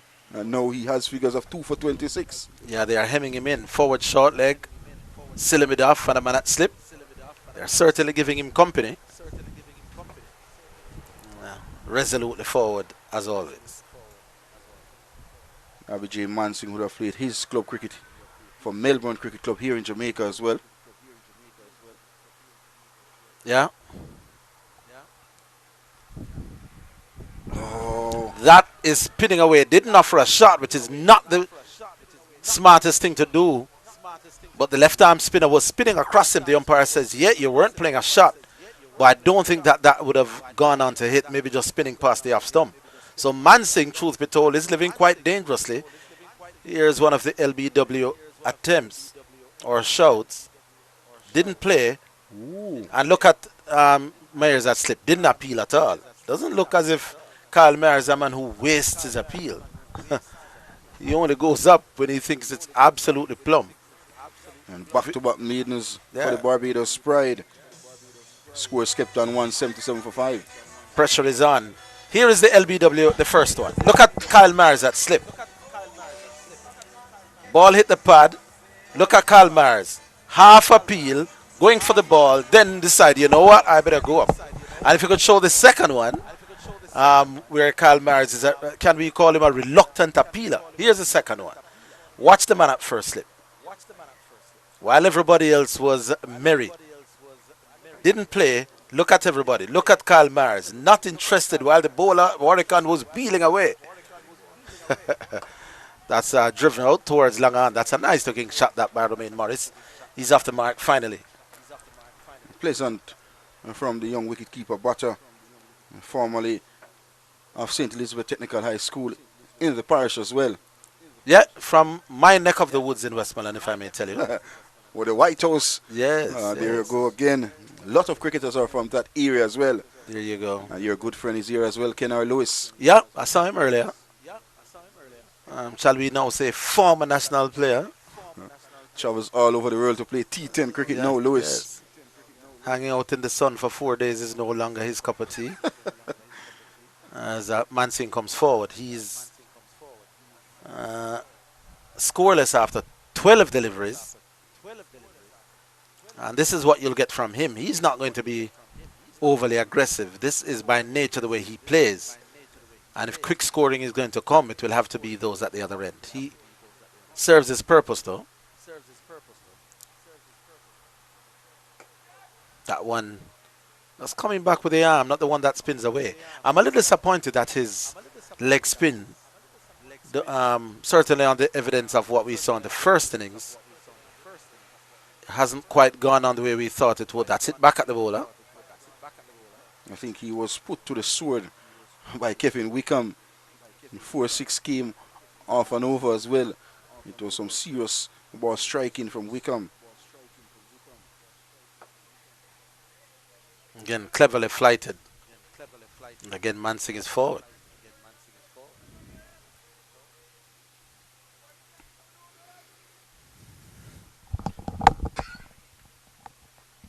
Yeah, he's off the mark. He could get quite a lot with that. In fact, although the outfield is slowish in the deep parts, that one was offline. He swept and swept well. 4 more runs to the Scorpions' cause.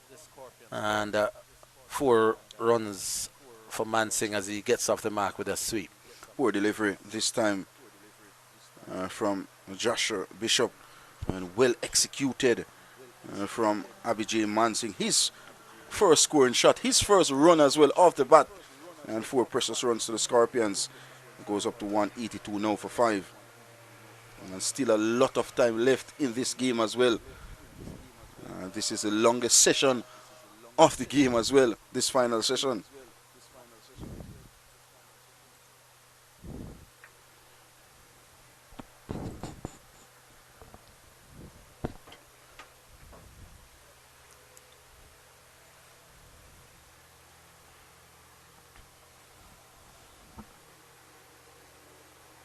Still attacking, 2 fielders under the bat for Morris. Walk across the stump and a load appeal. And Warwickon is almost unplayable at the moment. Again, I don't know, maybe just outside off playing a shot. This is not the best angle because we're not directly behind, but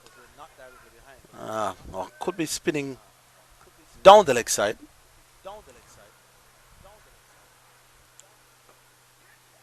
quicker one coming down on it is Morris. Played it very late as well, under his eyes. Like a mixture of deliveries coming in from Jamel Warrican.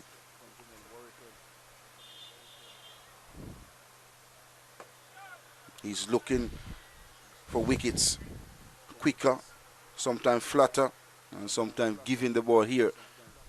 Looking to drag the batters on the front foot. Yeah, the Jamaican batsman seems incapable of going after him. Well, that was an attempt to go after him. It was a heave, but no contact made, and Morris suggesting that maybe I don't want to get back on strike this quickly. You stay with him a bit, Mansing. But he played all around that. Could have heard the timbers. As I mentioned earlier, he's bowling in mixture. Look at this. That one spun, maybe the one that has spun the most for those that were pitched relatively close to the stumps. So Warrican now extracting spin, extracting bounce, and proving to be quite a difficult customer at this point in time. The last 40 minutes have been dominated by Jamel Warrican with ball in hand for the Barbados Pride.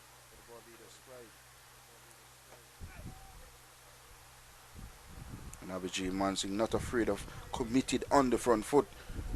An excellent over has come to an end. It is 83 for 5.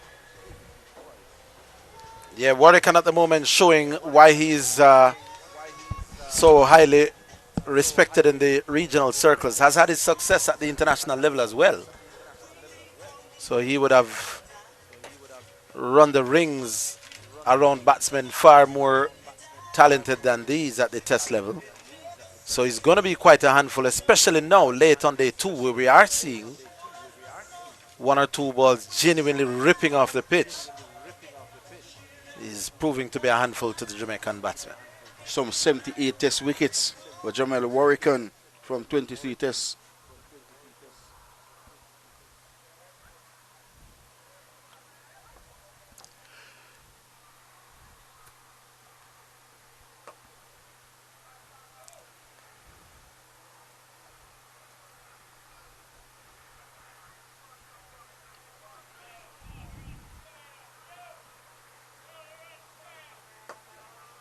Flighted, driven, good cricket all around. Excellent feeling coming in from Kevin Wickham on this occasion. 15 balls for Morris's run. This is completely against his nature. He wants to go at the bowling, but he recognizes and appreciates the position of the game and the situation of his team. 183 for 5, so he's playing the kind of knock that his team will depend on. But maybe somebody needs to counter punch. Won't be Mansing. We know what he will do. But with both Odin Smith and Pete Salmon to come, maybe one of those two or Morris probably just need to be a little bit more offensive. A man has been brought in under the lid on the offside. And Morris squeezing that one out into the offside for a single. He has dominated domestic league here in Jamaica in the JCA competition as well, scoring the most runs in the Michael Olin competition. And we know he's a dominant player, loves to get bat and ball. But in this occasion, he has been kept quiet by some fantastic bowling from Barbados Pride. Yeah. Whoa, look at that. Yeah, Marlon, the pitch is now beginning to spin and bounce. That was a difficult delivery, and Mansing, he'll tell you that he took the bat away just in time, but that was a quality delivery there. Since Mansing has come to the wicket, it's all spin extracting from Barbados Pride. And by the way, the 67 comes to an end. It's 184 for 5. Yeah, it wasn't spinning as prodigious as that. But look at this. Bowler from round the wicket at quite an angle, pitching just outside off, and Mansing playing for the one that was straight. He'll tell you that I took the bat away in time. But the bat must have missed the ball by 12 inches, the level of spin on that. Really flirting outside the half stump to that delivery.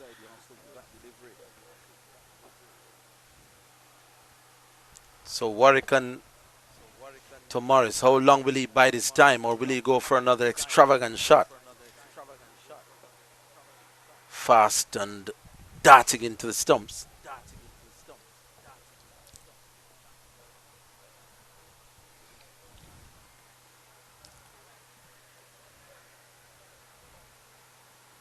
One of those players, Romain Morris, who believes in his ability as well.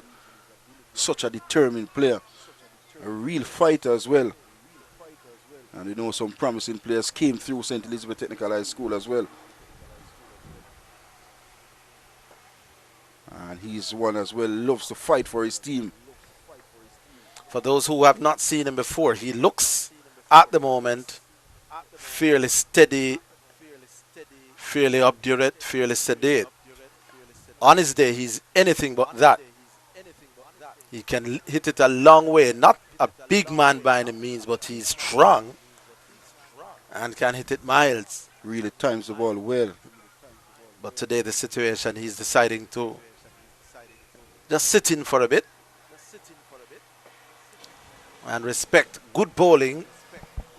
And that's what he's getting at the moment. Two spinners right on top of their game, getting turn, getting spin, getting bounce. And also Jamel Warwick on getting wickets as well. There you go. This time he went for the slug sweep out towards mid-wicket. Gets one. And that is the end of another Warwick over. 2 for 27 from 18, is it? Good bowling, Marlon Pinner. Only a run came from his 18th as well. And you look at his discipline, his ability to maintain those good areas has been remarkable. And earned him those 2 wickets as well. You look at the delivery to get rid of Carlos Brown.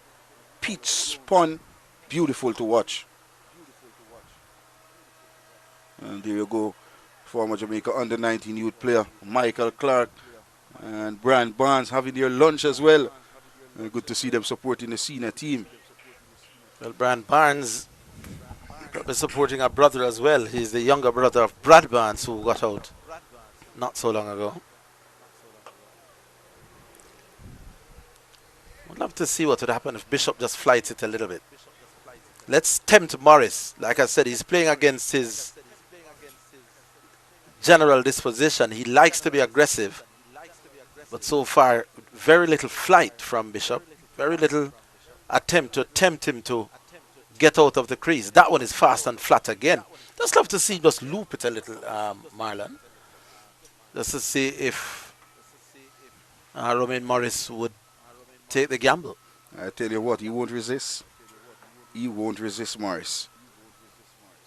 This time a little bit more air.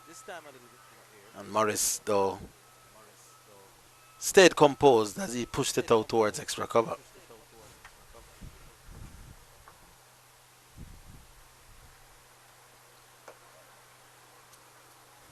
This has been a steady bowling effort after tea break from Barbados Pride. They are bowling with pride. Yeah. They have executed well after tea. And on the other hand, the Jamaica not stinging at all. This one is cleverly worked around by Morris. He will get at least 2. In fact, it's running into the boundary. That's 4 runs. Poor delivery on the line of the leg stump. And Morris just came inside the line, used the pace. And just get it down to that 5-leg region. And picked up his first boundary as well. And a welcome boundary for the Scorpions. Yeah, this one was speared too much into leg stump. And once you get bat onto that, as Morris did, it was always going to be a struggle for the man at backward square to make up grounds 30 meters or so to his left. And in the end, really just escorted it into the fine leg fence.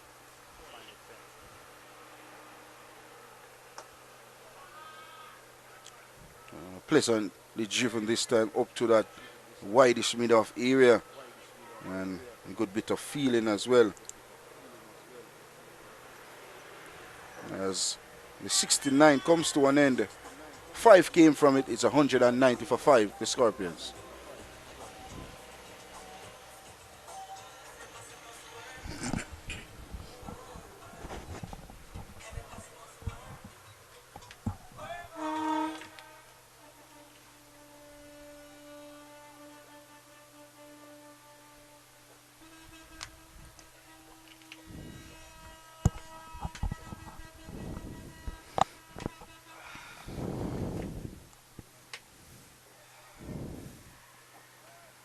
So Warwick to continue his impressive run in this inning so far with ball in hand. 2 for 27 into his 19th over. Now the Jamaica Scorpions. A quick single chance! And good aggressive running from the Jamaica Scorpions players. Good awareness as well, Harvey Liggins. Yeah, the misfield from the bowler, they took an opportunity, got the single. And Morris gets another run, brings Mansing back on strike.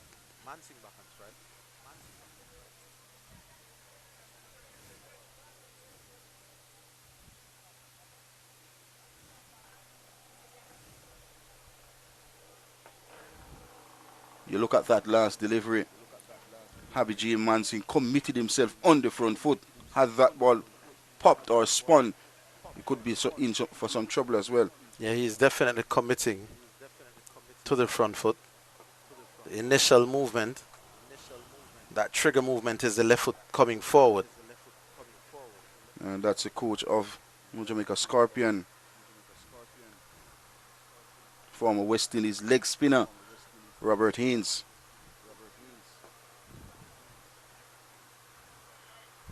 And Mansing as resolute as ever. Plays forward again.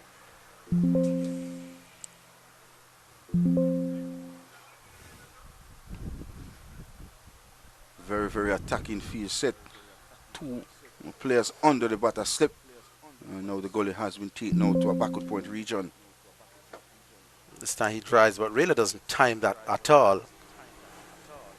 Ball is trickling out to, looks like Shamar Springer at extra cover.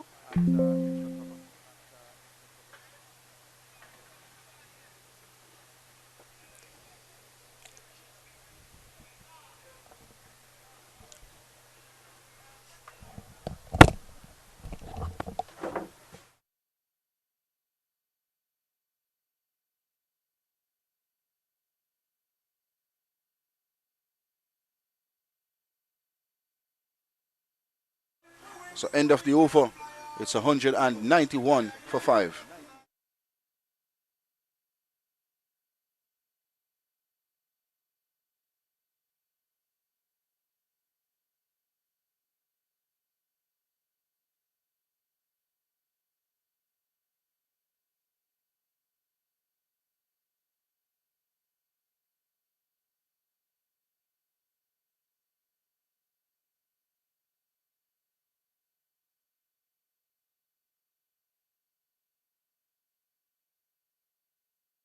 One.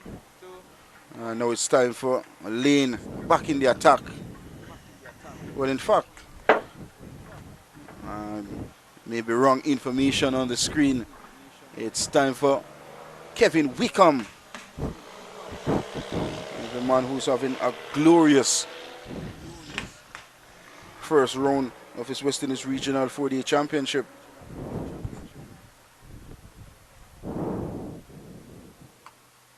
Start with a short delivery, punch out to the sweeper, and that cover boundary. An easy run to Romain Morris, and brings Abhijay Mansing, the former Campion College boy, back in strike. As we say, special good afternoon. Keshav, good afternoon, sir. Good afternoon, Marlon. Very interesting passage of play. Jamel Warrican with a couple of strikes. Break the momentum of the Jamaica Scorpions, and now Barbados Pride looking favourable with the ball in hand. Kevin Wickham with some right hand off spin around the wicket, interestingly.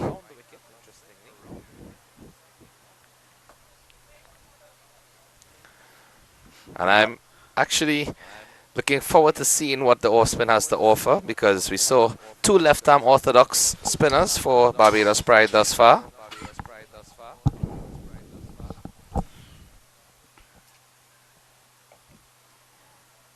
This one guided down to that third man region. Good bit of work coming in from, and it could be an overthrows. It is.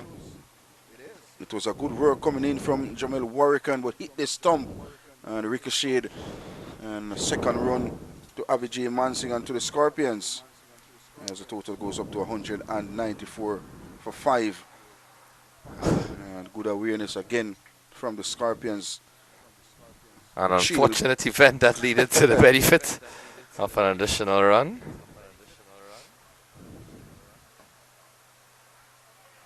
Well, this is good cricket, excellent cricket. Decided against a second, and maybe a wise idea. Excellent throw as well, coming in from Mosley on this occasion.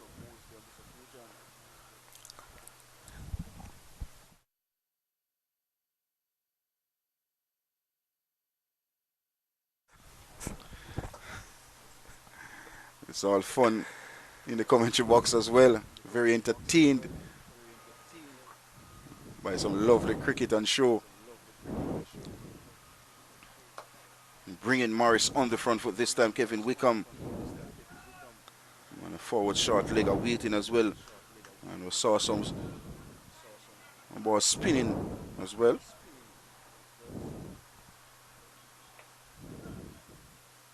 Punch off the back foot this time to backward point. 4 runs came from the first from Kevin Wickham. It's 195 for 5.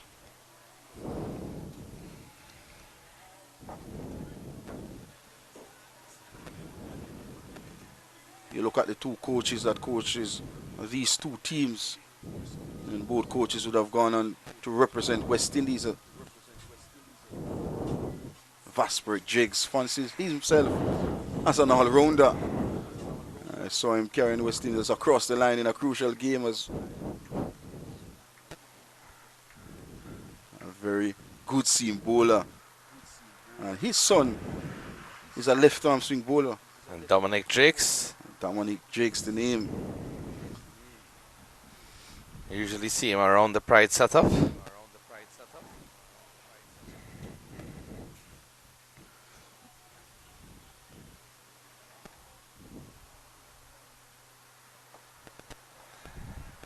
And it's good to see the Barbados Pride attacking.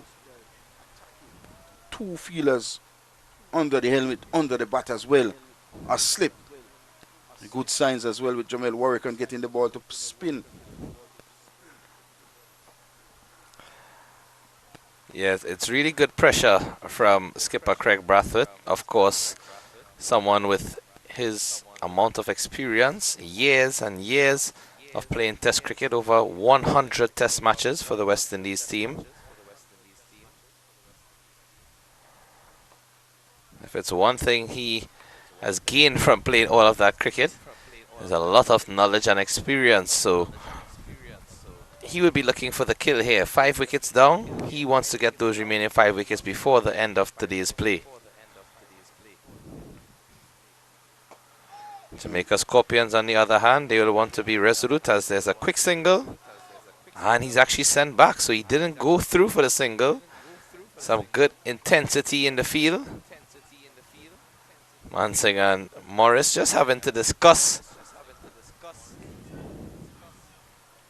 But the ball was struck firmly to the fielder at mid-off.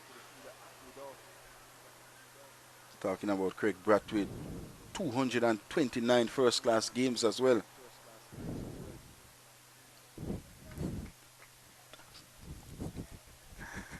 "33 years of age, Craig Brathwaite."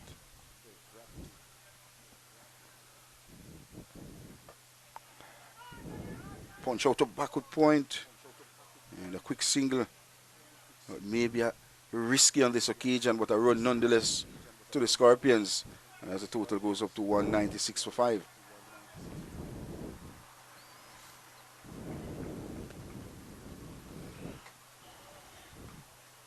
Again, the current run rate Steadily, 2.7. And still the Scorpion trail by 152 runs with 5 wickets in hand. You got the scoring rate of the Barbados Pride yesterday. A different story. Much more progressive. Amassing a total of 300 plus for the end of the day's play. And still, there was some 5 overs left for the Scorpions to face. Outer portion of the bat found this time. And it goes down to the third man region for a run to Morris. And end of the 72nd, it's 197 for 5.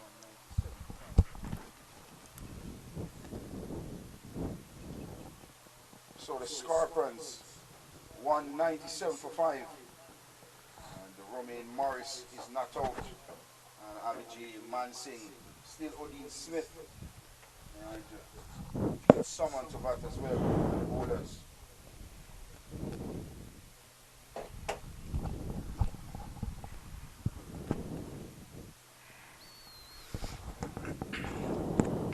A big partnership is desperate, in need for the Scorpions. Haven't seen any significant partnership, and in fact the opening partnership was an half-century partnership between John Campbell and Kurt McKenzie. Since then, Carlos Brown has contributed, but got a ripper for delivery. They are looking to consolidate these two in the middle. Romain Morris and of course Abhijay Mansingh.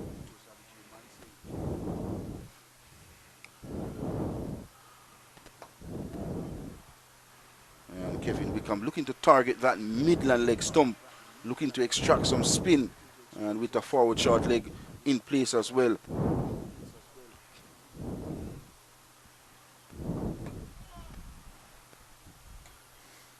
And you can see his intention, Wickham. He's coming from around the wicket to the left-hander and bowling into the pads, trying to get him to fend into the hands of the forward short leg.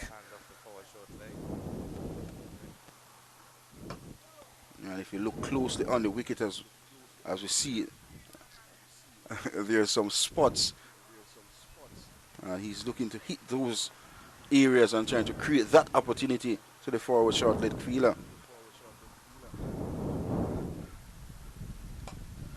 That's a much better length. I was now going to say that it's just been a bit fuller, allowing the batsman to come forward easily and defend. Just needs to pull back the length a touch. Encourage them to come forward. That's it. Much better. Give the ball some air. Let it drift. Let it turn. Take advantage of all of the factors that will benefit the bowlers out there.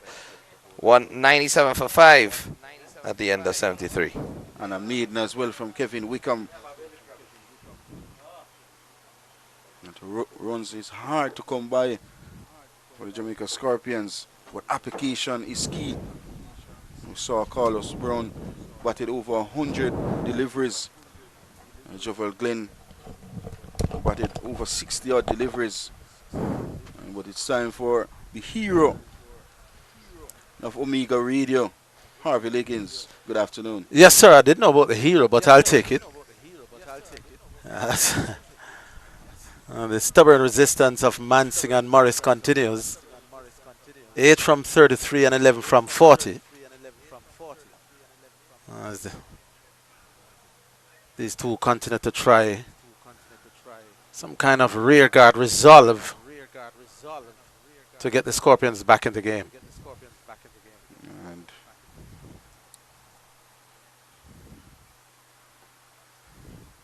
And the last shot we saw was the Stats boss from St. Catherine Cricket Club, Biggs. And anytime you want Stats anywhere in the world, he has it all. It's a nice, pleasant on drive. Relatively easy single in the end. Well, that is what they must do a little bit more. 197 now, 198 for 5. Scoring rate has been dropping steadily. Marlon Pinnock now down to 2.69. A touch on the slow side. I was in the gathering at lunch, and one or two people complaining that the batsmen were not making the cricket exciting. What's your thoughts on that? Well, this is 4-day cricket. One who was making it very excited was dismissed early. A discussion between Jamel Warrican and Shane Mosley on this occasion. Maybe trying to get the field placement up to par. I think they will add one more catcher in front of the wicket. That is the sum of all that. So now there's a man under the helmet on both sides of the wicket. Warrican feels that he can put the squeeze on Morrison, who is down the pitch. For a split second, Warrican felt that it would be coming straight back. But in the end, it was relatively well played. It was in the air, but it was deliberate. And one more to Morris. Trying to build an innings. Romain Morris already faced 41 deliveries. Application 199 for 5, the Scorpions. Still trailed by 149 runs.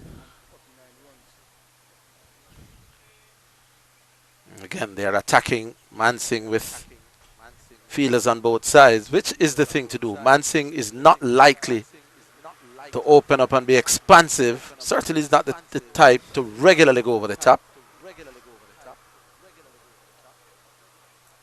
67 overs gone in the game so far. In the day, I beg your pardon, so far. Well, lots of movements, fielders going all different positions, some of them outside of your shot. But when all is said and done, they have taken away the man at Silimidaf. They have put him at a short, fine leg. And they have put a man all the way back at square leg. Maybe the intention now is to attack the leg stump. Yeah, like that. But Mansingh was in behind it and working it down to that man at 45. He's very comfortable when those deliveries pitched on the line of the leg stump. Back of a lane, Abhijit Mansingh. So they are telling Mansingh that the line of attack is leg stump. That was poor. That was poor. Not quite sure why would they change to a leg stump line. And in the end, Mansingh managed the sweep, get away with 2. Why the leg stump attack? 200 comes up as well. Yes. It's 201 for 5. Poor delivery. Right, so again, some movements in the field. Right now there's a slip. And there's now a leg slip coming into place. There's also a man at forward short leg taken from point. Cover mid-off. So they are going to persist with that leg stump line. And only you, Marlon Pinnock, can tell us why. I'm maybe trying to tuck him up and invite the forward short leg and the leg slip into play. And it would be a perfect idea as well. 74 comes to an end. 201 for 5, the Scorpions.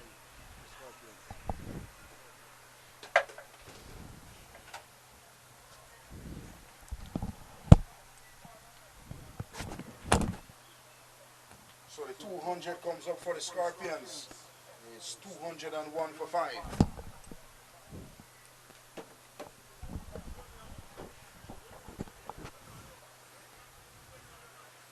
And Kevin Wickham will continue. 2 overs so far, including a maiden. Only conceded 4 runs.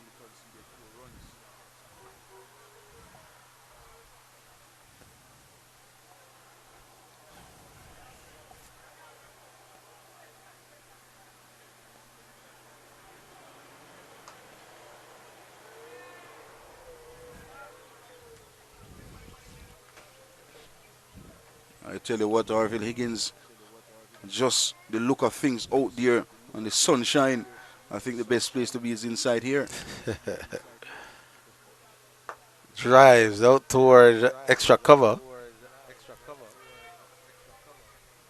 Morris has been very subdued by his own temperament and style.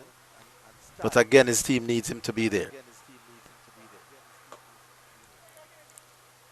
And Kevin Wickham still targeting that midland leg stump with a forward short leg awaiting.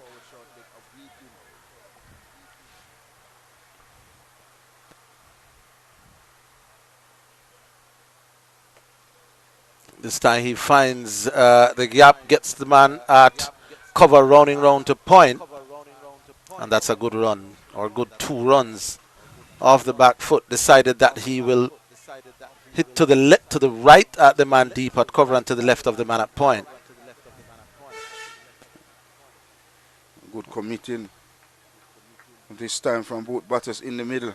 Have great understanding of each other as well. That's good to see. And a little partnership blossoming as we speak. So they are strengthening the offside. So clearly the plan now is middle, and off, spinning across him. They'll try to avoid his pads. That is the delivery. Oh, that's an under edge. And they'll be coming back for a second. Kept a little bit low there, Marlon. And I wouldn't say kept a little bit low. Kept low. Kept low indeed. Giving us runs. No signal coming in from umpire Christopher Wright. Maybe some under edge from Morris. But you could see that he's concerned. You don't want balls to keep low when you're backing away to cut.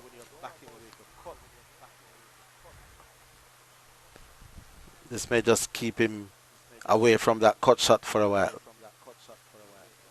Here you go. That one was straight. He was on the back foot. And the ball just trickled out, squirts out to the man at square leg. Takes another single. Brings Morris now to 17. And that's a look at the scorecard. 206 for 5 after 75 overs. All of that in reply to 348. And 4 batters gotten start so far for Jamaica Scorpions, but not been able to carry on and get that 3-figure mark. As we saw Kevin Wickham did for Barbados Pride. 12 maximum. That was a knock to remember. I can assure you, Keshav enjoyed every second of that knock from a young player in the making with such amount of talent.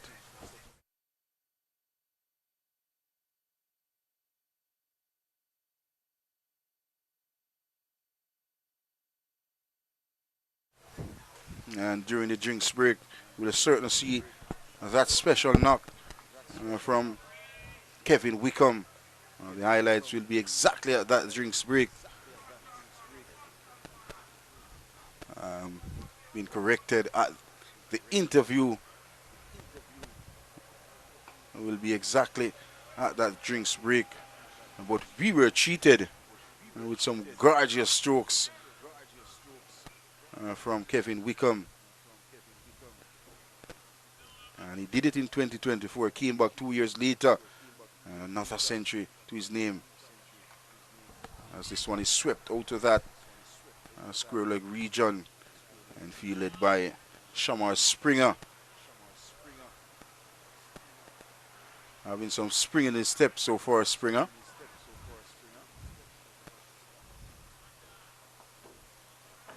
However, this one very slow, very long as well, trying to force Morris to go down the wicket. And he has been very disciplined in his approach so far, Romain Morris. Yeah, hasn't been tempted into going for anything too extravagant. Again, you have to be impressed with the fact that he knows his team needs a good one from him. And he's decided that he will just keep on fighting, keep on pushing. These two would want to be still there at the close of play.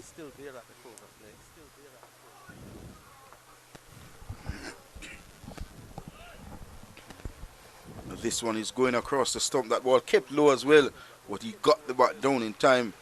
Romain Morris.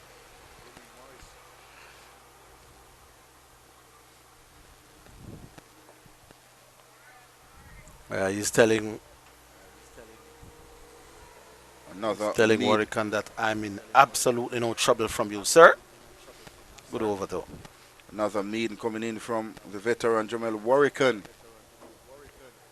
And scores kept on 206 for 5. 76 completed. And 70 overs completed for the day as well.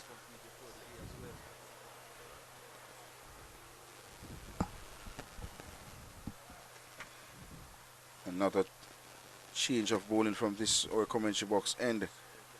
Joshua Bishop replacing Kevin Wickham. Hands on head in the commentary box as well for Harvey Liggins.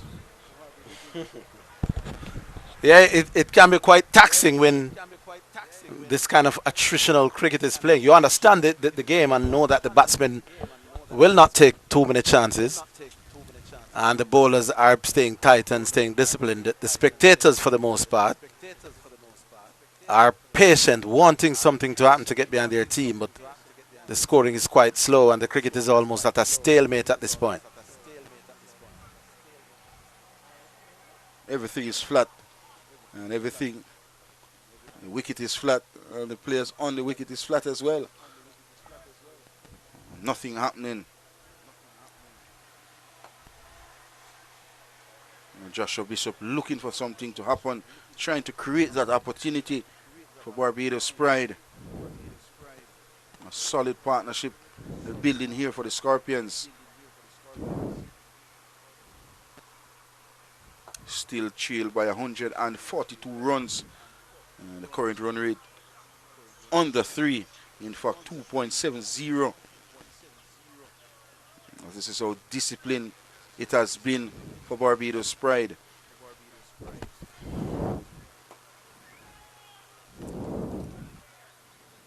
But the Campion boy and the Melbourne Cricket Club boy is composed, faced 42 deliveries for his 11 runs. But you know he's not going to give it away. A real fighter and a real committed player.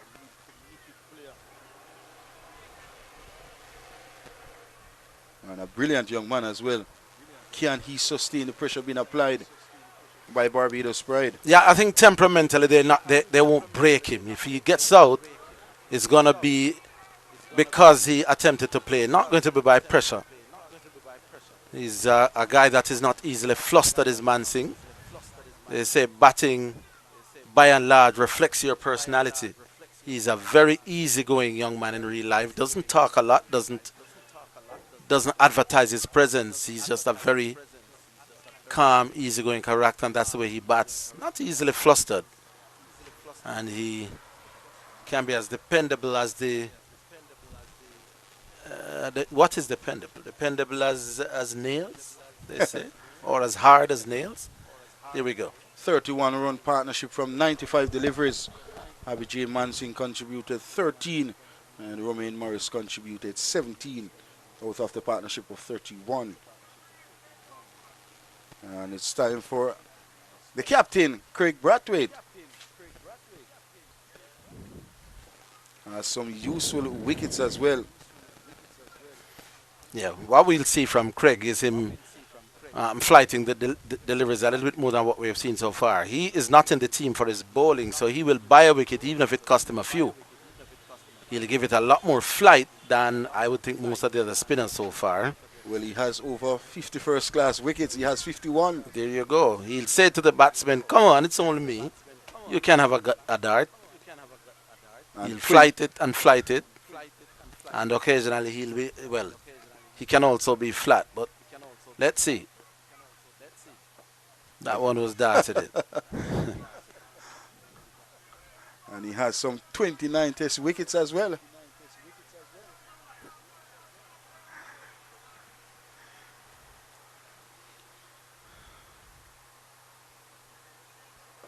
That's what the doctor ordered. You're absolutely correct on this occasion, Yes, Harville. yes. He's going to do that. He's going to flight. And he's going to say to the batsman, are you going to play in a shot to this? But Morris can launch them. Now he's doing some mind games. He's taking long on off from outside of your shot. He's asking long on to come in a little closer, saying to Romain Morrison. See, I'm even prepared to bring the long on in. Sure, you could hit me for 6 over wide long on. Romain punches off the back foot though.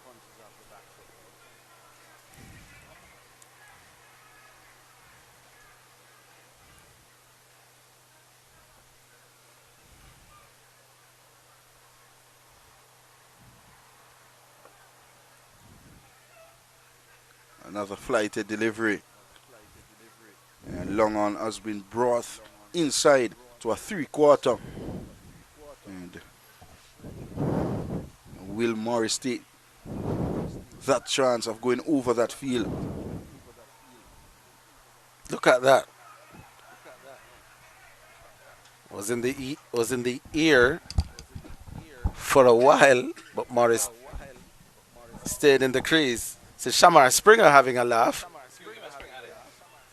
Shamar Springer on his haunches having a laugh. Well, now he's getting up. I'm not sure what he's laughing at. But maybe he's saying to Romain Morris, you can't hit that. Yeah, well, He's still laughing. Yeah. So let's see.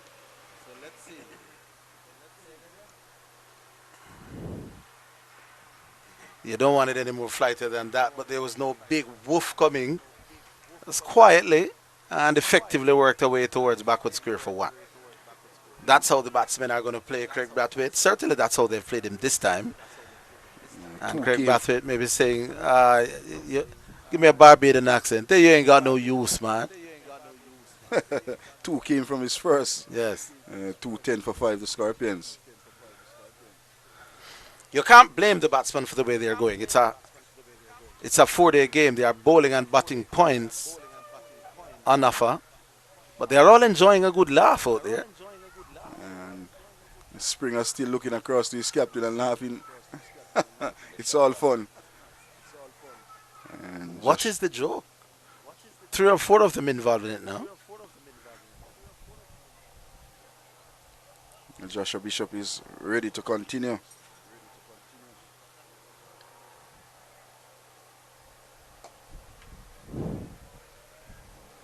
Bat and pot close together this time from Abhijay Mansingh, not afraid of committed on the front foot.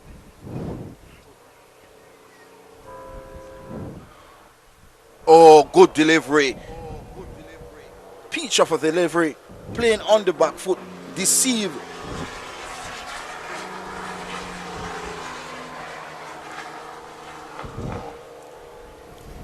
And that's the thing when you get ultra defensive. Sometimes you bog yourself down. No matter what the situation, you always want to feel like you want to score. Off the back foot, really just poking away from, bat away from body. Testing periods for both batters in the middle. Craig Brathwaite with his unique half spin, and Joshua Bishop has a special arm ball as well, and easy as a like from Abhijay Mansingh, using the depth of the crease. He got in an easy single out to that square leg region. Yeah, that's all the way he intends to be scoring at the minute. Nudges and nurdles and squeezes and scratches. Next thing you know, he's on 30. He's on 15 at the moment, and then usually he can go on to get useful scores. Talking about useful, that was a useful commentator in the under 15 regional series a few weeks ago, and doing some camera duties.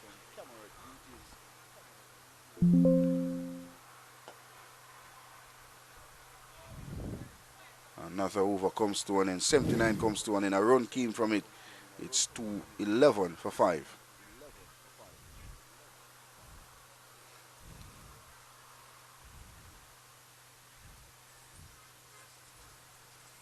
"73 overs completed for the D so far.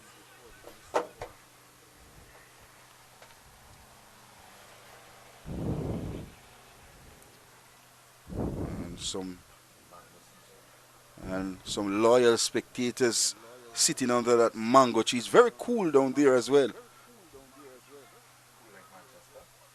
Cool as Manchester. Cool Manchester. And the great Harvey Liggins is from that area as well. Yeah, spent years in that side of Jamaica. And it's one of my favorite places to be in Jamaica, actually.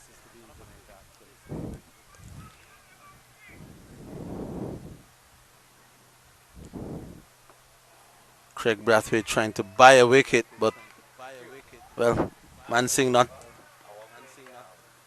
is not part of the buying and selling trade with his batting. He's a very sedate cricketer. This time, Brathwaite cleverly. A little flight, but kept the pace off. And again, Mansingh can't score. Or really, Mansingh doesn't wish to score.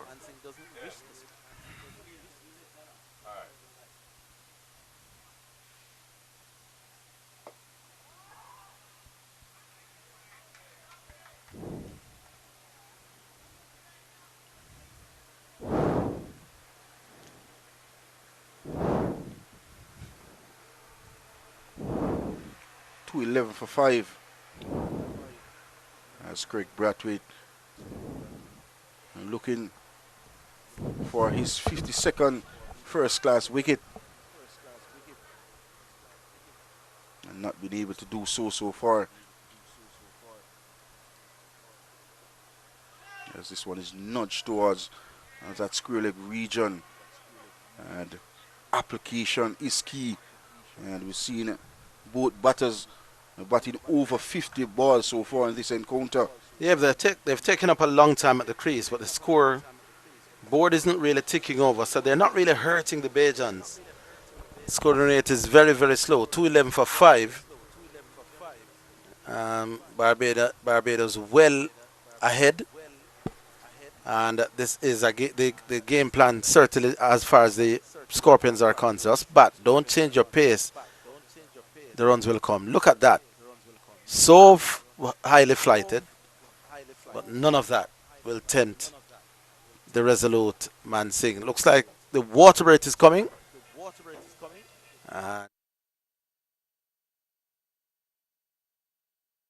Where they're trying to steady the middle.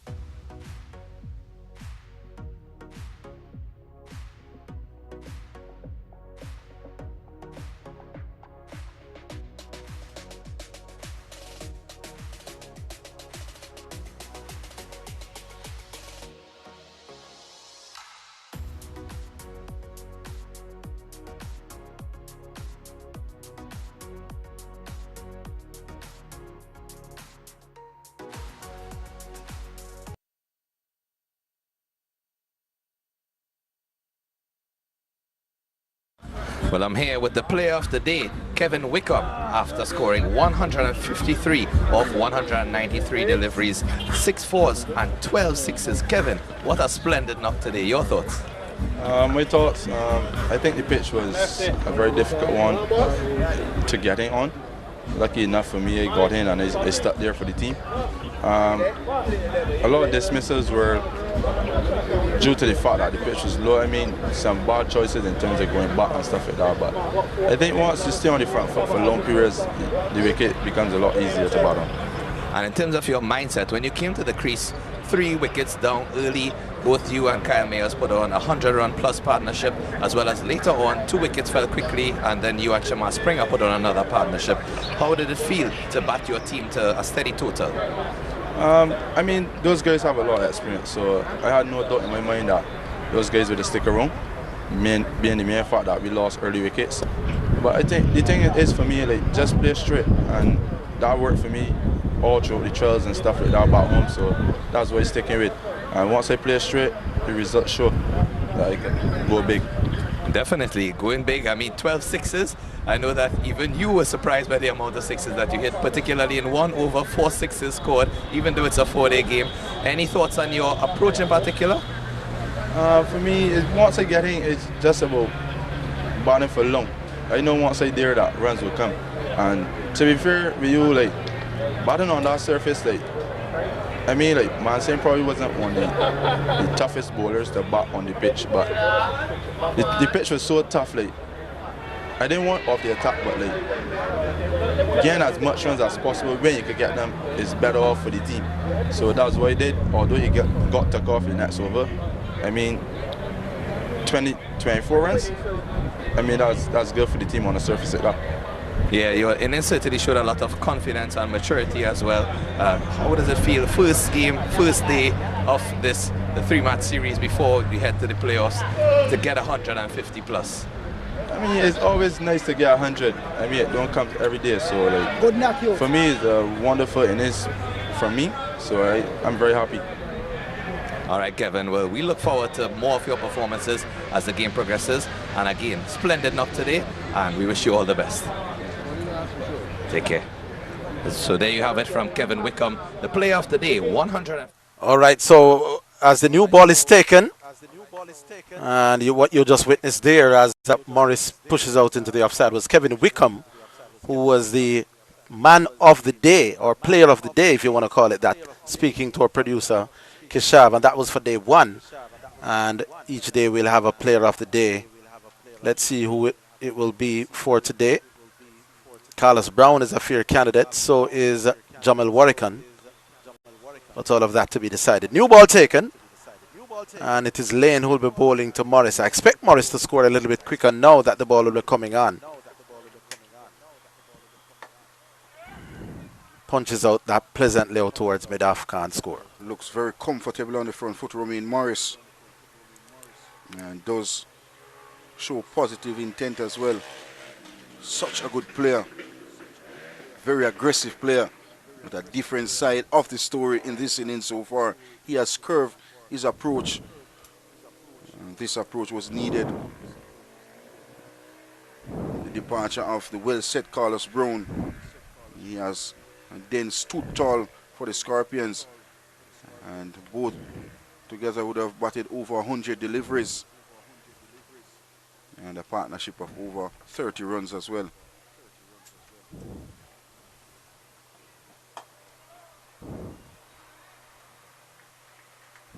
That delivery handled in towards the left-hander.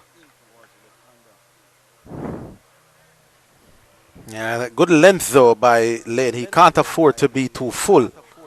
And he can't afford to be too short either. So he has to be spot on with his length, if not with his line. Because having hemmed in Morris for the better part of an hour, he'll be looking to try to impose himself. But so far, Lane is keeping him pretty quiet.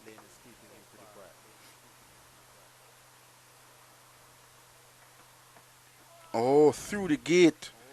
A good delivery, good carry, and good seam position as well. Big delivery from Lane. Yeah, wide of the off stump.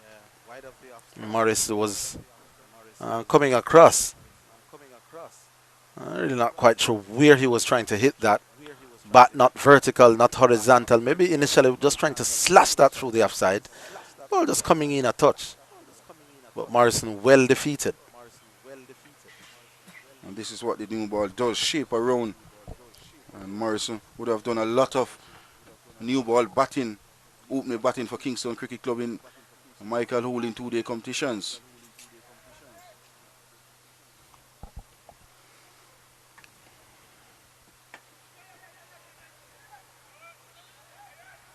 Close call. Given. And what was Morris thinking on this occasion? Disappointment for Abijay Mansingh. The only way he could have gotten out was run out. He was looking in sublime form. And then this happened. Poor communication, late to respond as well. And the demise of Abijay Mansingh. The Scorpion lost another. And it's 2-11 now for 6. Morris was the one who called. The ball was dropped down in front of him. He wants the single. You could see him imploring Mansingh to get there. Mansingh is nowhere in the frame. And that was good work. Good work from the Bajan fielders. Who was that? Jonathan Jakes. Yeah. On this occasion, very, very good athletic work done by Jonathan Jakes. And a well-deserved wicket for Barbados Pride. Yeah, Morrison was livid with himself as he went to the non-strikers end. You could see him berating himself. And the calling at that time, sometimes it can be quite tricky for these balls that are placed in the middle of the field. Beyond the non-striker, it's the striker's call. Behind the striker, it's a non-striker's call. But those balls that operate in the general area sometimes causes problems. Mansingh did not want the run. Should have just said no. If you look at the replay again, Morris delayed as well. Yes. He committed for the run, then stuttered. Look at this. He wanted it. Mansingh is coming, so he stops, and then Mansingh commits himself. Still, it took a brilliant piece of feeling to get him out. But that from Mansingh's position was quite tragic. You never want to get out, run out. It's bad enough when the bowler and the fielding team manages to bowl you a good ball or a great catch. But run out, you always feel that it is your fault, or at least your partner's fault. Mansingh has to go. And this brings Speed Summon, the new batter, to the wicket. Had some 4 wickets with ball in hand. Scored a century in the Charles game as well. And he's on strike to Lane. Pleasant. And driven out to that cover region. Fielded by Jonathan Jakes. A maiden to start. A wicket came at the run-out route. 81 completed. It's 2-11 for 6. All right, 2-11 for 6 with Pete Salmon coming to the crease. Pete Salmon is no mean customer with the bat. He's good enough to bat much higher in this Jamaica Scorpion squad, but it's quite a deep batting. But he's no mug. So even though he's coming in at number 8, he's perfectly equipped to go on and get a decent score for himself and his team. Romain Morris, having been the architect behind that run out of Mansingh, will almost feel that he has to bat both for himself and Mansingh now. Greater responsibility on him. Because in the end, had Mansingh gone immediately, the run could have been on. But when they both hesitated, the result is what you saw. Mansingh run out by a very, very sharp distance. And now it's time for Shamar Springer from the football end of the ground.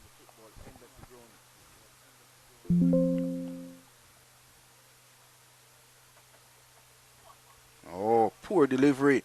Pitch outside the line of the leg stump and swung further away down the leg side, out of the reach of wicketkeeper Boucher. And 4 buys the signal of umpire Patrick Gustard. Yeah, and that's something sometimes that the new ball can do for you. Sometimes it does get you wickets. But sometimes it does get the scoreboard ticking over. This was just always a horrible delivery. Pitched wide and went wider. The keeper gave up the ghost pretty early. And, they all count.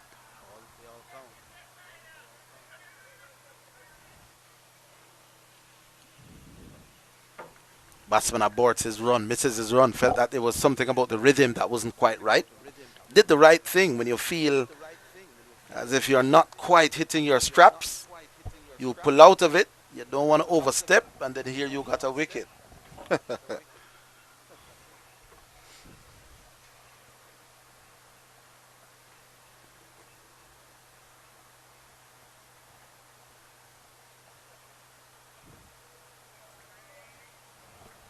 think he needs to be a bit closer to Romain Morris, just about that third, fourth stump area, forcing Morris on the front foot, and with a slip waiting. And Morris loves to hit the ball through that cover region and over that mid-off area. Could be a possible chance of nicking off to the wicket keeper or first slip.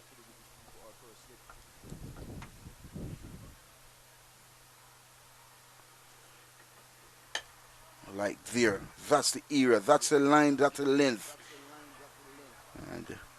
And you could hear the wooden sound as the ball hit the splice of the bat.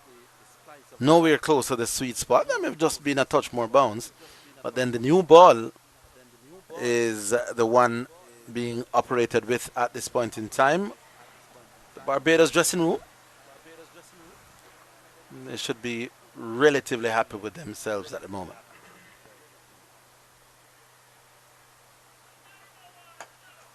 Driven beautifully through that cover region.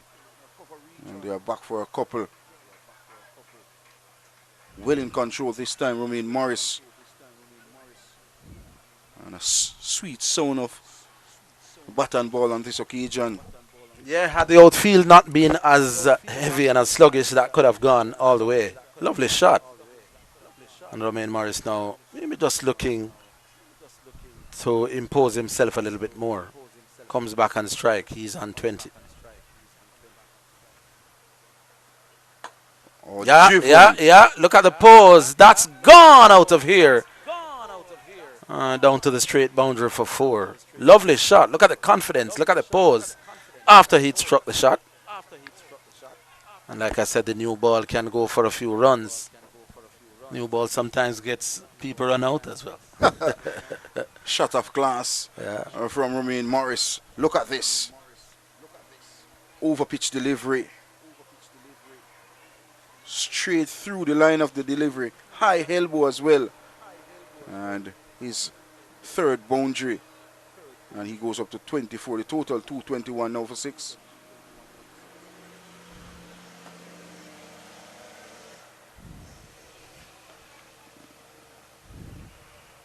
End of the 82nd. 2-2-1 for 6. The Scorpions.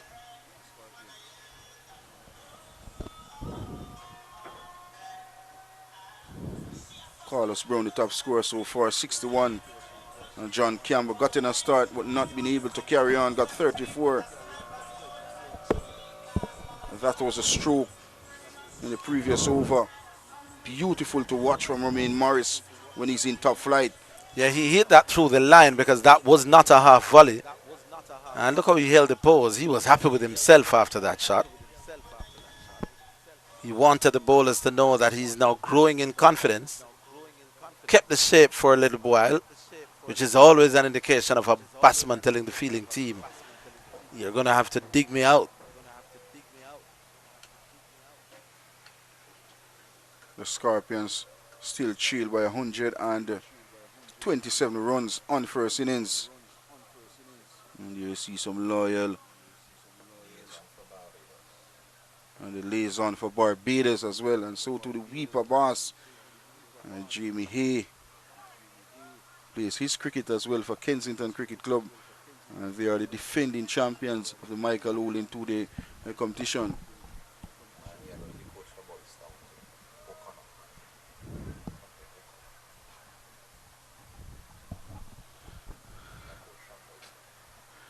and also a coach from Boystown Cricket Club, O'Connor, is there as well.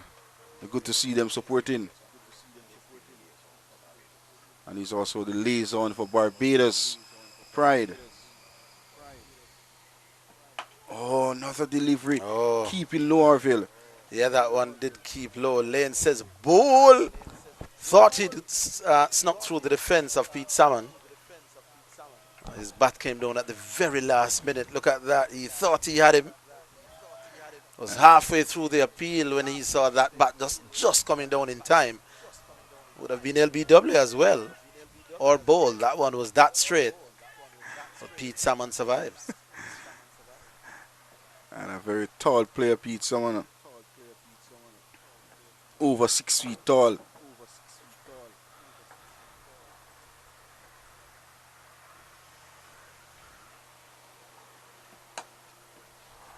Another one coming back with the arm on this occasion. And bowling with some amount of pace and guile as well, young Lane. Yeah, he's not the quickest bowler that you'll ever see, and he's not going to intimidate you too often with sharp, hostile bowling. What he's aiming to do is classic line and length stuff, bowling channels, and then if anything, they are dipping Yorker. Would have made his test debut last year as well.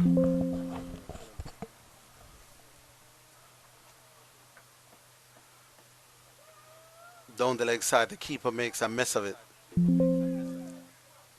Maybe young Lane striving for too much pace that time. And lost the direction. The keeper should have done better with that. By-signaled. I think that should have been a regulation. A catch from the wicketkeeper, Boucher. Maybe the heat getting to him as well. It's a lot of heat. It's very, very hot sunshine here. And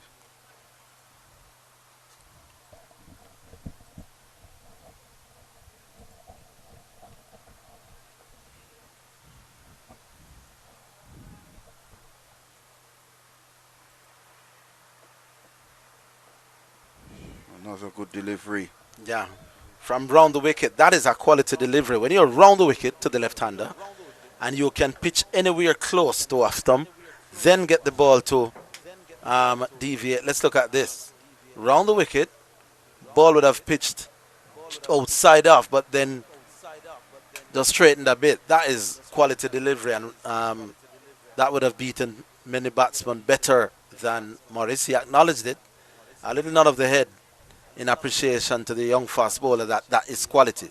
Round the wicket, pitching, and then taking it away.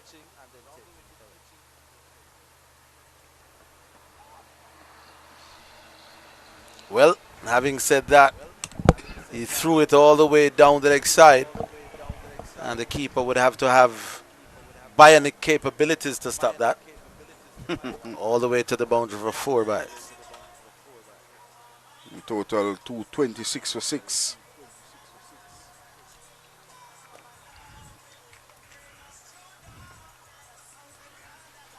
And now the shim pads coming out as well for Barbados Pride. Maybe signs of spin for the rest of the afternoon.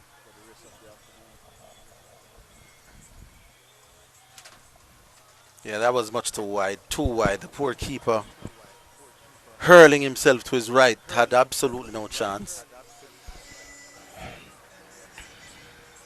Still trailing by 122. I think these two would want to still be together when the runs required to even the scores up would be still below 100.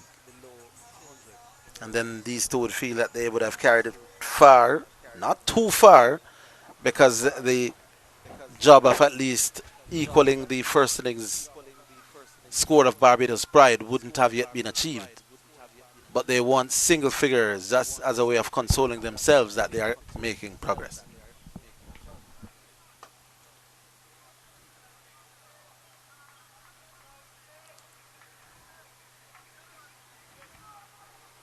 Pete Salmon faced those 6 deliveries so far, yet to get off the mark. But positive signs. Ball coming out of the middle of his blade. And this force a change as well to the field. A second slip has been issued by Craig Brathwaite. There's also an extra fielder being brought on the offside to that extra cover region.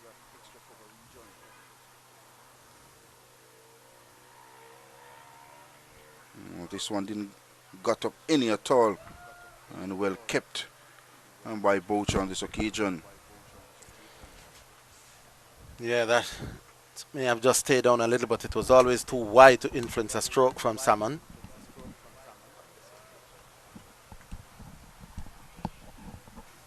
And there's Springer, he's worked hard. Hasn't yet had a wicket, but he's toiled away manfully.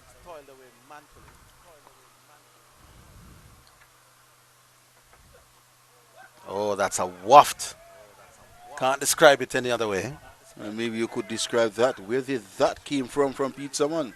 Frustration. Not getting too many balls from which he can score. Then he saw one foolish and wideish. And had a, let me use the word. He had a waft.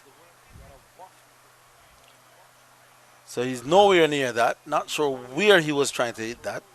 He was trying to hit it straight back over the bowler's head, a ball that was back of a length. Not sure what he was attempting there. Here we go. And I think Craig Brathwaite wouldn't mind that shot from Pete Salmon with the new ball shaping around 2 slip awaiting. Maybe a risky shot from Pete Salmon, but he's a powerful lad nonetheless. Coming off a magnificent century in the Charles game, as we noted before. Wicketkeeper just looking like there may be some cramps setting in. It has been an extremely hot day. And the Barbados team has been asked to be in the field all day. That was inadvertent. He was trying to leave that.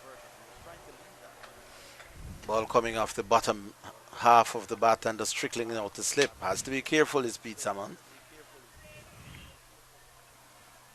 From the Scorpions' sake, they wouldn't want another dismissal before stumps. Another, let's say another, how many overs to go before the end of play, Mr. Producer? Producer. Think about 13 to be exact. About 13 overs to go before close of play. At the rate that they're scoring, let's say they get 30. Wow, that's a good bouncer. That is an excellent bouncer, and that, you may ask, where did that come from? Completely unexpected. And for a split second, I think someone may be wondering, what on earth is this? How do I play this? We haven't seen anything rear at the batsman like that all day. But someone survives. And the score now, 180, 226 for 6.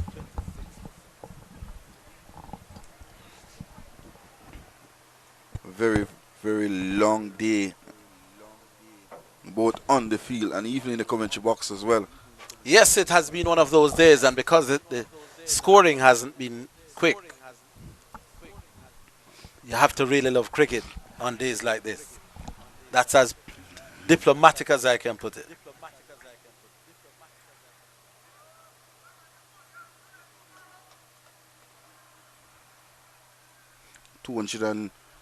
And 9 runs have been scored in the day so far from 78 overs.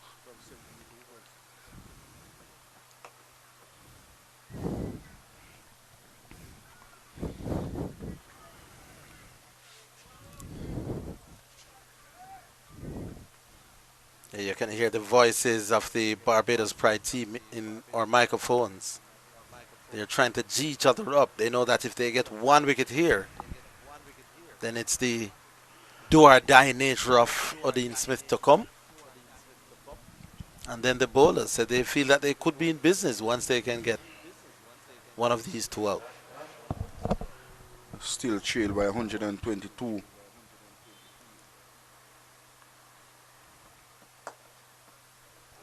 Yeah, some runs here.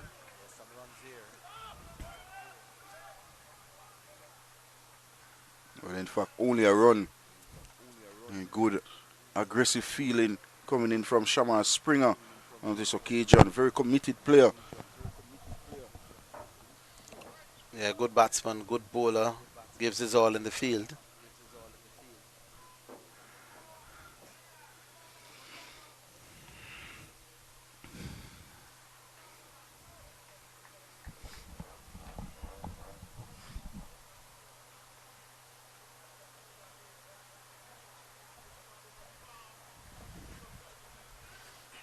Will Salmon pull out one of his specials?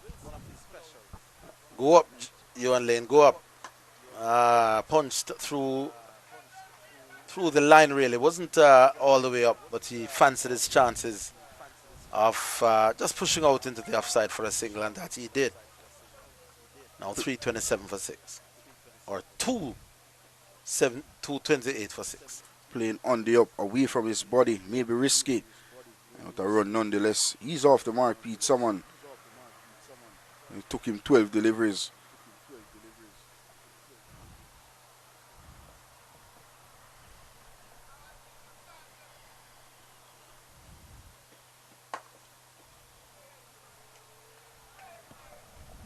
Held the pose in that forward defensive. A fighting knock so far from Romain Morris. 75 deliveries, 25 runs. Not the usual Romain Morris we used to, but a calculated inning so far from the left-hander. And all of what is happening here now, Marlon Pinnock, it begs the question of John Campbell. What does he say to his batsmen when he comes off at the end of the day's play? Easily the best batsman in the team.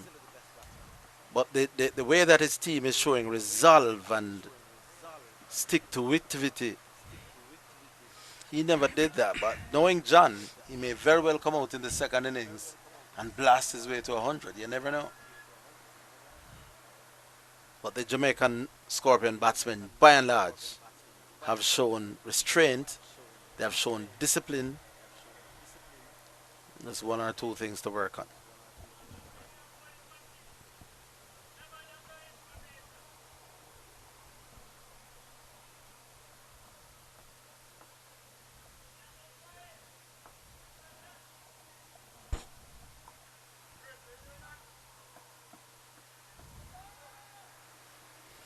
Another weird delivery from Lane.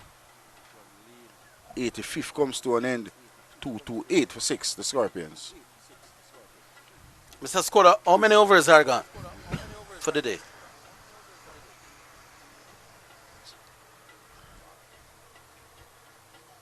We'll tell you that in a little bit.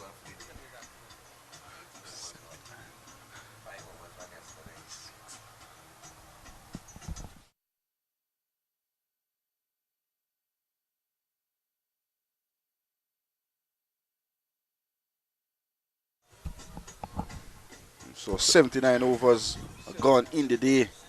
Another 11 overs left before close of play.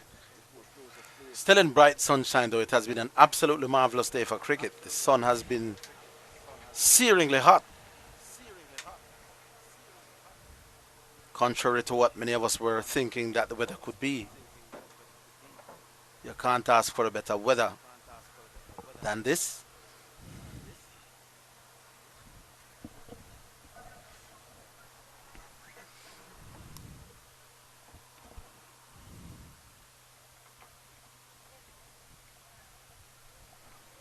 Dying on the way through to the wicketkeeper Boucher.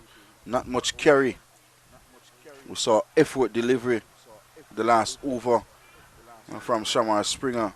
This time around, not much carry, as we see. It's Terence Cork, the assistant coach for Jamaica. And also the coach of Kingston Cricket Club. There you go. Has been a very, very effective coach. Would have won back-to-back titles at an under-19 level as well.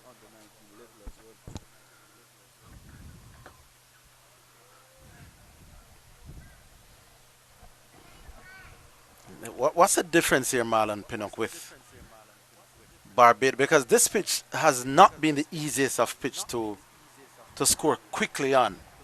We saw John tried it, that's John Campbell, and we saw what happened to him. What's the difference between how the Bajans approached it? To score quickly, why couldn't we have, we mean in Jamaica, of course, why couldn't the Scorpions have imitated whatever that was? I think more rotation after strike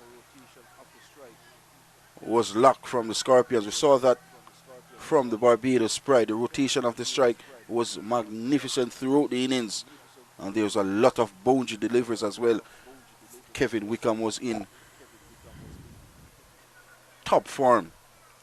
12 maximum to be exact he hit in his innings.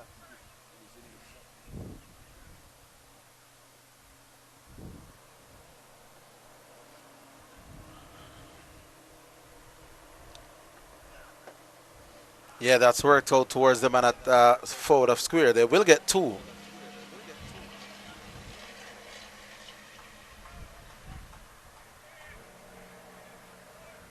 Pete Salmon goes to 3.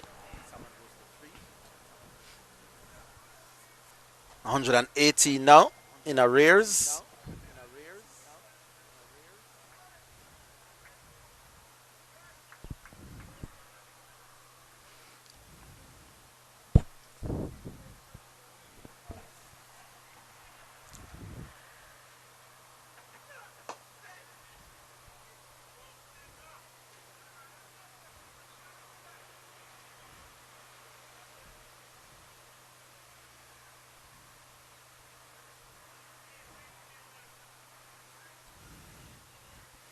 Good sportsmanship being displayed by Pete Salmon on this occasion.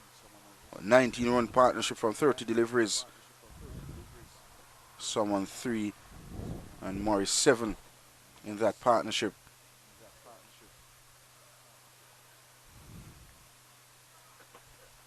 He pulls that round towards the long leg region. That will go all the way into the boundary for 4. Ball was short, an effort ball from McAllister, but that was easily played. Just swiveled on it, did Pete Salmon. From Springer, the hairstyle had me fooled for a split second. But that was easily played. Look at this. Short, he just swiveled around, no problem at all. And got the ball out into the long leg boundary for 4. Shot of authority from Pete Salmon. Short delivery, sat up and was there for the taking. And Pete Salmon took full advantage. His first boundary as well. Yes, indeed. Total 234 now for 6. 86 completed.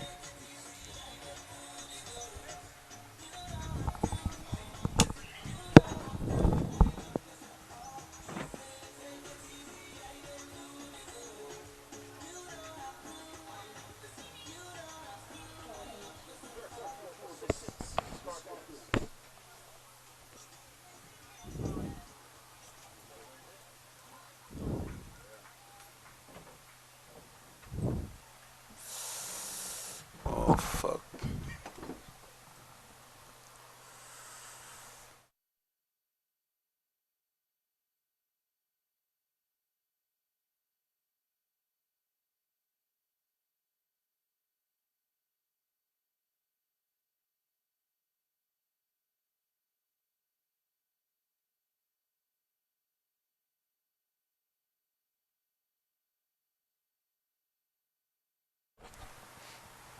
This one is pushed out into the cover region by Morris as Wickham comes back.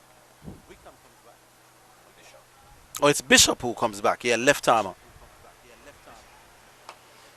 And that punched out towards a come for a quick single, easily taken in the end.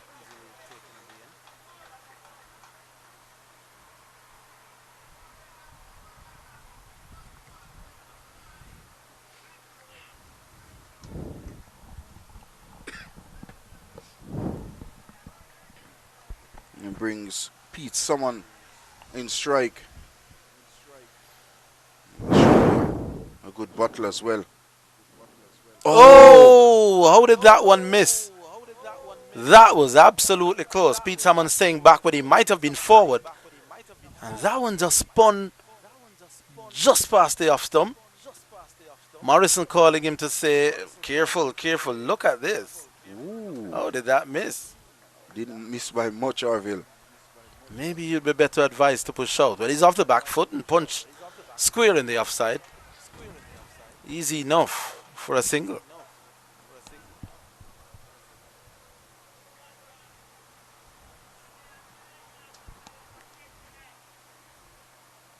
Didn't miss on the half stump by much. I think should have committed on the front foot. Instead, he went on the back foot, beaten in flight.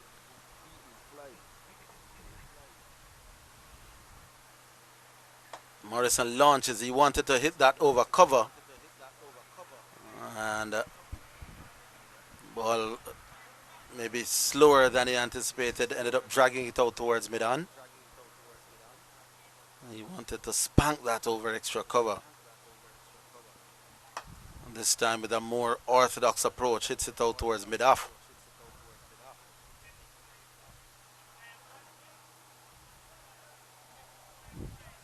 And the 87 comes to an end. 2:33. Well, 2:36 for 6. 33 extras.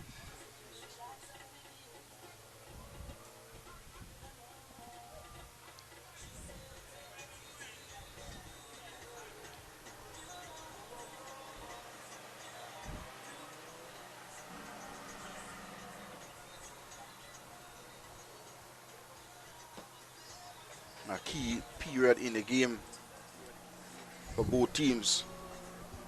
Barbados Pride looking to prize a wicket here, while the Jamaica Scorpions looking to keep wickets for tomorrow. Very, very tricky period. 9 overs left in the evening as well. A lot of deliveries and bright day as well. Very bright, lovely sunshine. And a test for Pete Salmon, a test for Morris. Both would have been around the Scorpion setup for some time. Both have great understanding. Still 112 runs behind.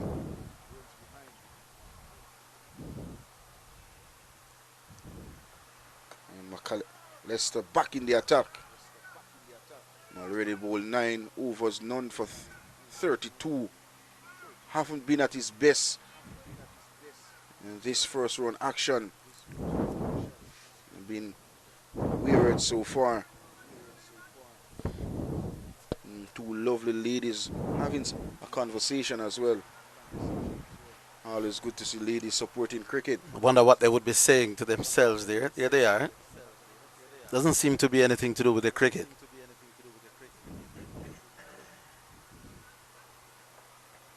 Worked away nicely out towards the backward square. Getting on top of the bounce. And someone looking like what he is, a very handy all-round cricketer. You sometimes wonder which is his strong suit. Is he a bowler that can bat? Or is he a batsman that can bowl?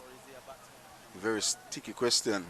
But what we know is a complete player. Yeah, other discussions going on.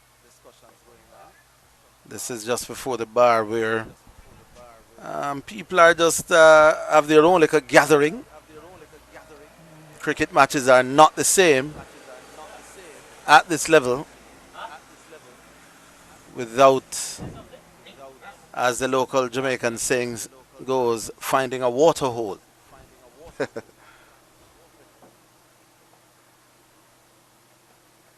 Oh, big delivery. Stifled appeal. That one kicked off the seam.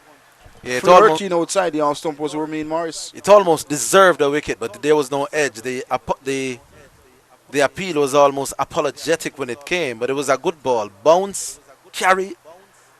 I may have just shifted away a little bit from Morris, who was really just flirting. There it is. Bounce and through to the keeper at a comfortable height. And not too many balls have done that all day. showing bounce and carry.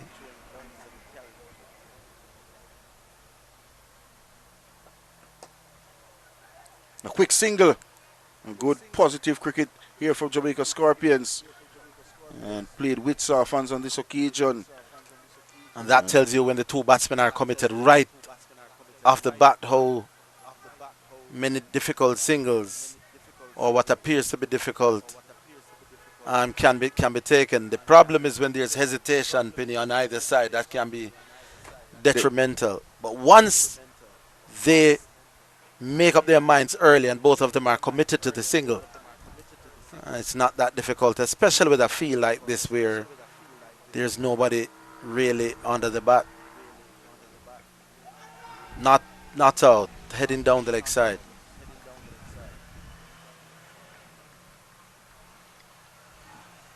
And Pete, someone rehearsing a flick off the leg.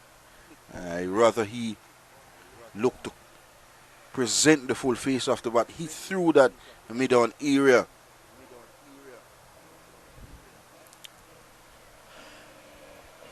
And mid-on is very wide.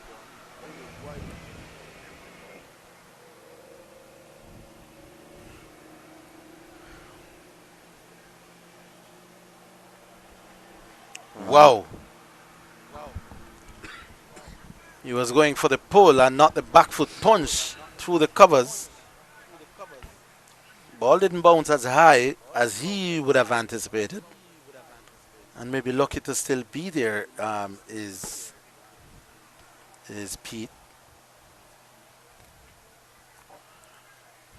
End of the over though. And the Scorpions at the moment 238 for 6. Look at the replay and didn't got up of he would have intended, and maybe lucky it went over the top of the off stump. 88 overs completed, and that's Javoy Royal, the own boy, bringing a change of tip as well for Pete Summon. And of course Romain Morris, both quality players, both experienced players as well, and both would have great understanding of each other. Still 110 behind is Jamaica Scorpions. Yes, so Jamaica 100 and how many behind? 110. 110 behind. Could still be anybody's game, you know, as long as the Scorpions go into close of play without losing any more wickets. Let's say with 92 to get. Could be interesting. Here's one more run. Just turned around the corner. For a second, I thought Jonathan Jakes was in business, just elude him. And another run to Romain Morris. Another run to the Scorpions. And another 109 behind.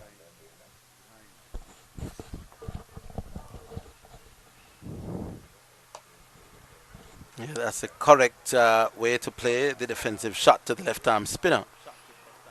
And he has a long reach, Pete Summon, over 6 feet tall.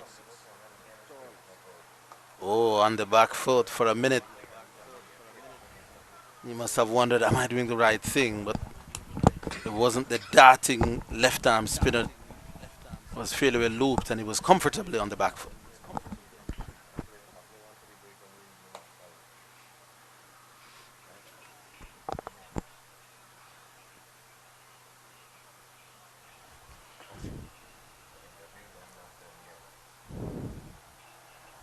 This time he goes over the top. That went down for 4 over wide long on. For a second, my co-commentator was ducking. Was ducking in the commentary box. Thought it was coming our way. Through that wideish mid-on era for Pete Summon. His second boundary as the partnership goes up to 32 from 49 deliveries Pete Salmon contributed 13, while Romain Morris contributed 28. If these two can remain together until stumps, back in the days we used to say it would be a tussle for first innings points, but they don't play for first innings points these days. It's a matter of bowling points and batting points. This is Pete Salmon. It was up and he was swatting that over wide long on. But you do want to be ahead of the team on first innings. It's always a great psychological boost. Even though first innings in and of itself don't get you points these days. It's all about batting points and bowling points and result at the end of the game. But Pete Salmon is making his presence felt. He's 13 and Romain continues to toil away.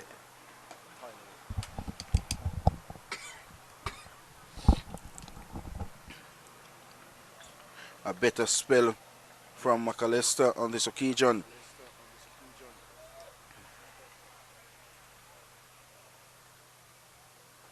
Haven't picked up a wicket. Yeah, McAllister has been up and down. When he's good, and when he's bad, he's bad. It's been a mixed bag from him. But he continues to toil away. You can't fault him for his effort. He's running in for his captain whenever he gets the ball.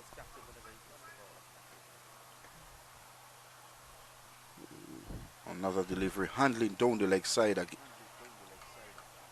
He was going for pace. You could tell that maybe he just wanted to test out Romain Morris with something short and maybe into the rib cage, but that was ill-directed. And there's a deep backward square on the boundary.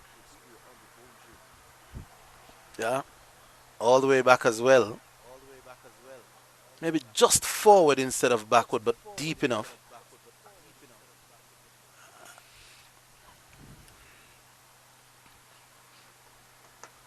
Effort ball, genuinely giving it his all. And after all that, Morrison just comes forward and plays with that dead bat.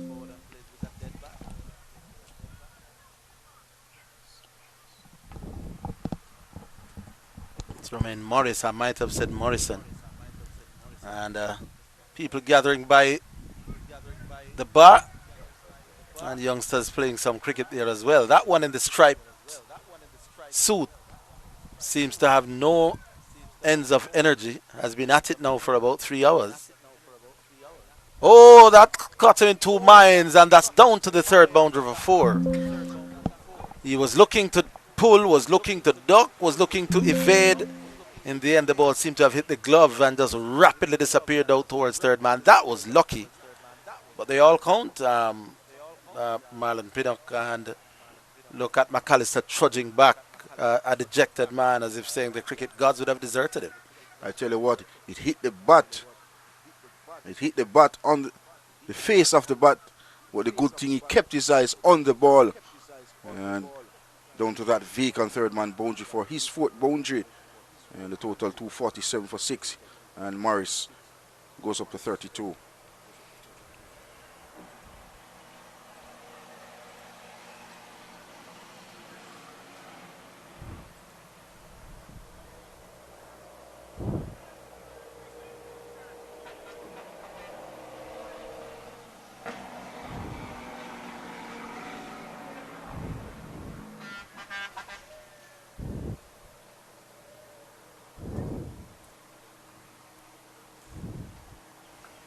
McAllister will try again.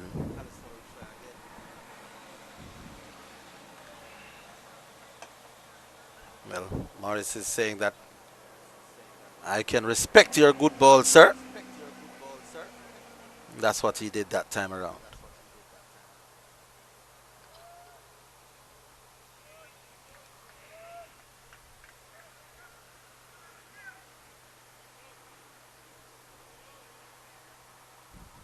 .5 overs gone in the day so far.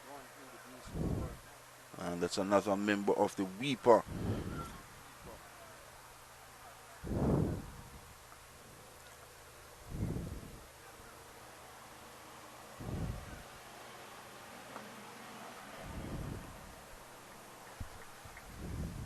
And 90 comes to an end. 247 for 6. 1 minute to go now.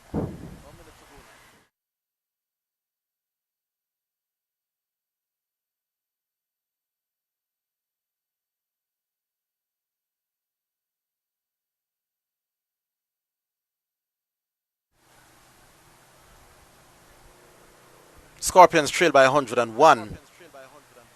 A couple more runs would mean that they have taken down the lead into double figures. That's always psychologically important. These two will want to bat the next few overs until stumps. Another 6 overs left in the day's play. And can these two batters survive for the Scorpions?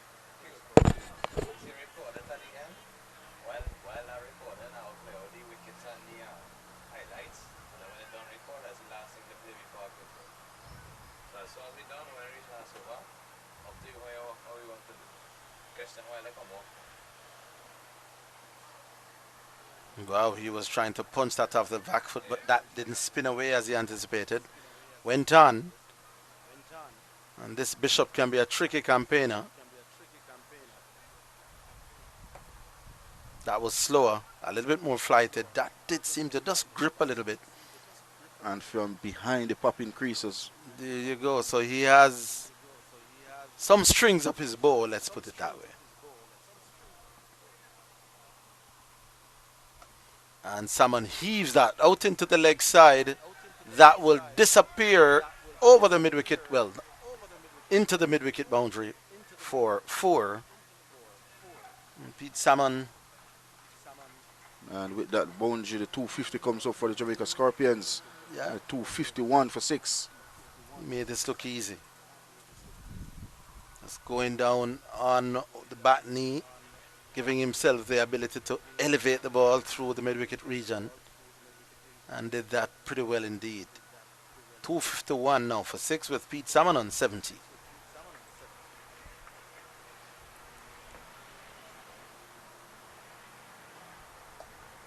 That one was teasing in flight. Good single taken.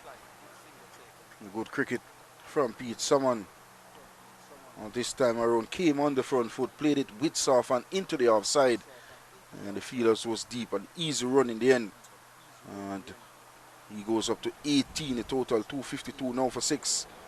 And brings wicketkeeper batter Romain Morris back in strike.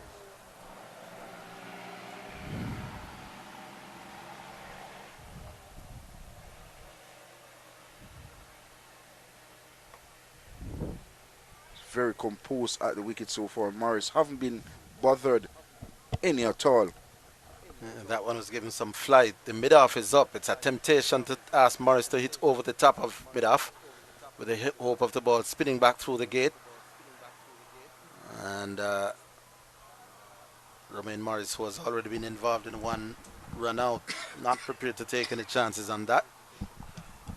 End of another Bishop over. 252 for 6. 5 overs required for the end of this play. But a solid base have been built by Romain Morris and Pete Salmon. And looking to take the game away from the Barbados Pride going into day 3. Still managed to be scoring at 2.77. At this point, you still would say Barbados Pride has the upper hand. In fact, it takes just one more wicket to expose the no-nonsense of Dean Smith and then the Jamaican fast bowlers. But I think that this partnership will be a little bit worrying for them at the moment because both of these can be free scoring. And if they don't get them out tomorrow, if they don't get them out tonight and they come back tomorrow and get a partnership going, it could put Jamaicans in a position where they see a first innings lead. And Barbados wouldn't like that, but all of that is conjecture because another 2-3 minutes could change the entire context of the game. That's pulled off the bottom edge down towards the fine leg boundary. That's 4 runs. He was trying to pull that over wide mid-on, hit the bottom edge, And rushing into the fine leg boundary. Precious runs for the Scorpions. Precious runs for Pete Salmon. Short delivery, sat up, and maybe was looking for power more than placement, and got the inner portion of the bat. And a lightning fast outfield here at Shedwin Park. And it's another boundary to Pete Salmon. Yeah, certain parts of the outfield definitely faster than some because down below the batsman it is indeed quick. But there are one or two wet spots or wetty spots in the outfield, especially in the covers from where Salmon is batting now. He pulls that, the bowler wants to continue to bowl short and he will continue to be punished. Salmon is saying, you thought the first one was a mistake. It probably was, but I can hook and I can pull. And that went a little bit more with more authenticity on that shot. Pulled that nicely and 4 more to him. This Touch. could now be dangerous for Barbados. Touch of brilliance from Pete Salmon on this occasion. Full extension of the arm, well in control, on a second boundary of the over. Yes, both of them have short balls. Will he bowl short again? No, this is channel outside off. Keeper having some difficulties, but managed to do a good take in the end. Scorpions trailed by 88 runs. But the Barbados Pride, desperate for a wicket, needs a breakthrough. And needs one of these batters before the end of day 2. Trailing now by only 88 runs. Not so long ago it was 118, 120. They have taken it down to 88.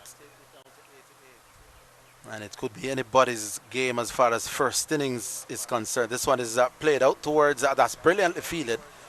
Knocked down by that man at leg gully. Jonathan Jakes it is. Yes, certainly did well with that. And there's a look at some of the faithfuls in the house. And in fact, the Innswood High School coach is there. So to our Innswood past cricketer, Jimani McPherson, now plays his cricket for Jamaica Defence Force. Interesting.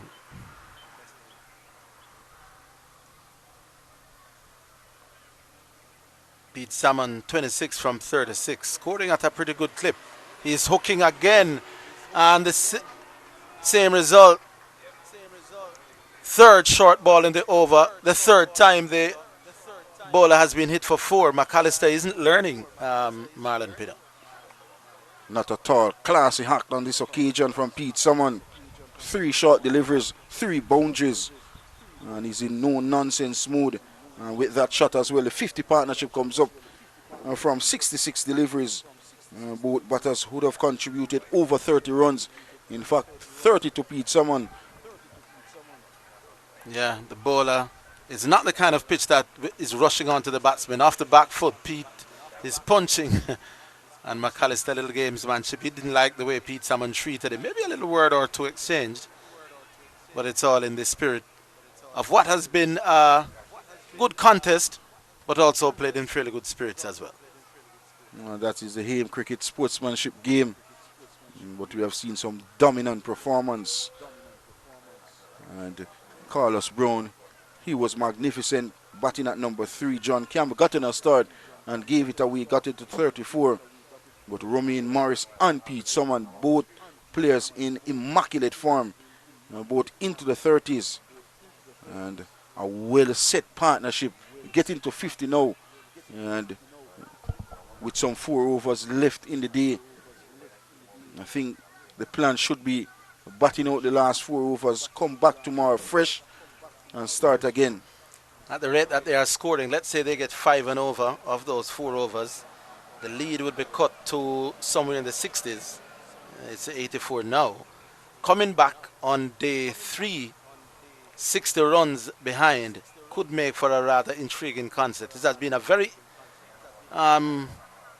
evenly balanced game all day. Both teams have taken turns at the ascendancy, and as it is now, you would say that the momentum is shifting back towards the Jamaica Scorpions. This partnership very critical, and this could change the overall complexion of the game. Remember, Barbados would have beaten Jamaica 8 out of the last 10 times they met. And I think one of those games would have been a draw. So they have had the wood over the Jamaicans. They badly want to overturn that statistic. And a lot could depend on whether these two can go to bed still not out overnight.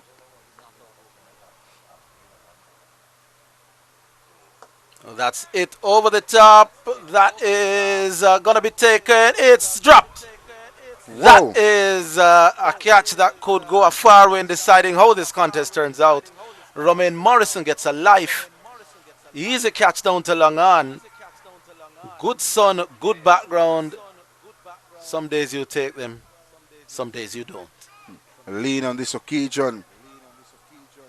I tell you what, Joshua Bishop was celebrating in the air for some time, got both hands settled under, and maybe took it too low as well, Yes. not getting a second opportunity. An opportunity missed by Barbados Pride. Certainly.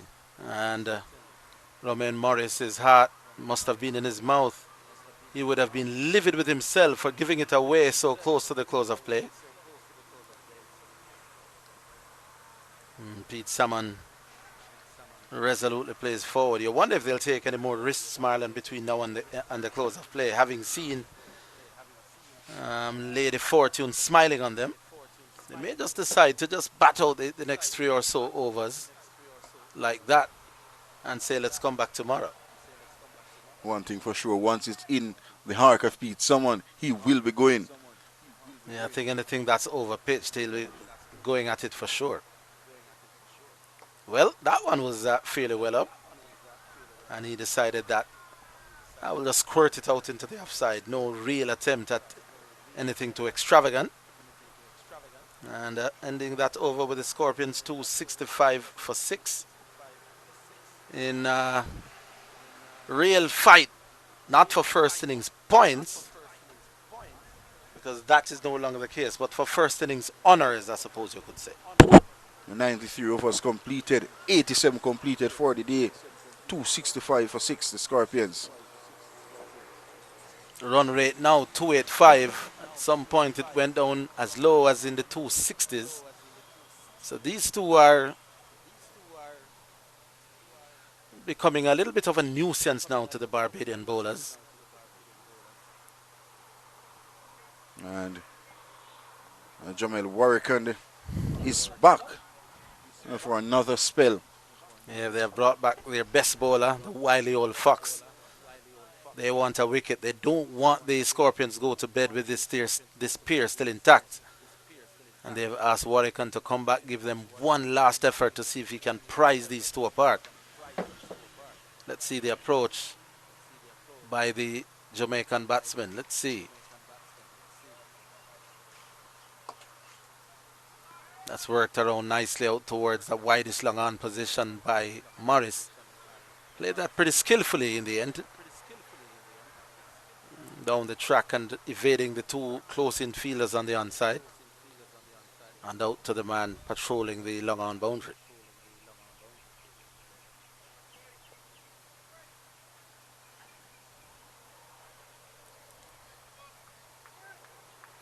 As the shutters lengthening on the pitch.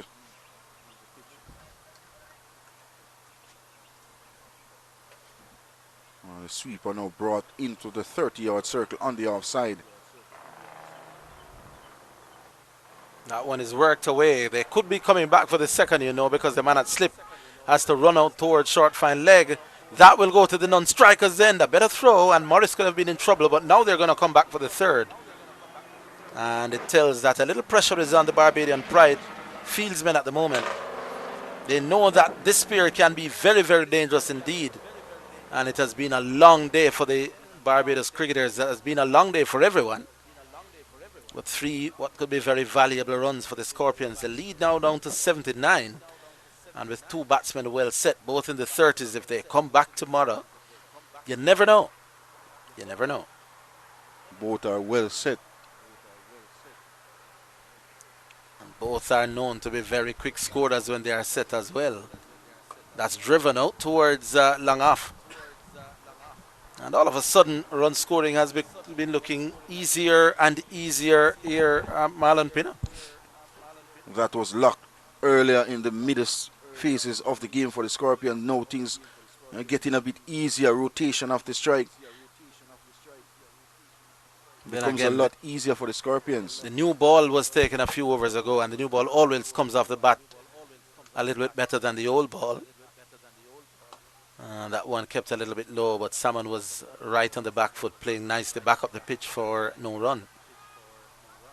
Looking supremely at ease at the moment. Oh, wow. Quicker. They get one. They should be coming back for the second, you know, but Pete Salmon is running the first one quite slowly and denied himself of an opportunity to come back for two. Maybe reluctant on this occasion.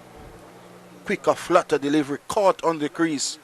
And the inner portion of the bat goes down to that fine leg region. Only a run.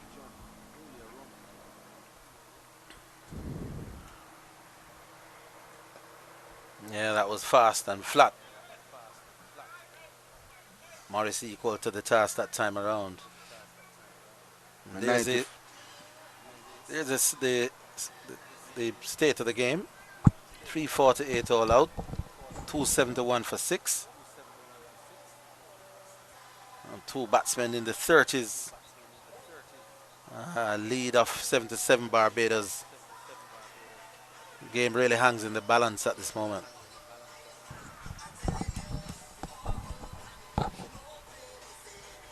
Should be 2 overs left. And Pete Salmon gets rid of his helmet. Very tall in stature. But he has some 12 deliveries to survive this afternoon. And he'll be on strike to Bishop.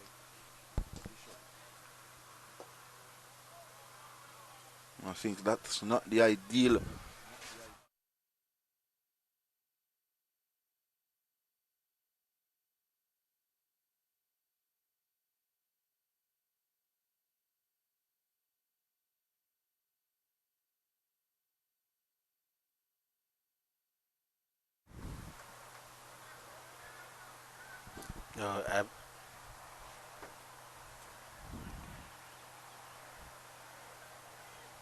So they're trying to put some pressure on Pete Salmon here in the dying stages of day 2.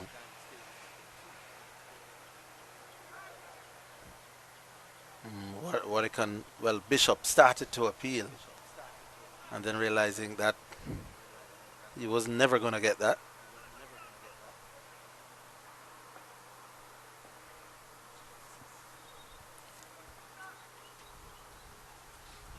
Salmon sweeps and sweeps very effectively. That should run pretty close to the boundary. It gets there now. 4 runs. That was well played. He got the right ball to do it. It was full and on the leg stump.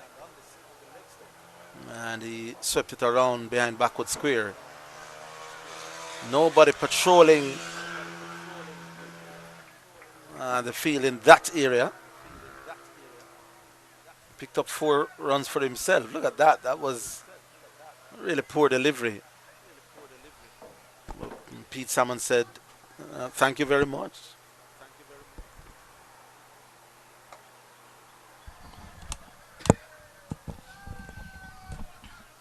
And the spectators getting involved as well, cheering on Pete Salmon.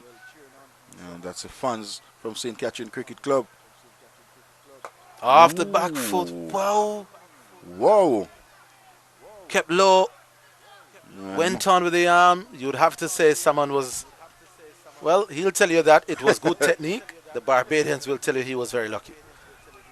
95 comes to an end. 275 for 6. 89 completed in the day's play.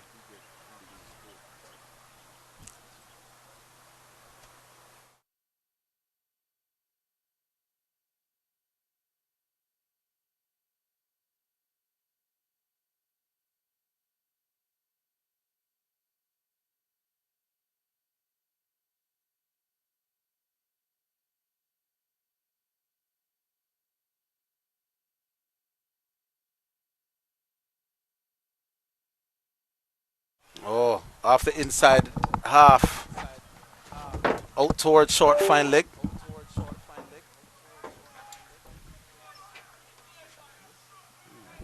Didn't take the single. Thought there was a single on that time. Warwican and Romain Morris showing the maker's name, as they say, telling Warwican that you'll have to dig me off here. I'm going to take no chance as we go towards stumps on day 2 in what has been a really, really good contest here.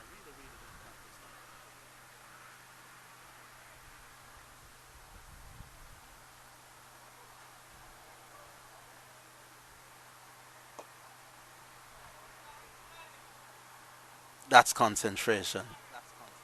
That's sending a message to the bowler. It wasn't just a forward offensive shot. It was an act of defiance on the part of Romain Morris that time.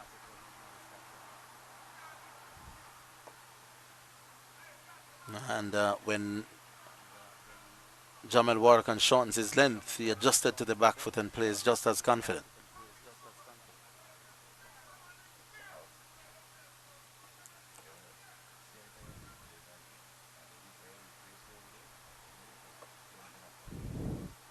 Moving about in the crease quite a bit, but he survives.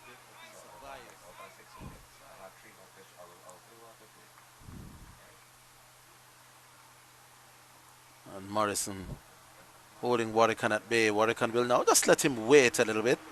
Then now ups to come from round the wicket. All a part of the mind games, letting the batsman wait. And then Morris says, well, I could be part of this as well. Just pulls away. And some adjustments in the field. Outside of your screenshot, a man is moving out towards straight mid-wicket and a man is coming into that leg slip position. There he is. So it's all happening. 4 people crowding the bat as the final delivery of this over, and could be the final one of the day as well. Morris is forward. And that then is stumps on day 2.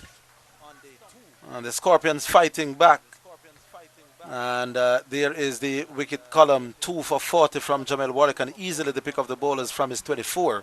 1 wicket each to Ewan Lane and Joshua Bishop. There was 1 run out. There was a wicket apiece for Kyle Mayers, who only bowled 4 overs for 2 runs. We are convinced that something may have gone wrong. Why he was not used after that, as the Jamaican batsman trudging off. Romain Morris 35 and Pete Salmon also in the 30s.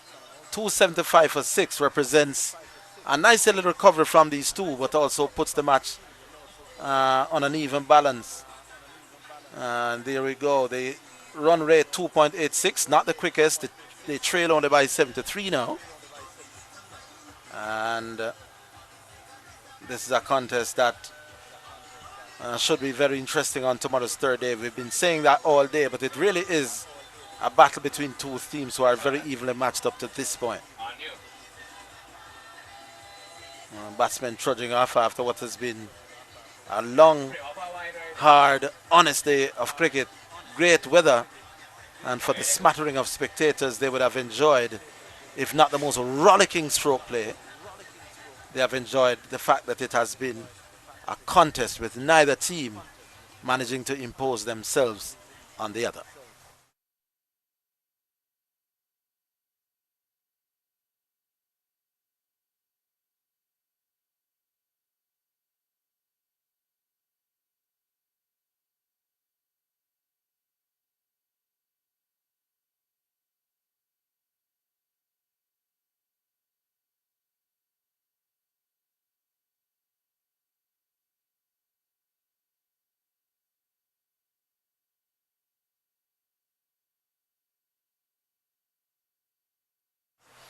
All right, so that is the score, 275 for 6. The Scorpions would have started at 17 without loss this morning, 275 for 6. They would have lost some 6 wickets. They would have added, by my mathematics, about 258. So that is fair returns And if for those who are in and for those watching on YouTube, you would have seen quite a contest. Here now is a look at some of the highlights of the day. And after that, we'll have the interview with the player of the day, with Marlon Pinnock, who is downstairs.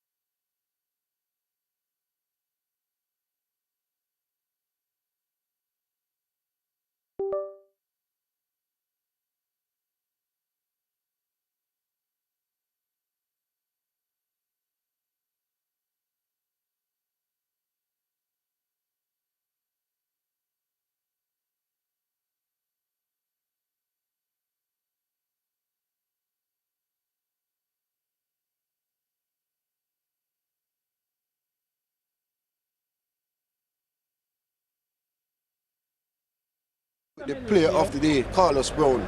A brilliant half century, 61 from 143 deliveries. Talk us through this innings, Carlos Brown. Well, for me, I just stick with my plans. Obviously, this is my homegrown, so I know how to go about this. So I just stick to my plans and just work. Talking about stick to your plans, you played some glorious stroke all along the ground, carpet-wise. The fans was entertained. Talk us through that innings. Okay, to be honest, as I mentioned about my plans, I know about Barbados plan based on the field setting. So what I do, I just wait until the bowlers are loose, then I try to capitalize on that. You scored 100 in the Charles game. What does this mean for the entire tournament for Carlos Brown? Well, to be honest, the process as a cricketer or sportsman, you have to have a plan and trust it. So I train hard, I work hard, and then I try to stick with my plan. This was the player of the day, Carlos Brown. Thank you all for watching.